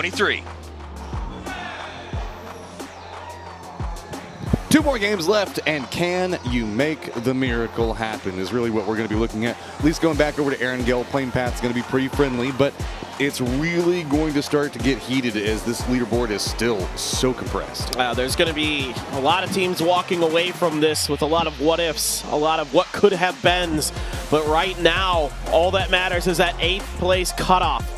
That is your goal. That is all you need to do. The desk broke it down really nicely. Some teams pretty much good to go. Teams like V7, Pero need to put up points to guarantee it. Ascend as well, right in the mix. And then the teams below them, like Legacy that you're seeing here, still have a shot. Just need some good games and they can get it done. So this is it. Do or die. This is really where you test your mettle as a PUBG player. And this is so complicated. There's so many moving factors as we're going to be moving into this last stretch. We have had Ascend come to life now getting into that 8th place position, but it is so compacted right back behind them, so close. Falcons, QM, Azla, GE, Gen G, Legacy, all of those teams not even 10 points back behind them right now. Oh, it's ridiculously close. I mean, this is almost certainly going to be potential big shakeups in the middle of that leaderboard as we go through these next 2 games. No one feels safe. That isn't, you know, a couple of the top 4, maybe 5 teams. After that, it is a complete wild card. Like literally just no idea who's going to do what here, but Circle is going to be somewhat northern shifted, but still some of it below that river. So there is a hot drop here with V7 and Ty Lue. Ty Lue, I love this. I was just thinking, who could hot drop here? Ty Lue absolutely has the opportunity to put the nail in V7's coffin, send them out, control Razak for the grand finals. And this was a long brewing set of vengeance that's going to be coming out. V7 right on that cusp position. They need to make sure that they secure this efficiently, and Ty Lue wants to come in. They want to go, hey, you know, you made it a little bit hard for us at the start of this thing. We're going to go ahead and make it hard for you right here at the end. And just shut the door on V7. This is beautiful stuff here coming from Ty Lue. They are in. This is just perfectly decided, perfectly set up for them as well, as they've got a 2-2 split completely surrounding V7 players. Now, we've seen V7 be really a force to be reckoned with in these fights. Ty Lue has really struggled, but I think V7 might just be like, we've got a car, we've got better things to do. Well, I think that they scouted out positionals. They're going to be bypassing right next to Shin. I don't think that Shin's got the position to take any shots, but if V7 rolls up to the north, that might provide him an angle. Is he going to be able to get there in time?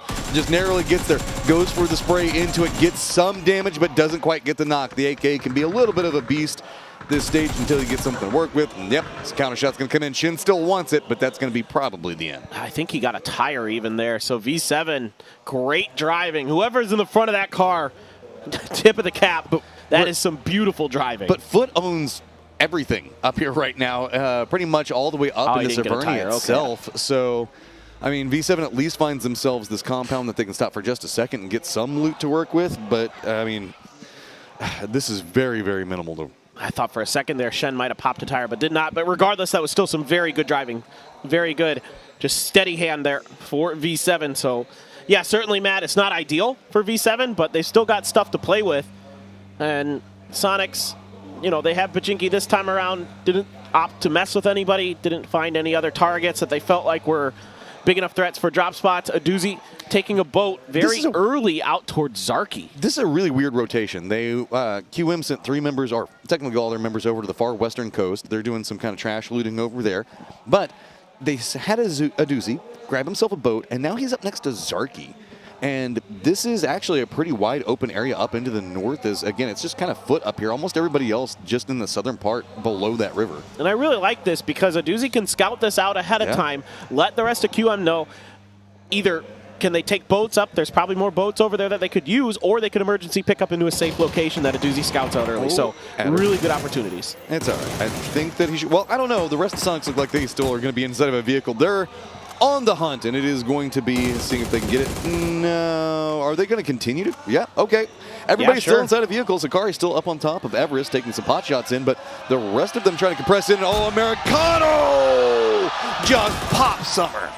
Again, it's D plus Kia with the Panzers ruining Pero's round. Remember what happened last time? It was all 4 members of Pero the last time, and it was Jongu with that Panzer. This time around, Americano puts a lot of pressure here on the Petrocore Road to recover in this game and get themselves into the grand finals. Sonics apparently has a new goal, and it is going to be Azel Wicked going to go down. Trimsy's going to go ahead and get the knock, and that one Kickstart's going to get the flush into it.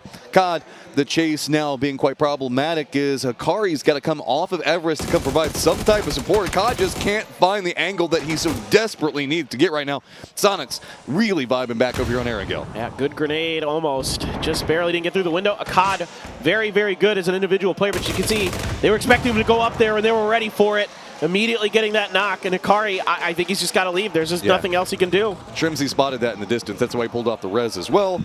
So the rest of the team should be able to fortify up and allow Tiggleton to get rezzed. So this is right on the edge of the zone itself, so I don't think that we're going to say Sonics hang out over here for too long.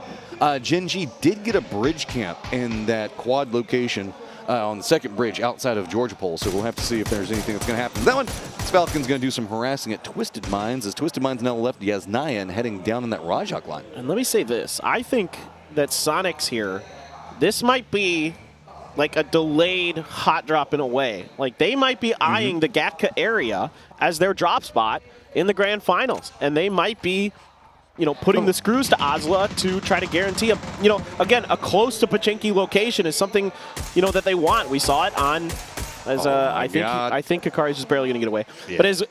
But as we saw in Miramar, right? They wanted the closest location to Picado possible for themselves in the grand finals. Couldn't guarantee it. Twisted's in. But here, this is another good option for them on another map that they'll have potentially in the grand final. So I'm not exactly sure if that's the case, but my brain kind of makes me think that maybe it is. Twisted running a very wide 2-2 split. They're going to be just to the east of Rajak and also over in Gas Station to the west past the lake of Yasnaya. So big safety play coming out from them. New Happy also in kind of crouching the area where Sonics were just on the hunt a moment ago. So there might be something happening over there.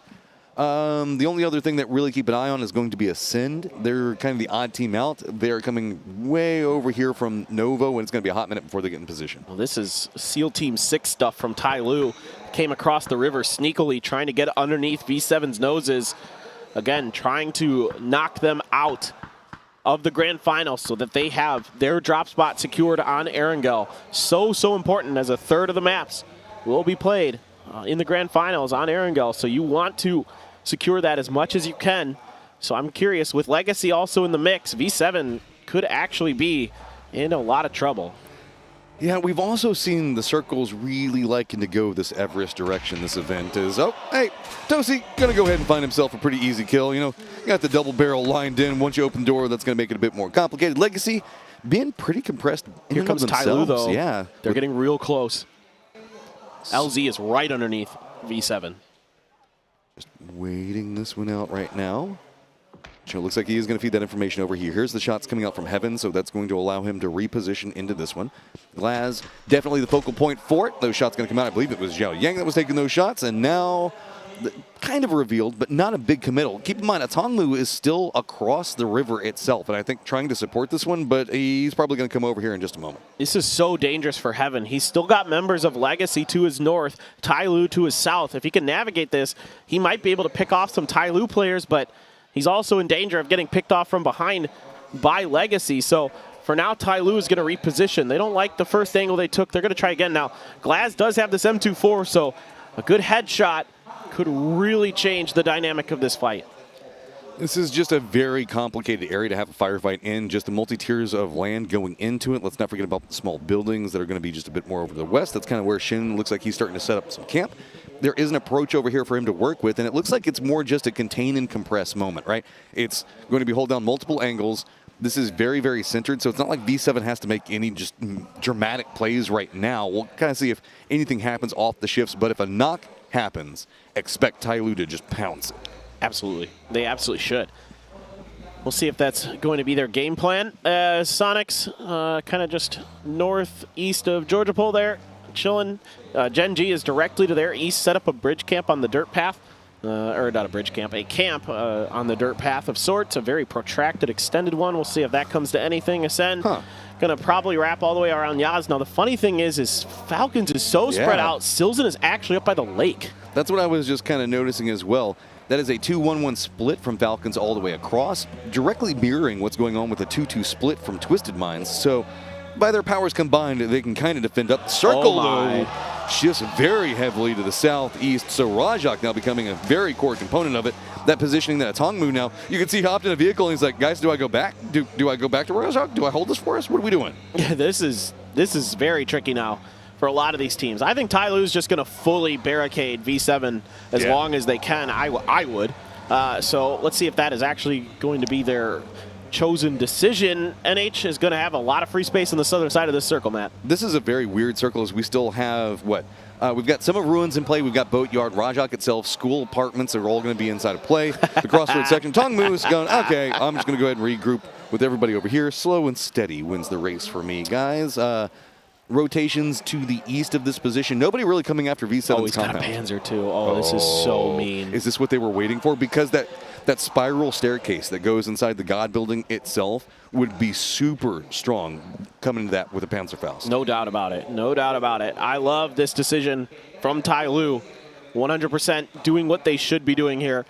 And this Panzer is going to be potentially a big part of the equation. Now V7 trying to control this ridge line, trying to keep any other flanks or anything like that from happening. D+ trying to get Minuta down to safety, and I think they just barely do. The rest of them are pretty far south from him.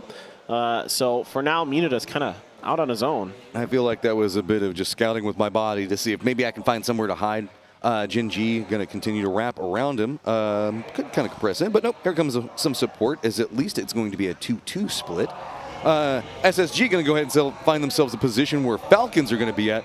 This is a really weird compound to try to control, so you can see the Falcons have kind of leaned a little bit further away from it, instead waiting for the reinforcements to come in, and just kind of holding the hard angles inside of this and surrendering the more open building. Oh, good blue zone to clear the space, but you still have DraftKings with that over-under shotgun and some grenades now starting to ring out. Hemi going to be able to heal up, get back close to 75%. And there's a good grenade from Page that finds Capitan. Yeah, this is going to be their outside guy, and that's going to mean all information is going to get diminished. We're just going off of footsteps, and you can see tightly held angles. DraftKings just sitting there with the shotgun waiting for some more to happen with it. Around the outside, there is a world where Capitan could get rezzed. It depends on how aggressive Space Station Gaming wants to be with this. So now, having the Blue Zane nades go down on both sides means the fact that everybody's got to slow this one back down a bit. The pacing for it really going in the favor of Falcon, allow them to buy some more positioning with it, but that nade's getting a bit more feisty as, yes, Space Station Gaming now starting their breach. Page walks through that door. He is going to find a ton of pellets coming after him. Steps in and, oh, Page just denies it. Well handled here by Page. And Space Station using the sound obfuscation, there we go, I got the right word, of those grenades and other utility to sneak up on there. But Emmy able to trade back onto Page. A Page could be rezzable depending on if there's any more utility in hand. Sharpshot just trying to hold it down. He's got level 3 gear. That allowed him to best Silzen. That is just bullying them with utility right there, as Space Station Gaming is going to take down Falcons. That will be our squad eliminated with that. Now it is going to be NH. You can see making the reposition off of a Potato. They are pretty close to Sonics. And they're going to be looking down in the apartments. And yeah, this is going pretty heftily apartment school. I also got to mention, I did see an AWM in Sharpshot's hands, and he called it out before the event. Oh, there's the damage! V7 getting shredded by Shen. Finally getting rewarded for their patience. Tosi's just going to be driving off into the distance. He's the last one up for the squad, just kind of sending it out over there, and there aren't going to be any good moves. Are Tyloo going to hunt after this one, at least getting a vehicle switch over? That's a miracle in and of itself to give him some way to get in the circle. This is mission accomplished for Ty Lu. Just absolutely so well thought out, so well executed. Great calls here by the squad as they have really put a big-time dent in V7's chances of getting into the grand finals. Right as soon as V7 finds some breathing room, Tai Lu is just going to come up, strangle it out of them. Means the fact that they need to find some type of positioning out of it. NH going to go ahead and do some damage on to D plus Kia inside their rotation. Also, Sonics are about to get some friends and Foot coming up back behind them. All right, well, everybody's trying to center up on School and Apps. That's some of the most playable stuff that's left in this circle, because everything to the east of School and Apps is very unplayable. Tickleton, though, can't best 8C. Kickstart able to trade. Big fight brewing here for Foot. High ground advantage definitely in the Sonics' favor, though, as with the pacing on this one, it looks like it's going to be pretty hard to get into T-Bone's positioning. Vard's going to make the committal into it. Kickstart is kind of holding on this angle, going to be walking right into it. Shrimsy's going to go down. Vard gets the beat onto it very, very quickly. Now going to have to slow it back down. Good nade coming out from Kick, though, to get the knock. That Kick doing a great job here, finding the knocks, finding the trades. H1 trying to find the off angle. Beamy under pressure, gets a headshot as well. Able to escape with his life for now. Kickstart, though, on the aggress. He's going to go ahead and move down, make sure to secure out these flushes, step in, should be able to get the res as well, but is Beamy going to read that? Should realize the fact that, yeah, okay, that's where it's going to be. I think the nade is just going to be a bit too far back. Maybe the follow-up could go more up that hillside. No, I mean, I don't know. Depends on how he steps out. And Shrimsy, yep, going to go back down. Well, Kick now trying to fall back, trying to get himself away from any further grenades, trying to drag him into H-Win sight lines. Beamy knows he needs every point he can get, but H-Win having none of it. Yeah, I mean, just very well defended up. Foot really wanted something out of it, but you can see Foot, it's just so hard for them to find any points. It feels like every single time they're trying to find a path into the circle, it's against somebody that's already in a fairly qualified position. And it's that may be the end of their hopes of getting into the grand finals, unfortunately, Matt. They played their hearts out this event, but they may have just come up short, may have just run into too many tough fights that they couldn't overcome. Well, while that was going on, we had a whole bunch of friends make their way over to apartments, as we've got Twisted Minds, A Legacy, and Petrichor Road over there. On the, I guess, the recess down from Potato, it's going to be a New Happy holding down that little, I guess, compound, shed, whatever you want to call it over there. As the circle, yep, going to continue going over here as we're going to go old school today. I like what you did there. Very nice. I don't get a lot of school games. I've been holding on to that one for a minute. All right, well, QM here going to have to go for the emergency pickup, but GE's right on the other side of this hill, so it's going to take some fending off of a potential push for Question Mark to really make sure that they're able to get this emergency pickup to go. Falcons going down early in that 9th place position is really big for Question Mark. They could find something with it if they can find a way to navigate this as cleanly as they want to. The issue is just so few options for them to really going to be working around at this stage. They need to try to make sure that they secure something. There is going to be a duo for GE that's harassing them, but not really getting a knock just yet, depending on how QM wants to deal with this one. Is, yep, they're taken to the air, and that harassment not really going to be too big just yet, but where are they going to land? Are they just going to go, are we getting a reset back to school? Oh, one of them got taken out midair. Unbelievable. I want to see that from Yuta's angle. I hope somebody caught that. But they're going for the doghouses. This is so treacherous. Okay, well, you're going to hot drop right into New Happy's position, and New Happy going to want some more kills off of it. But at least getting yourself some type of control point to play from for the time being. Give yourself a second to breathe. As the Pentagram going to go ahead and get eliminated as well. Oh, no. QM buying some more spaces off of it. 2 members now down. Good nade coming up from December 12th, and best of luck. This is getting scary. Cue up the Matrix memes. Not like this. Not like this. QM having just the worst shifts away from them. Went up, way up towards the north, towards Zarki. Hard shift down. They move over to the east at hard shifts away again. PO, though, giving them a little bit of breathing room. Finding a knock. Shen's going to find the flush, though. And that's going to be New Happy losing a player with another one knocked. And just CC Ming Ming left running. And they're seeing if they can get this to go. Tai Lu also getting involved in that fight, taking a point, taking a member of QM down. Where's SSG looking to rotate in with this one? They've got a Sin that's already kind of set up behind him, but they also have Kilyakai that's been back behind. Is going to get the knock on a Pixel. Now looking back in, he has to be so careful. Down to 1 HP. Those peaks are going to get punished, but this pinch coming out from a Sin, doing some work into SSG. Now having to find some different pathing, really just having to cut back down this hillside. It looks like just a desperation Sin. Sharpshot's just trying to roll back into apartments, but it is already so fortified. Shrimsy found Tosi, the last member of V7. Absolutely nothing he can do. He's hunted down and taken out. V7, 1 kill in this game, only 1 point. that is hard to imagine it's going to be enough. Dude. Next game, they're going to have to put up some more points. The Predators are starting to sense the weakness right now and trying to make sure that they exploit any of these teams, cut their chances of trying to climb in. GE on that outer wall, going to have to deal with Tyloo now back around their home in Rajak, looking down into them. A lot of utility now presently out that little bit of a lip, going to buy enough space to get some distance away as it does shift away from school and apartments, moves into the hillside, so QM at least in the center of the circle. Gen G needs to make moves, and PO starting to heat up from inside of the school. Ring the bell because class is in session. Gen G doing some serious damage there to G, who's stuck in a firing line between two teams with Tyloo on the other side of that hill. This is going to be hard. You're going to have to deal with an entrenched school Gen G. GE is going to be on the outside of it, but I mean, their life's just terrible right now. They don't have a way to breach in because Gen G's already got the defensive line on that one. Tyloo being the aggressors back behind them, and this is a squad that just wants to scrap right now. They're feeling good. 5 kills already, up to 86 points, or 85 points, I'm sorry. And so now just pretty much on the hunt for whatever more damage they want to do to what's around them. Oh yeah, this is free money for Tyloo. They can just ruin other teams' days, and that is absolutely going to give them some confidence going into that grand finals. Stellar play from them throughout this entire last chance qualifier. Trimsy also in a position to ruin other people's days, but New Happy is a team that doesn't care if their day is ruined because their day is just fine. They have had a great day. Yeah, I've got my eyes more drawn into Petrichor Road right now and seeing what they're going to try to do with the position. One of the two teams that are inside the circle in the apartments line. Twisted Minds trying to compress just a bit more into that point.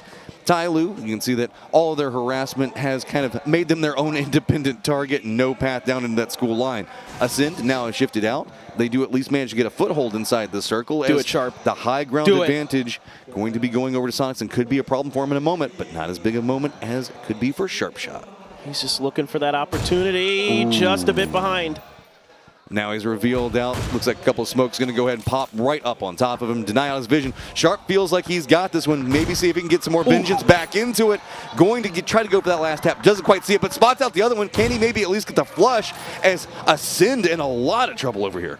Ascend needs these points. They're another team right on the precipice of being knocked out of this event. A Tungmu now pushing into GE, but it's going to be Zest finding the headshot up close and personal, but a grenade from Yuta finds his teammate. But now Gen G can just run into this one. They have to slow down. Yes, there's going to be some Molotovs and whatnot, but you can see they're on the scramble. They want to see if they can pick up some more of these points inside of it because Gen G needs it, man. They are presently at 46 points. They want everything in the world that they can possibly find. Does spot out one. Going to go ahead and drop that one real quick, and Tyloo is going to get eliminated in the blue zone while this is all happening. Nade, though, on that bounce. Gen G's got to be careful. They're all stacked up around. They do take some damage, but nobody goes down. Now PO putting some bad damage into the backside. A good push around the corner, and Gen G cleans him out. Nicely played. Esther did go down. Should be resible. School is now entirely clear. With this, though, it looks like it's going to be a mostly hillside fight as the circle has now popped. Keeps a bit of school in play, most notably the wall on the outside, but all of our apartments teams now have to move. Well, this is huge for Gen G. With the swimming pool complex still in play, Gen G can absolutely harass the heck out of a lot of the teams that are going to be to their south. They're going to have a great vantage point to watch this next circle potentially. It's Twisted Minds in the apps, thinking about what their next move might be. Petrichor Road looming. Petrichor Road still wanting points, and that helps when Aches left finds RBN out in the open. Legacy presently in our 9th place, that cusp position, losing a member as they're about to have to walk into a firefight with Twisted Minds as well as Petrichor Road. Gen G with some oversight in it as well. Gizero wanting to try to get something out of it, find some type of opportunity, be the key to unlock this move that they so desperately want to make. DK almost feels do or die in this fight. If they can best the Sonics this time, but Trimsy too fast for Minuta. Minuta trying to get that grenade over, and he just takes a grenade and damage in the back. Kickstart just going to get the drop on him, and that looks like that's going to spell it even harder. Just Zenith now trying to defend in, and these Sonics players are going to have to move in. They already spot him. Kickstart's going to get the double up. Here goes Legacy trying to make their push in, but it is going to be Petrichor Road, Twisted Minds, two different angles. Man, where do you even go? This is nuts for Twisted Minds. Getting crushed. QM even has an angle down onto this from the hills above New Happy. That grenade, just came up short. Spyro got out into the other room. Exlef get a bit more aggressive, but Batulin's got himself a shotgun. Want to go ahead and get some flushes out of it. Exlef realizing that this is going to be a bit more complicated than he was originally expecting. Twisted Minds just on the push. Perfectix is down, but Batulin's on the hunt. Slowly, instead, shifts back around, decides that he's going to go for the res, gets some support, but Exlef goes for a playback behind him. It gets red, the door gets closed right in front of him. Batulin's pops it down. What awareness from Twisted Minds. Exlef almost had him completely befuddled, but he's able to react in time, and Batulin's great stuff here from Twisted Minds. Now, Blue is just about to potentially send them packing with New Happy and QM watching, and here goes Gen G. Here we go. Gen G 52 points, QM 52 points. Right on the cusp, moving into the top 8. 1 point's going to be enough to get him into it. Ming Ming, though, looking down into Twisted Minds, going to go for the harassment as they're going to have to leave that position. Twisted Minds, they have the smokes down, but you can see not a lot of cover outside of that as they're trying to make the cross. Ming Ming just cannot find it, though. It looked like some of those bullets should have been good. Seemed to have a decent angle into the smoke, but Twisted Minds, you know, it's just going to get harder every step of the way, man. I don't know if you have enough smokes to get anywhere safe, get behind that PGC side or something, but it is going to be rather challenging. And even Gen G now getting hungry to farm some more points. The only benefit is Gen G is trying to take some harassment into New Happy so that way they can get those kills. So that means that the New Happy angle isn't as open as Twisted Minds. So that is the only thing that Twisted Minds has working for him right now is the new circle has popped. No one in it, I guess, except for the feet of a Doozy and Bestalock, and that's a squad that wants every point that they can get, so they will take it. Yeah, QM very much still in the hunt, no doubt about it, and getting 2 to survive what looked like they might just get wiped has been monumental for their opportunity to get into the grand finals. DG catches CC, only a little bit of damage done. All these kills right now on DG. He's stepping up for the squad whenever they need something to happen, and they need more. They are right there, but they're going to need to at least secure several more points to give them the breathing room to move into the last game. Sure, getting a full win here would be great, but they're about to have to walk right out into the open, right into where Sonics could see them, right into where QM, NH, and Twisted Minds can go. So it's just a game of chicken at this point. Yeah, I mean, going back to DG real quick, sometimes people forget he's won an international tournament. He won the Face of Global Summit back in 2019 with OPGG. The guy's got pedigree. He can absolutely get it done. Now finds the headshot on the Besto. Well, PO and squad now start to make their move right towards potentially Sonic's territory. There's enough of a hill there, but how much of the upper part of the hill is going to be in? Well timed by 2 different squads as Gen G makes the move at the exact same time Twisted Minds does. Twisted Minds, though, being herded right into the New Happy line. Spyro wants to try to pick up some more, but quick exchange between everybody. Gen G at range, trying to make sure that they can get it all. Twisted Minds is going to get eliminated, but Gen G needs more points. They didn't get a single point, and in fact, Esther ran right in front of Pio while he was shooting, got knocked by Pio, and now Nan, the only player alive for New Happy, a Doozy, hoping that he's going to step on out, going to use a blue zone to try to force the issue, try and flush him out of those smokes. Question mark on the hunt for their own points right now. Officially in 8th place position. Nan is going to go down, and Doozy's going to pick him up. That's going to buy him sword placement as well as kill. But here we go. It is going to be Gen G moving into the Sonics line. QM backs up against the wall. Gen G, QM, what you got left in the tank? You got to be real careful as Gen G. A lot of the helmets are really beat up. I'm not sure if there's any more in those cards or not, if they had time to load them up. And Sonics has a bit of control over this circle, but they need to keep QM off of their south side. If they can keep QM at bay, Sonics have a real opportunity to potentially get this. It helps when Besto knocks Pio from afar. Oh, question mark. Up on that high ground. They're wanting to try to exploit this fight in between what's going on with Sonics. And Sonics just focused in on Gen G right now. They know the fact that they've got a good, real fortified position against their angle, but QM is kind of doing a bit of poking on the side of it and kind of make it a bit more complicated, but question mark doesn't have an opportunity to really move too much more. You can see that they want to line in. They spot out H when they're trying to go for the shots, but smoke deployed in front of them just not going to be enough to find the angle that they so desperately want. And now it's kind of a game of chicken between Gen G and question mark. Who's going to move first? Because Gen G is going to open up potentially some space for Sonics to do some damage if they make a rotation. They've got the hill for now, but I believe the hill is going to be out of the next circle. So you probably got to swing over towards where that crate is on the eastern side. You can see that they're trying to prep up some vehicles. It looks like they're going to roll in potentially 2, leave 2 more behind. So harass down into Sonics. Well, yes, it's going to be PO with a friend. It's going to be DG back behind him. Songjung going to stay back behind this one, be the distraction. And so no surprise at all. Which is going to be the first team to move in the game of chicken? Of course, it's going to be Gen.G and PO. Yeah, and this has opened things up for Sonics to focus on the QM, send them out into 3rd place. A solid game for QM, but Gen.G has an opportunity to potentially send themselves so close to the grand finals. 1 point separates it out. What can Gen.G do off of this when they're moving aggressively? PO being the point man, no surprise, trying to move aggressively into the center point, get control over it. It looks like they are starting to get that ridgeline, something to work with. Gonna spot out one, but it's gonna be Kickstart, gets the knock on Songjung to open this one all up. No trade just yet. Kick got one for free. The Panther is out. Esther gets it, but he's quickly traded. And with this one, it is still going to be numbers advantage for Sonics. 2v1 Gen.G. DG, he's been having such a stellar performance in this game. Can he make it happen? Spray is going to come out. No, the rich get richer. Sonics take the round. Great handling of this end game by the Sonics. So patient, so disciplined, catching Gen.G in transition and shuts them out. And who knows if that is going to be the end of Gen.G's run here in PGC 2023. We still have one more game. Man. But it's going to be close. This is just so ridiculously close. I don't even know anymore. It is just 1 point separating out so many freaking squads. QM taking a terrible situation and at least managing to maneuver themselves, get some placement points off of it. I mean, it could have been far, far worse for them. No doubt about it. It's going to be really, really tricky for some of these teams now. That is an understatement, to say the least. All right, Toffee's Avenger, 1 game left to go. Give us all we need to know.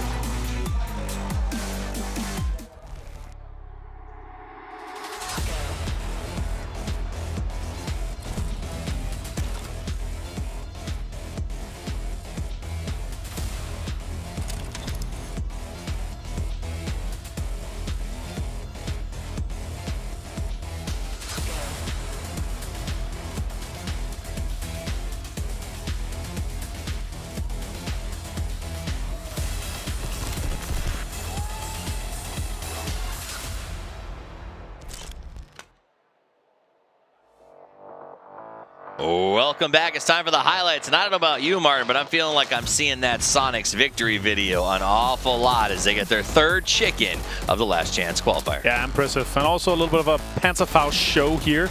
I gotta say, though, overall, in this game here, it is so difficult for these school apartment endings where it's like you have to exit the school, you have to exit the apartments, right?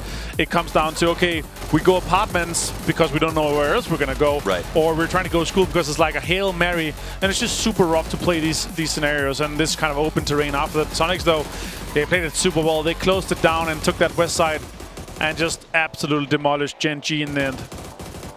Absolutely. I think apartments is a great example as well, because I think it's even worse than, say, city crashing, because you can't hold the first floor, so everybody starts to stack up higher and higher. The next thing you know, you're in a wedding cake of teams, hoping that you're not the layer that's left behind and put in the freezer. Oh, Sharp with the arm again. Him and his arms, man. That's just his arms.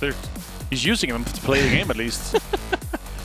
All right, now we're going to go ahead and 14 down, 12 left, and it started to get a little bit more chaotic here. We saw really nice long-range shots, but the area was just so open.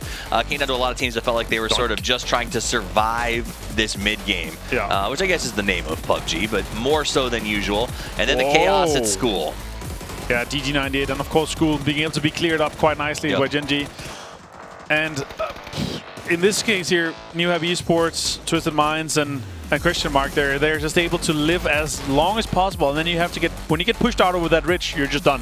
Yeah, like there's nothing else you can do. Absolutely. You know, it's, I mean, Question Mark comes in, they get 3rd place in that game, put themselves in a good mental spot. Gen.G manages to get themselves some big points as well, but it's Sonics that does come away with the win. Welcome back to the desk. My name is Toffees. I'm joined by Avenger as we continue to break down the action. With only 1 game left to play, it is still a very tight leaderboard, and I think the Sonics going ahead and getting another win just makes it even harder to figure out who is going to be that team that advances. The sponge even up more about it, or the rich get richer, as the guys say here. Got 16 kills though for Sonics. It's a lot of ongoing there. Gen.G only 4, and it's Esports on 6. Twisted Minds pop off again. They have had the day that they needed to close things out. They have been clinging. I don't care what game it is. They are clinging to the top 5. And arguably, this has been the hardest games that they've played. Yeah. They lost players. They're getting hot dropped. They are absolutely, oh my God, Let's almost go. a 1K club That's my for boy. your boy Shrimsy. I had the pleasure of standing in for the scrims because he had to get food. He had some media obligations. Yeah.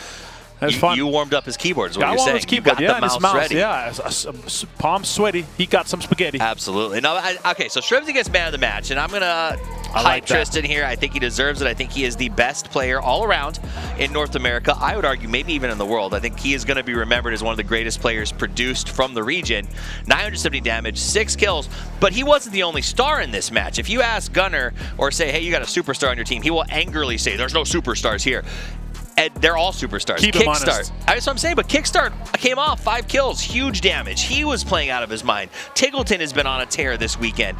Everybody's stepping up. Let's take a look at the match leaderboard. 26 points. Top heavy. Genji gets very top heavy. And what that means is it is going to get very compacted down there around the middle. We're going to give you the overall leaderboard right now. Martin, break down this mid pack. Yeah, it is, as you see here, the top 5, we could say now it is solidified. I don't see 4 teams passing Space Station Gaming in just one game with the amount. But it is, again, Petrico Road 61, 56, 56 tie for V7 Funpin and Christian Mark. Gen G 55, Ascent 53, Legacy 50, Genius, Falcons, Asla Benagran. All these teams, if you have a game with a win and even like mid-ish amount of kills, 6, 7, 8, you could potentially take that 8th, 7th spot away. So if the right teams go out early and the teams that are chasing come in and have a decent game, they are going to be taking those 7th and 8th spots. So it is wide open for, I would say, still even for Petrico Road. So we have potentially 3 spots open where it's like 7, 6, 19, maybe up to 19 that could potentially contest for that. I think if you're watching at home and you're trying to figure out what am I really looking for, you're looking for Gen G, Ace, Legacy, Genius, Falcons, and Osla to have a big game, to look for some big numbers. But more importantly, what you're watching for is Question Mark, Veronica 7, Funpin, Petrichor, and SSG, but particularly V7 and QM have to not go out early. They have to manage their points. They need more than just a 5-point game here, so they have to push hard. The rough thing, though, is that they have a target on their back. Yes, they know they have that, and they're going to be playing slow because of it. I would love to see a full send, like a confident commitment to somewhere early on from these guys, because usually on the last games, it is very, very edge-heavy in these games. I'm worried it's not enough if they said, I think they need points. Let's see if they can do it. The final match of the day. Let's go to the grassy pastures. It's Matchup and Paper Thin. Last game of what we could be seeing for 8 of these squads. It is time to go home. It's put up or shut up time, and we have a bazillion team on the cusp, man. These are the games where your destinies are made. This is where the best of the best rise to the top and show us if they are truly worthy of being in the PGC 2023 Grand Finals. We find out, and we find out with a pretty difficult plane path to deal with. I was going to say the same, dude. Straight down towards Novo, dude. This is about as bad as it gets for plane paths. I mean, 50-50 on Military Base Island, not necessarily the worst of ideas if you're looking at it. If you're so many teams that are in the cusp positions now, just going to be fighting for survival. Did we see any mix-ups on drops? It looks like QM is going to be dropping down in that from worst positioning, as they are going to have Foot. That's just going to be to the north of them. Something to keep an eye on is a lot of teams dropping over Novo. Is Novo the new home for a lot of squads? It looks like it is going to be Twisted Minds V7. Actually, no. V7 going to do a secondary shift, and they're going to go over more in that Milta line. They're right on top of GE, dude. This is nuts. Like, this is absolutely potentially the tournament life here for V7 or GE. I mean, both teams. Yeah, is this just a game of chicken? It looks like they were both going for Novo, and then they saw everybody dropping there, and then they both decided to shift over. And now it's just about long dropping. We should be able to see GE maybe lean a bit more into the Milta line, and all that circle just goes the exact opposite direction. Wow. That is brutal.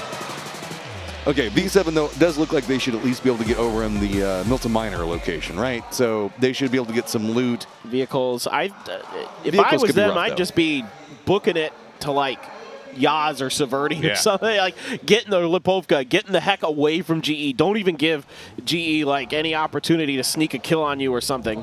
So looking at this all the way through, it is, again, 9 points from 7th place right now down to 14th. And that is nerve-wracking. It's going to be madness. That is nerve-wracking. It also does mean the fact that people are going to be playing pretty safe to start with. I mean, well, a couple of people are going to be playing safe. There's going to be squads like Sonics, NH, Tyloo, Twisted. They might be a little bit more on that wild side and could be having some fun.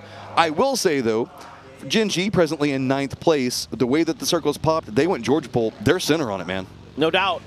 The interesting thing here is Hikari has already gone to the top of Everest. That's usually kind of an area where Gen G will send a player, if possible, early to do some scouting. But as that position is already occupied, it's going to be dangerous if they do end up going there. A lot of times teams are able to sneak underneath Gen G's noses, get up there. E36 did it earlier in the event. So sometimes teams kind of get ahead of them. But for Osla, I mean, if it's another mountain game, remember, that's where they got one of their wins. They always make a commitment in early, right? Osla's been playing off this. We did see, I think it was Sonics a second ago, that we're trying to exploit that. See if that does happen again. This is also pretty peculiar as we have D plus Kia looking like they're going to make a very long wrap over here. They might be eyeing North George. Not the worst of ideas. Go ahead and get your vehicle, escape away. It's a long range shot, though. Let's be real. So if it were to hit, it would have been pretty. But outside that, it would have been a pretty hard shot in general. So Georgia Pole North looks like it's going to be D plus Kia. Yep, and this is good news for D plus and their fans. They are still in this potentially. It's going to take a monstrous game, I guess. But I mean, look, you have to hope that a lot of crazy things happen and they have a crazy game. Yeah, I mean, it's potentially there, but I just haven't seen them with the desire to make it happen yet. No, I don't have confidence that it'll happen. I'll put it that way.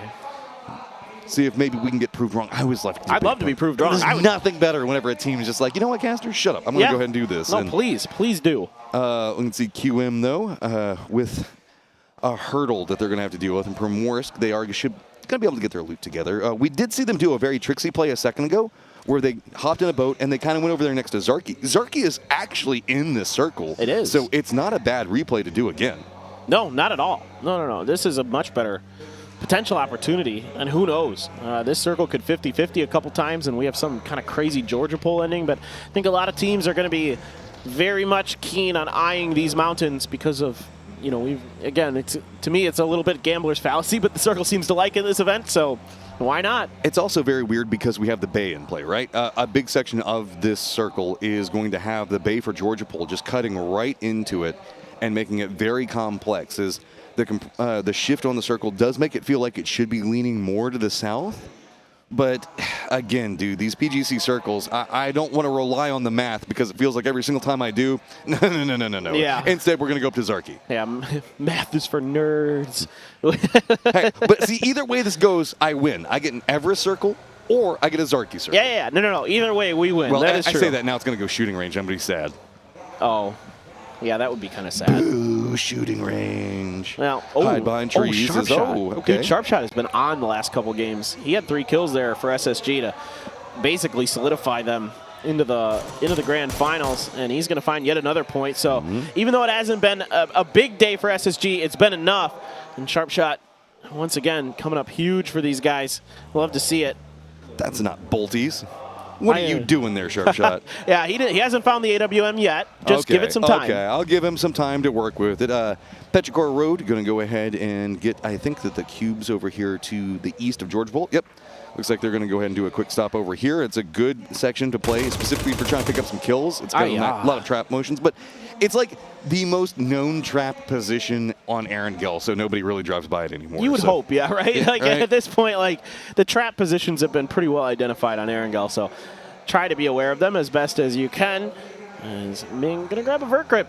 I approve. I like the vert grip too. V7, very late rotations coming out of that Milta Mini area. So they took their time to loot up. I think they're going to take their time in this one. Wouldn't be surprised if maybe they end up kind of just near the river in one direction or another, although I see them angling more towards Yaz now. GE already up there. A lot of teams already going up for those northern rotations. So this is a nail biter, man. Like if you gamble on that north side and it goes south, oh boy. Well, I mean, almost every team is south right now, except for Legacy, GE, Space Station Gaming, V7 potentially doing it as well. So these teams around Everest, dude, Everest has just been a magnet this event for circles. Just time and time again coming back over here, and you can see the teams already leaning into that logic as it is going to be most of the PowerPoints kind of under control already. Everest is going to be over into Azla's favor. Ascend is going to ascend into the heavens and now fly themselves over, and they're going to be dropping very far to the north, and I respect it. Now Go up they're here next to Zarkin. descend. Yeah. I liked yours though. Yours was good. Hey, They're ascending look, into the heavens. we are very good at making crap jokes about That's team true. names. That's what I live for. We are excellent at bad jokes. That's facts. I'm kind of curious if we're going to see Twisted Minds also do an emergency pickup, but it looks like they're eyeing more of the bridge. They just might be driving this one in. I mean, Twisted Minds is on a victory lap. Yeah, they're just going to do a full rotation around Erangel. Like, just a couple loops around Erangel. Hot drop us, Celebration. whatever. We'll go ahead and do whatever we want. Apparently, Heaven also doing a little bit of a victory lap there as he is going to turn around. And V7 should be cresting back behind GE. I mean, there's not a lot in front of them unless they go past shooting range hillside, so they should be fine. Yeah, they're going to see Clories there. Heaven, they're going to trail him. Kind of curious what exactly V7's game plan is here. Because they, I mean, obviously need points. You know, if you can get probably 7 or 8 points here as V7, you're probably good to go, most likely. So that should be your game plan. You know, get deep into the game. If you can do that, you're likely finding the kills to get you there as well. So I'd like to see them be a little bit safe. The problem is they drove like around GE. But they should have seen GE, right? They did. I think GE is pulling away. Okay, so I thought for a moment there GE but might try to mess with them a little bit, but it is kind of the last game. GE is also in a position where they need to get big points to get into that grand final. So GE also being wise here and playing the discretionary game. So our teams that are being a little bit more of gamblers right now are V7 GE, Petrichor Road to some extent, D plus Kia, and Ascend with the. So if this goes north, they're in a lot of the power points to play from, right? If a rotation were to come out, this is going to be very heavily gate kept if you have to cross into that North George area. But South George, a lot more open up. Specifically, South Georgia Pole itself doesn't have anybody that's in it except for Gen G that's running a 2-2 split. So if this shifts into the South, I feel like there's more opportunities in the teams in the North. But while the North is more open, the good spots are already kind of taken as, Tyloo looks like they're going to be jumping into GE's position. Well, the good news for some of those teams is the long bridge is open, so you could take that one. But everything else is going to be interesting. Wouldn't be surprised to see a team wrap all the way back around the Yaz Lake and try to come in from the other side. I mean, something like that. GE would love some points. GE would love some points. I was going to say, pull the triggers, man. You guys got some goals that you need to make. But you're going to hop in the vehicle right in front of...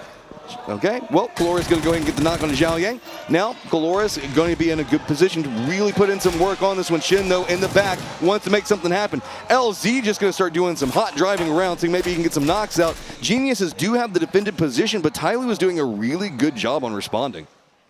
Yeah, I mean, this has been something that Tyloo has gotten better and better over this event is recovery, you know, making something out of what looks like maybe a bad situation. And in this one, they're just going to keep rotating away. Now, Tungmu is still way on the backside underneath Clories, and Shen and the others are just trying to, I think, maybe buy some time, get some distractions going, and Tungmu is just going to drive out in the blue. It's going to be a bridge cross early here for Legacy. Okay, we did have the circle pop. We were kind of caught up in the GE Tyloo thing that was going on. Surprise, shocker, Everest is in it. It does look like it's mostly South George. So most of our teams are already trying to position and jockey around that. But we do need to keep an eye on what's going on with the Tyloo GE situation. But D plus Kia also trying to do a little bit of mountain goating up here as Shin is going to get flushed out by a car. Well, you'd really, as D plus Kia in this situation, wanted to get up this hill. But now you're exposed to a bunch of different teams out in the open on the side of the mountain. This is a really dangerous spot to be in, especially this early, especially with this much of the northern flank in for D+. This is, oh boy. Did they just assume that since nobody was shooting at them at the earlier sections that it would be fine to crest in there? I mean, it got punished. It wasn't the worst thing to have happen, so they at least managed to recess back down the hill. But again, yet again, it is going to be Everest. Azla up on top of it. Falcons over into the west. D plus Gia down in the footholds. There is also going to be Foot down in the southern area of the foothills that they're going to be able to hold down for the time being. Sonics do look like they're actually shifting up and going after Twisted Minds. Apparently that's not quite done. No, I might as well. I mean, why not? You're both in. Let's have a grudge match there and just, you know, settle it. See exactly if that fight does kick off. The thing I'm concerned about here for Osla is being up here so early. Falcon's already on your western side of this mountain. It's going to require tremendous control. I mean, I've seen the top of Everest shake out in a lot of different ways. I've seen teams who come from the flanks win it. I've seen teams be able to lock it down from the center. It just all depends on what's going on around you. I really like Gen G's position where they have an opportunity to really wait this out if it does go to the mountain and play for that eastern side to come in as that last team like we saw with 17 Gaming earlier in the event. That is the approach for me, especially in competitive. It feels like coming in the northeastern area of that position really gives you an opportunity to cement in. The pathing for it just feels a little bit easier to navigate, specifically in the later stages of it, as yes, the southwestern section of Everest, it does have like the trees, the cover and whatnot, but in the later stages of the game, it feels like all eyes are on that location. No doubt. Good news here for GE is they did find another point there on the Shen, as we saw in the replay. Sorry. V7, no, it's okay. Catching I mean, some air and then we've all been immediately there. hitting a tree, dude. It happens to the best of us. As good as I thought the V7 driving was in the last game, this game, that's okay. They're perfectly fine, though. There's no one near them. It's a V7, not a V8. If they were a V8, they'd be handling that driving so much better. And no, Batulin's going to go ahead and find that quick flush out. V7. Okay, here we go. GE, what are you going to be doing over here, as there is just going to be a stacking amount of potential. It's all of Twisted Mind now coming down. They want these points. Not like this. No. Twisted Minds absolutely should gatekeep this. I mean, this should be GE sent home. This is still a pretty spicy circle. Still quite a bit of the water in it. This is really interesting. All of Twisted Minds were moving down to reinforce Batulins. The new circle pops, and they're like, nope, never mind. It's time to cut back up over into the north. Just due to the way that the circle has kind of laid itself out at, I think that they were kind of like, okay, we can let them go, but instead, let's just go ahead and kind of gatekeep out across this line and maybe catch them. Yeah. No. This is smart from Twisted Minds. Batulins is the only one who's kind of potentially in danger. I don't think they spotted Utah. This would be just desserts here for V7. If Glaz can find a Tungmoo spray, not quite good enough. A Tungmoo going to be able to get to his car. Glaz wisely preps the grenade. Saw a Tungmoo moving towards the tree. If it's cooked, it's good. Oh, nice land on that nade. Should be able to go ahead and pick up something for it. V7, you got to get the groove happening right now. LZ going to be down the hillside. You've been going to go ahead and prep up the nade. It's going to go a bit far. Instead, just going to jump up and reveal himself right out and in the open. But there you go. It is going to be V7 that finds it. All right, here we go. Silzen stuck inside these crates alone. Falcons tournament life on the line in there. Non and Foot duking it out. Bard goes down. ATT-Bone alive, but Foot, this is, you know, the end of a great run here at PGC, the end of a great year, but not looking great for the Foot boys. Yeah, and you got to say, again, the heart, time and time again, we saw this squad fight with and find some opportunities, trying to just scrap it together. The last one up, trying to find a kill here or there so many times, just trying to make disaster into something. Managed to fight their way into this stage, but now backs up against the wall. They've got New Happy with nothing to lose, just coming after them. Can they make some type of miracle happen? Yet again, finding the kills. T-Bone's at least at range. Gonna jump right in front of them, get some separation. AC is going for the play, but he is gonna get taken down. Oh, Ming, so good, so strong. T-Bone trying to hold the off angle. December the 12th, though, also aware of T-Bone's position, lurking, waiting in the wings. Oh, what are you going to do now, T-Bone? Pressure is going to continue to mount. Oddly enough, Oslo not really watching this too heavily. They're just kind of letting this one be. Crates looking like it's going to get a lot of attention. We've already got a Sind over here. We got Falcons and SSG. Don't forget the Legacy is going to be playing just to the southeast of it. And we have Due East in the really strong compound, Genji. No doubt, Genji could be in a really, really good spot come late game. Sometimes these circles end kind of out in that open area north of the mountain itself. As Roth just trying to clear some space. All these teams making their way in. Real quick, while I have a moment here, Matt, just want to update everyone at home. We have an official message about what happened with QM earlier. Due to a power supply issue in the QM player booth, all 4 of the QM players suffered a loss of power in their computers, causing them to disconnect the match in progress. This issue, however, does not rise to the level of a remake in accordance with the rules, and so the match was continued. Just so in case anybody was curious, that's the update. So a lot on the line for the QM boys to try to navigate. Presently in that 8th place position, 1 point back behind V7 after those 2 kills. So it's going to be a bit more hazardous for them to try to deal with. They at least have the ability to take some pot shots on people around the Everest area, but their backs are pretty close to that edge. GE also might be approaching on them, so they're going to have to keep an eye. Twisted Mind's just kind of navigating and rolling through Everest. I wouldn't be surprised if something bad happens with that in just a moment, but yeah, you can see this is what Twisted Mind's trying to do. There's nothing to go with, man. And V7 has Petrichor Road rolling up right behind them as some of their players are even in the water, although Gumin has a building right at the edge of the road that he might be able to do some damage. QM continuing to tear DK apart, now getting Legacy involved as well here as Gizera really hampering D plus key, and this is what I was talking about a long time ago. This part of the mountain, so difficult to stay alive in. I mean, you can see that Gizera is doing a good job on getting knocks, but can't get much more out of it. And I think that I see a mortar off in the distance. Didn't see where it ended up going, though. Oh, there it goes. It doesn't hit target. I was worried that it was going to go after right on cue. It was perfect. I know. I love that you called it out and we got to see it. That's so good. Okay. What do we got going on? Petrichor Road now trying to cross over into the east. Axelef's going to get harassed out and going to have to jump down right on the edge of the zone. And it's going to be V7 who is desperate for these kills. Absolutely. Hoping the fact that they can go, but it's going to be against Axelef and Petrichor Road. And we know the fact that this is another squad. Comfortable-ish. Uh-oh. You know who's not comfortable right now? T plus Kia? Yeah. Yeah, they think that everything is just bad because of that legacy line. Okay, well, I mean, I guess if you don't have a lot to lose. This is the opposite of everything is awesome. Oh, if he flashes this dude, oh my God, Zenith. I don't think that you really want to look over the top of that one. Going for it. If they need to get him down so badly. And now if they manage to get the flush onto it. No, they can't even go for the flush onto it. They're just being too punished. They just have to immediately retreat. And how many smokes do these guys have left? Because this smoke wall has been down for like 5 minutes. It feels. Yeah, I mean, it can't be a lot. And if somebody finds a good grenade, it's good night. And thank you. D plus. Whoa, good mortar too. You can see every single time it goes overhead like, oh God, please no. Please no. Okay, it's fine. It's fine. It's very hard to get the math down. I don't even know where those are coming from. Was that Legacy or GE? Maybe somebody inside the crates. Oh, I think we're getting that. Send? We're getting that information now with the line. And look, this is why it sucks to be on Everest in a crates game because, my God, look at everybody that's taking pot shots into D plus Kia, man. They are just getting farmed right now. Circle even leaves, commits into crates. Ooh, man, these teams up on top of Everest are about to have some problems. This is going to be a manic ending. There's going to be a lot of teams that are going to be forced into the crates here. There isn't much that's playable at the bottom of this hill. Gen G, fortunate to still have a compound. V7, if they can maintain control of that bridge, control that coast, they're going to be able to get a little bit later into the game. The problem is for V7 is they're going to probably have to eventually find a way into those crates, and there's likely going to be a lot of teams and players there unless something really spicy happens inside of those crates.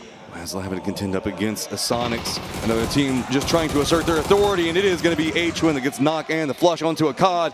Now, Asla, what are you going to try to make happen out of this one? Presently in 14th place, losing a member here, and it's a very big detriment before you have to make this rotation. You need to make sure you clean out Sonics as fast as possible, but Sonics has the entire opposite mindset. They want to just go ahead and run Ramjack right on top of Asla. Oh, as soon as they saw Asla, they're happy to take this fight, dude. They want to knock them out of the event. Here come the blue zones, here come the frags. Tiggleton with the up and over, saw the head of Adder, now going to try to wrap around the side. They have no idea. Tiggleton wisely holding the trigger here. He pulls it on top of Adder. So smart. And oh my Lord, just boom, boom goes the dynamite, and there goes Asla. That is going to be the finish for them for this event and for the year, as it's just going to be repeating that sentence a few more times, as we're going to have to bid a fond farewell to several very fun squads. Yeah, the pentagram did not dial up the dark magic. You wanted Chewy right up in front. Sunjun got a knock from afar with the Mosin. Oh no, Glass! With Chewy on top of this one, just going to go ahead and clean that up so easy. That is heartbreaking for V7. At least they're doing something now in response. They've got Summer down, Chewy getting hit by Tosi, so V7 at least able to find something out of this. Jinji going to be back behind it. PO really wants 8 left. It's become a peak battle around that tree, getting exchange of bullets. V7 though wants to try to get some more. Petrichor Road is going to go down. PO is going to pick up those kills. And Jinji right on the cusp now. Is it going to be enough as they are just going to be neck and neck with QM? Is it going to be enough for Petrichor Road as well? They're in 6 currently. Let's see if that holds. Perfectix seeing New Happy out in the open, knows that Blue Zones do a good job of clearing out space, but question mark harassing and hampering this fight. Whenever we're looking at this, Ascend has so much vision of what's going to be happening out here. Question mark as well. This is a chance to farm those kills that they so desperately want. Jinji's going to be over in the east trying to pick up some more of their own to work with. Kickstart up on top, looking down into New Happy as well as New Happy's trying to cross down low. Ming Ming's going to go ahead and get taken down. It's all about the crates right now. Yeah, the poke here, phenomenal for question mark. They have such a good angle to shoot down into the lines of those teams. Here we go, very important circle, just gonna center up mostly, so the crates are really, really viable. There's a few like dips and other things that are out there on the other side of the road, but this is treacherous terrain for half of these teams basically. Legacy presently in 12th place, just a few points behind. They're going to be in that center compound, one of the few positions not inside of crates itself that's pretty playable. I also just want to give a shout out to D plus Kia for surviving in this position, dude. Like, how many times did we see people trying to murder them and somehow 4 of them have made it down that hillside? I am flabbergasted that they are still alive. They have done a phenomenal job to get themselves this far. Now they're extremely beat up. Util is all but gone. I have to imagine that most of their smokes are not with them, but they've got this dip. And if they can hold it, they've got a decent chance to get a little bit further in this game. They're not out of the running by any mark, and an extra kill helps 3, but they're going to need a lot more kills. They're not going to need the win, it feels like. Oof. And the only options take targets that are going to be Jinji making the rotation right now. Jinji just on the hunt for somewhere to stop. Space Station Gaming getting some harassment, and LFP is going to go ahead and get the outside angle onto Esther to go ahead and knock him down. Don't forget about V7, also in the northern part of crates, might get some vision on this Jinji rotation, depending on how much they want to exploit it. Genji thought about trying to flank out to a different direction, but immediately tons of fire from a bunch of different teams as Genji only has 1 player standing, I believe, unless the res already came through. Yeah, there's only 1 player alive. If somebody somehow found a grenade into that dip, it would be end of the tournament for them. QM 8th place right now, moving forward. A doozy is going to go down. It's going to be New Happy's Non that gets the bead onto him to get the drop. It's question mark. Everybody's got the line in on question mark. There are like 3 different teams. They're just ripping them apart on that approach. Now just limping in, near on nothing left to work with. Ascend recognized it, spun back around, and now Dante, the last one up, with the dream of question mark on his back. And GE continues to climb the leaderboard a little bit. Legacy as well, now starting to do damage to D+. Jangu gonna be knocked. They've still got some space, but they've got Nan behind D+ Kia here. They're fighting, and then I don't know if they know Nan's gonna strike. Gazera's got a nade prepped up. Where is he gonna be tossing it? D+ Kia has already gotten so freaking close. Menuda can just make a play into this one. NH is gonna get eliminated, but Menuda, what do you have? Can you shut down what Legacy is trying to get going? Sharpshot's gonna go ahead and throw in some assistance. He's gonna get down and a flush, and now it is just LFP. This is huge for D+ Kia, able to claim the backside of this sole remaining compound on the eastern side of the road. Genji stuck in a ditch. Now Sharpshot saw LFP 1. LFP able to prone down in time to save his and his team's life. Look at this. Everybody 7th in that position down, all has like 3 kills. It's still just a point separating out. D+ Kia needs to have a pop-off game. They're going to go ahead and get some love from the circle, but question mark is going to get eliminated. Ascend is going to pick up the point, and they're going to start ascending the leaderboard too. QM tied at 60 with a bunch of different teams. It is hard to believe that that's going to hold. LFP1 somehow dodging that damage. Munida just seeing if he can find any damage. Maybe blow that vehicle up. That could be really dangerous. Oh, depending on how that vehicle flips or explodes, it looks like it is going to get read by Genji, how that's going to go. Gen G just playing the numbers game right now, hoping everybody else is just going to start falling down. They are presently tied with QM in that 8th place position. But remember, we do have a Sind that's hanging out over here. We have V7 that's still just trying to hold up the line. Minuta's going to go ahead and run in. Zenith is going to go ahead and find that, and LFP is going to go down. A legacy is done. It feels like Zenith just ran in there and butt stroked him. I mean, just absolutely came in point blank until he bumped into him and then started shooting. All right, DK, you're still doing it. GE as well is still in this. I mean, they've got 6 kills in this game. Yeah, they only have 2 players, but it's in the crates. Anything could happen. Oh, man, this is so freaking close for these squads to try to contend with. Gen G now tied up with V7. V7 very close to Space Station Gaming, but Space Station Gaming and their 3 members are doing a really good job in defending up Gen G.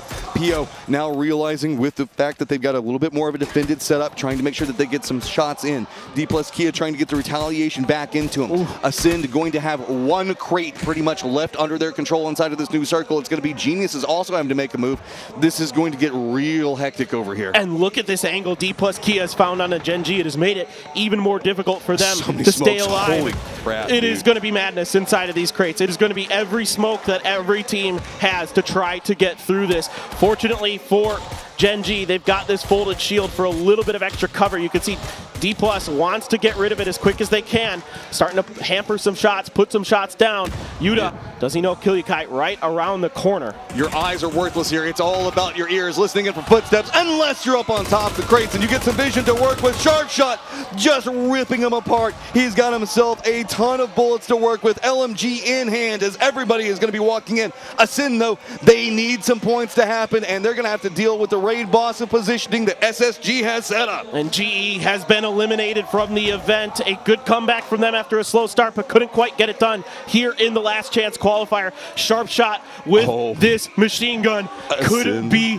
disaster for Ascend. They need 1 more point to at least crest up into Gen G's positioning, and they are just having the entirety of everybody in crates looking what's going on. V7 is distracted by what's going to be going on with Gen G, but you can see Throwable's coming out. Heaven's going to be playing over there. Americano is going to be spotting out a lot of Gen G members. Gen G in a world of trouble. They're just losing people left and right. And V7 gets a couple of those points, takes them away from D+. It's crits down, Sharp Shot Pixel, wrecking Ascend. Kill-Yakai, the last one alive. Can he make something happen? Ascend gets eliminated. They are 1 point shy at the time. Gen G is going to go ahead and secure their positions, but what can D plus Kia make happen? I don't know if they have enough points left. It's so hard to tell if there's even enough kills plus the win to get this done. Pio, can he be the hero? I think they're already good. I think they're done. As long as something crazy doesn't happen, I believe we have Gen G in V7. I'm afraid to do the math for the points on D plus Kia. D plus Kia at 8 kills, man. They want it so freaking bad. You can see, but it's just all the ways in the last game for the squad. If they managed to pull up just a couple of more points, they could have had some breathing room, but now they just have to massacre the world in front of them to even have the dream of a chance. It's hard to do the math. It is just, and Pio, I think, has figured this out. I think he's done the math himself. And he knows that he cannot afford to give any points over, and he feels like they were comfortable enough, and he may have been correct. Every single death that doesn't go into D plus Kia pretty much just cements this. SSG with the crates. V7 realizing that they can go a bit more active over here. Gonna have to deal with SSG. SSG just content though. Man, they're just having fun inside of these crates firefights right now, enjoying all of the chaos. D plus Kia on the outside of it with a desire to want to make something happen. Are they gonna jump down? Are they gonna move into the crates? Are they gonna be proactive? Are they at least gonna try to make destiny for themselves? Or are they just gonna let it all play out in crates? No, it's absolutely madness. I mean, V7, not much they can do. I mean, you have the DBS for Heaven, but that Molly's so well placed. He tries to jump through it, gets knocked by his teammates. In fact, it was Tosi's. They're trying to track Tosi down. They are gone. D plus Kia, I don't think there's enough points. I was going to say, I just don't think it's there. There's just not enough to be killed right now, and you can see Sharp Shot. He's got the smoke wall down. He's going to go down, and it is going to be a moral victory coming up for D plus Kia, but we have our top 8 and our bottom 8, and we are going to be moving on to the grand final. What a beautiful finish here. Absolute nail-biter to the very end. DK did what they could, but V7, their Korean brethren, have done it. Smiles all around. Gyumin loving it, playing out of his mind this event. Dude, this is the just absolutely most brutal last chance qualifier I have ever watched. Oh, it's just this was so neck and neck. A kill here or there, a blue zone, just death is going to be what cements so much for so many of these squads. And I believe Petrichor Road is going to be the last team in that 8th place spot that's going to get through, assuming my math was correct, SSG. What does it take to get them to smile, dude? What does it take? That was a fun game for Pixel? them. Any of them, they're just like, business as usual. They were smiling earlier. They were good. They were having fun earlier. Okay, well, remember, everybody, we've got our top 8. I know our desk wants to break down what we're going to be looking for moving into the grand final, so we're going to go ahead and shift over to them.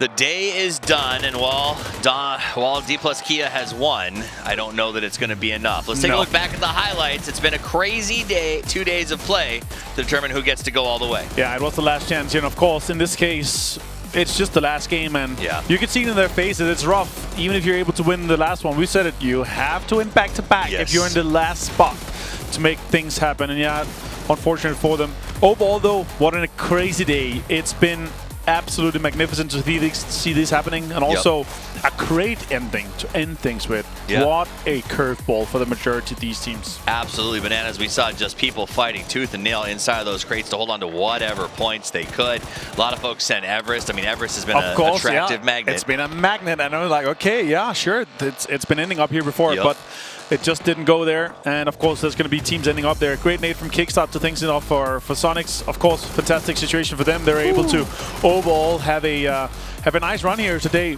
Not as good as their first day, but still they're able to hold on to things. And it's the first time we're going to see them in PGC finals. Veronica 7 Funpin got some good kills out of there. Gen G somehow managed to lay in a fold in the road to get all the way up to the top 5, and then they had to send it. It wasn't going to work, but what other options do you have? Right. And ultimately, D plus Kia did everything I think that they could in this game. But like you said, it's when you leave it for late, this is the sort of thing that happens. Welcome back to the desk for the final time today. My name is Toffees. I'm joined by Avenger. It was a wild last game, and really, down to the bitter end, there was a lot of teams still in the hunt. There was, and again, when it's this close, we could already see their ascent.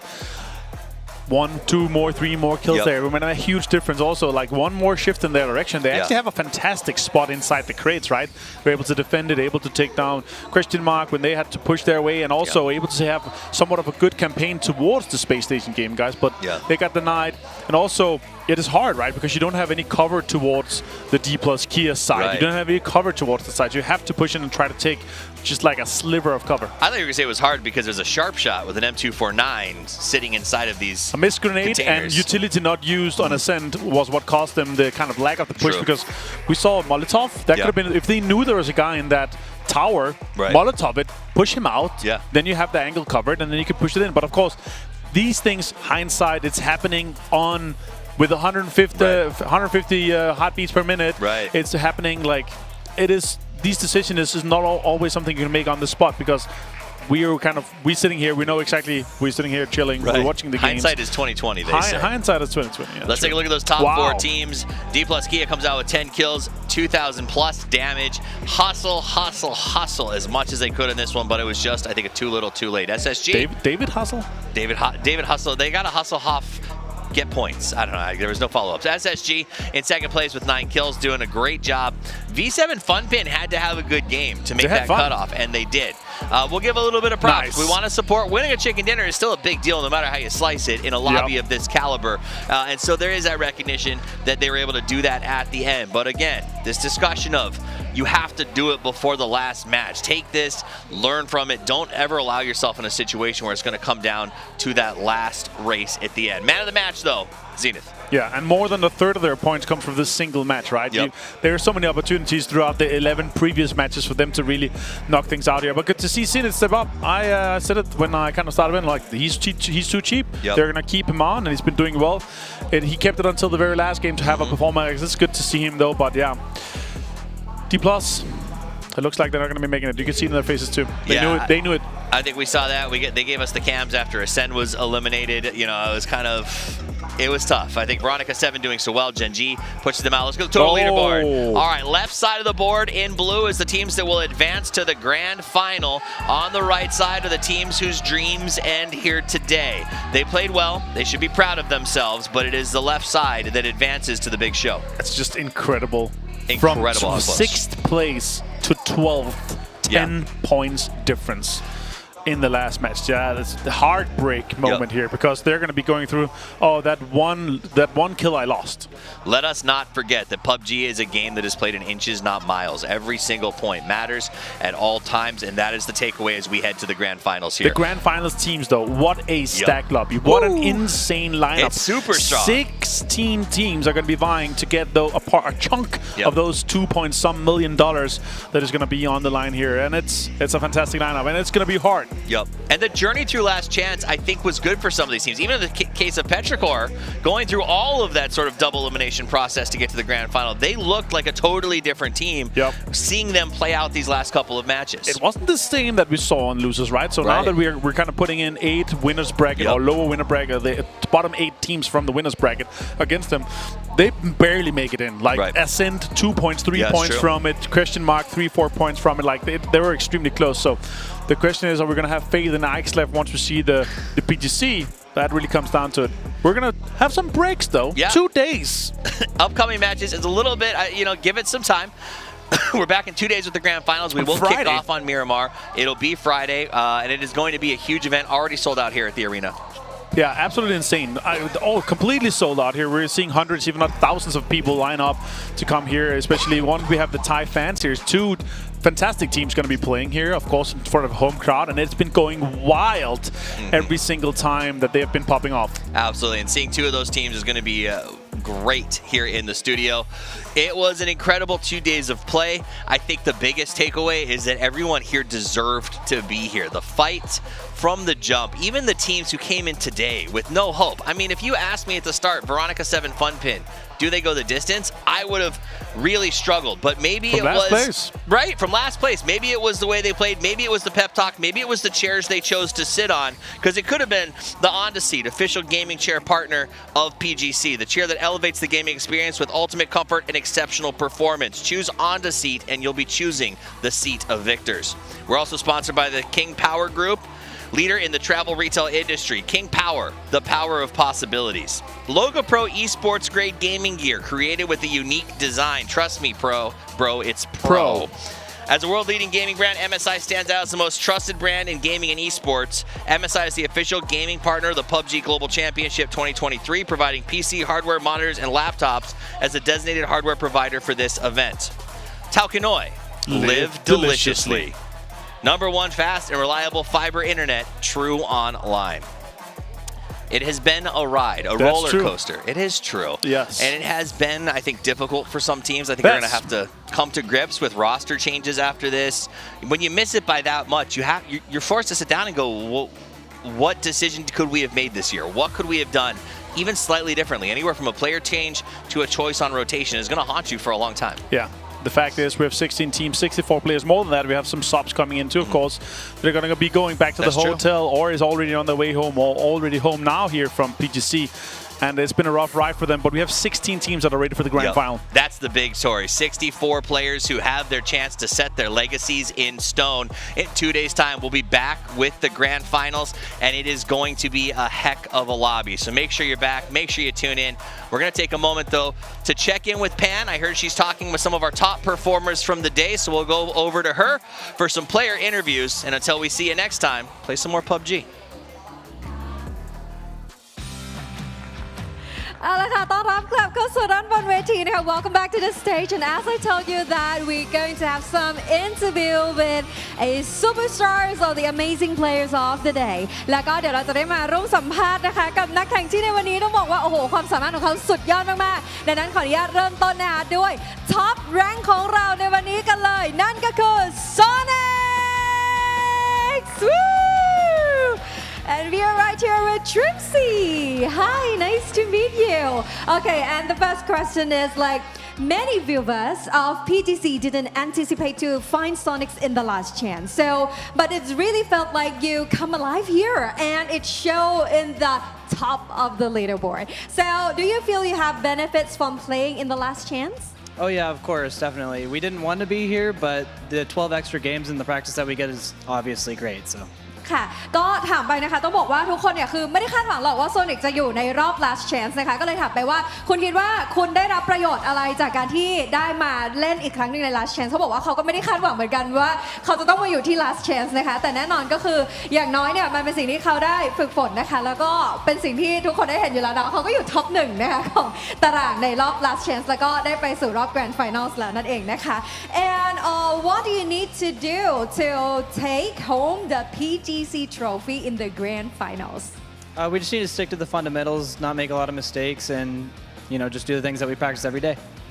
ค่ะนะคะก็แน่นอนสิ่งที่ควรจะทำเนาะก็คือ fundamental พื้นฐานของเรานะคะก็ควรที่จะแข็งแกร่งเนาะแล้วก็รวมถึง less mistake นะคะก็คือข้อผิดพลาดเนี่ยก็คือให้น้อยที่สุดแล้วก็ทำในสิ่งที่เราทำกันอยู่นั่นเองนะคะก็คือสิ่งที่เป็นถามไปว่าอะไรเป็นสิ่งที่ควรจะทำในการที่เขาจะเอา trophy หรือว่าถ้วยรางวัลกลับไปที่บ้านนะคะ anything to say to your fans? Yeah, thank you guys so much for supporting us, and thank you to Sonics, our organization, our sponsors, for allowing us to do what we do every day. So thank you guys, thank you fans, appreciate it. Thank you, and this is Tripsy from Sonics. Thank you so much. Bye bye. Have a great rest. Okay. ก็เมื่อกี้นะคะเขาขอบคุณแฟนๆทุกคนเลยนะคะที่ได้ให้การสนับสนุนนะคะรวมถึงสปอนเซอร์ต่างๆด้วยนะคะทุกคนเลยก็ยังไงติดตาม Sonics กันได้นะคะในรอบ Grand Finals นะคะแล้วก็ยังมีอีกหนึ่งทีมค่ะที่ไม่พูดถึงไม่ได้ในวันนี้โอ้โหเขาก็แบบว่าดันเต็มสูบมากนะคะในวันนี้เดี๋ยวเรามาสัมภาษณ์เขากันหน่อยดีกว่ากับ Genji And we're here with DG98. Hi. เอาละค่ะ So after a nail biting in the final match today, so you claim your grand final spot. So how do you feel? 오늘 마지막 경기가 굉장히 조마조마했는데 그 그랜드 파이널에 진출하게 되셨는데 기분이 어떠신지 궁금합니다. 일단 사실 마지막까지 조금 저희가 못 올라갈 거라는 생각 때문에 조금 마음이 조마조마했었는데 경기 끝나고 나서 이제 파이널 직행했다는 소리를 듣고 조금 이제 신나긴 했지만 조금 너무 극적으로 올라가서 조금 걱정이 많이 됩니다.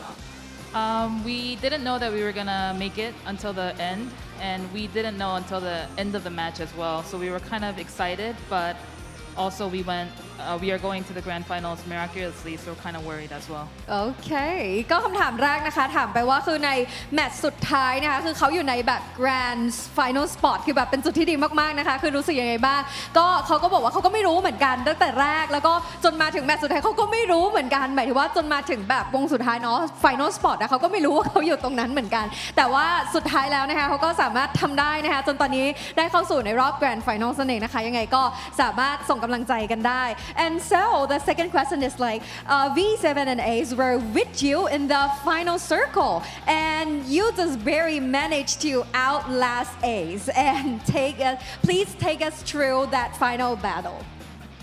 V7이랑 에이스랑 이제 마지막 서클에 같이 있었는데 그 마지막 교전에 대해서 잠깐 설명을 부탁드립니다. 에이스보다 조금 더 버티셨는데 그 마지막 교전에 대해서 설명. 그 전체적인 V7이랑 에이스랑 젠지랑 남았을 때.